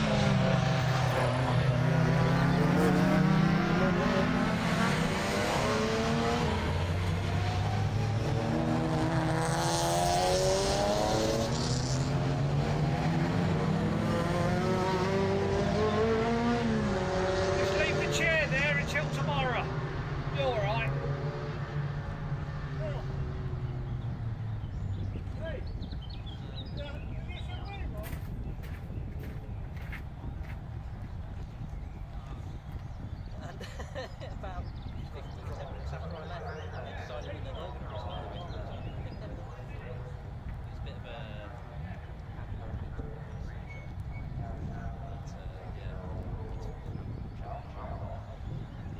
well, right, two Ferraris.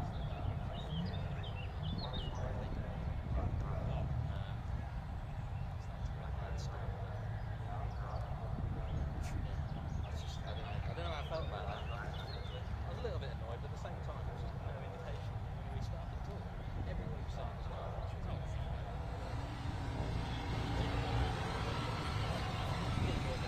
Well, ladies and gentlemen, we thought the racing was done here today. However, good news in the fact the racing is not quite done. And, well, you may remember race number 7 earlier, which was the first race of the weekend for what was the Classic Touring Car Racing Club's pre-1993, pre-2003, and also the Blue Oval Saloon Series. And that race, of course, ended up in a bit of a red flag situation. Well, the good news is they are going back on the grid. They're going to redo race number 7. We've got the time available in the schedule, and therefore we're going to get underway once again. And that's what we did as a car interviews, the OT Cup Series, the OT Coupe Cup Series short, but to be fair, all for good reason, in the name of motorsport. And, well, as the drivers get set once again, it's going to be racing all the way through. We're not going to perhaps have time to walk you through the grid for this race, as we are just trying to confirm the updated grid standings, and we'll give you that information when we can. But as our drivers all get themselves setting into position, this will, I presume, be the final race.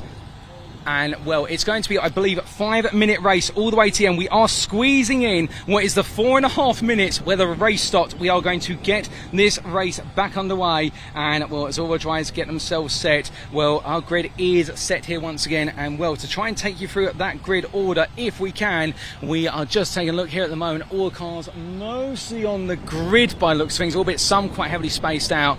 And, well, I think the grid that we do have available is the grid from earlier. But as we understand it, is Piers Granger starts on pole here ahead of Stuart Waite, and then we have Ian Bowen and Gary Preble on row number 2, and, well, then on row number 3 it will be none other than William Davison and Terry Davies ahead of Sean Morris and Kevin Willis, and then Graham Myers and Kevin Granger start on row number 5 to complete your top 10, with Donny Hughes and Mike Nash on row number 6 ahead of John Hillier and Anton Martin on the 7th row of the grid, Craig Owen and William Hunt on row number 8 ahead of Steve Walden and Sam Daffin, and then completing your top 20 will be Andy Abrams and Simon Mann, and Vic Hope will be starting last but not least P21. But as everybody just creeps in position, it's lights out and away we go for the restarted race. 5 minutes on the clock, everyone absolutely attacking immediately. In fact, I think I could see a Ford Sierra Cosworth there going on the attack straight away into turn 1, and that was further down the order. But as they make the way for the opening corner, well, will we see any early major gains from any of our drivers here as they roar and romp their way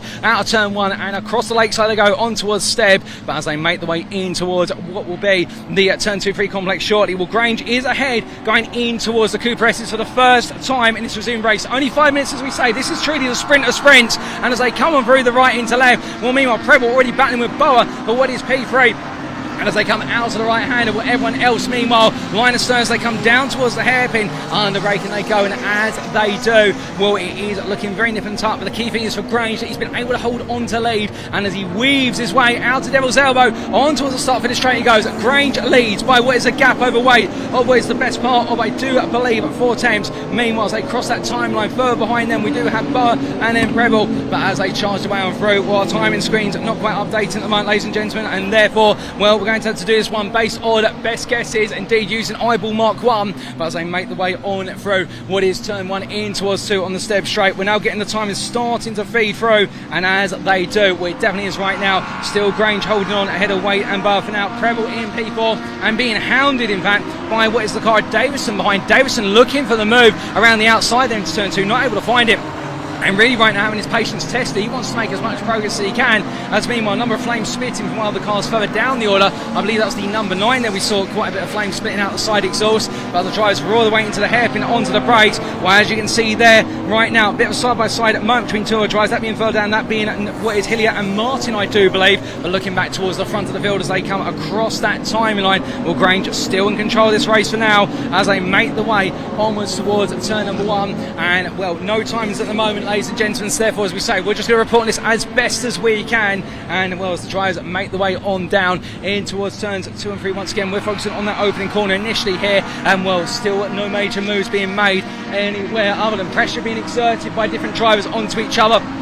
But no change at the moment. Meanwhile, in fact, further down the order, we do have a bit of a battle brewing between what I believe is two of one of the estate cars there, one of the BMW estates, with what is the orange and black BMW making its way around the outside. That being, I believe, that was the 148 and Nash making a move on what have been the E36 touring car of Hillier, and well, that would have been for P12 if my understanding is correct. As the drivers make the way across the timeline onto the next lap, they go, and as they do, well, there's only 2.5 minutes left on the clock here, plus the final lap available to them, so 3 laps remaining when you do the maths. And when you do, Grange absolutely control with weight right now behind him, but to be fair, they're in 2 different classes, they're class leaders, so therefore I think they'll be wanting to mind their own business. As meanwhile, given the chase to weight is still Bauer, who is looking to try and take on weight, but he's not able to find the way to get close. Rebel meanwhile leads was the 2003 C class, and he's absolutely comfortable in that Honda Civic as it currently stands, as the drivers make the way on through. Meanwhile, further down the order, we do see a move being made there on what was one of the BMWs, and I think that move,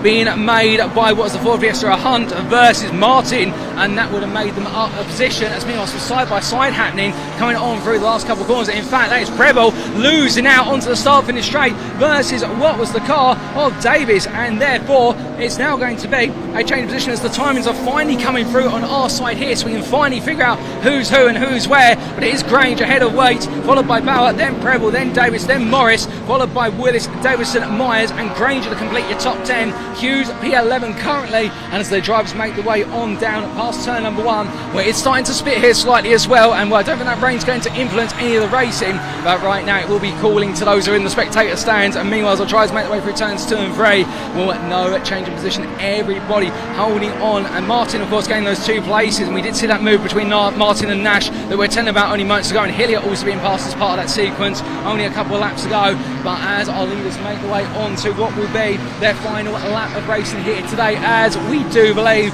when it is still Grange who holds on to that lead, a comfortable lead ahead of Waite, and it'll be at Bower just behind him as it is the last lap this time around. I can see the build combining it, and as they make the way onwards towards turn number 2, and right now Grange in absolute control of this race all the way through. But to be fair, as he said earlier, Waite doesn't need to beat Grange in order to win in his class and classification, so he'll be feeling absolutely comfortable in that P2 position as the drivers coming down. Meanwhile, further down the order, no change of the foot at the moment.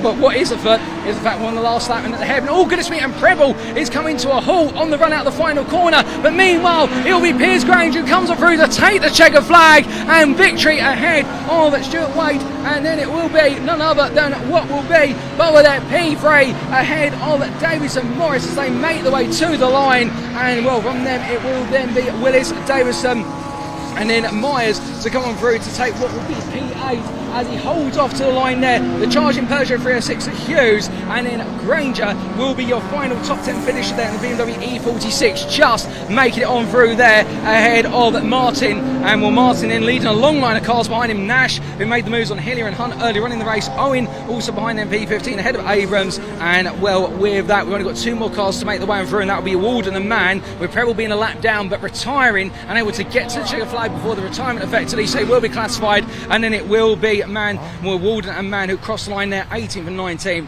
So 22 starters, 20 finishers, 19 on the lead lad, and a very short resumption, a 5-minute end to the racing of what was race number 7 today, and round number 5 of the CTCRC Laser Pre-93 touring cars, Bertie Pre-2003 touring cars, and Burton Power Blue Oval Saloon Series. But that wrapping up our racing here as our drivers gradually make their way into the pit lane now, going into what will be the Parc Fermé area, and indeed having the cars inspected as they always do to make sure they're all within the appropriate weights and whatnot. But as our drivers make the way on down, we will see if we can grab a word with 1 or 2 of our drivers before things all wrap up with regards to this race. But as I say, they are just making their way through scrutineering at the moment, so we might just have to give them a little bit of time before they do so. But we will try and catch up with them where we can, when we can, once they've made the way on through the official scrutineering bay. But in the meantime, ladies and gentlemen, well, we thought it was all over with the OT Coupe Cup, but it wasn't to be in the end. We did have a cheeky resumption there, the 5 minutes that are outstanding, that we were cheated of in a way from what was the race number 7 of the day. But to be fair, I don't think any of you guys and girls at home will be complaining. Of course, it was unfortunate that we couldn't get a word with Mr. Ridout from the Hyundai series, in the fact that we weren't able to talk to him about his P2.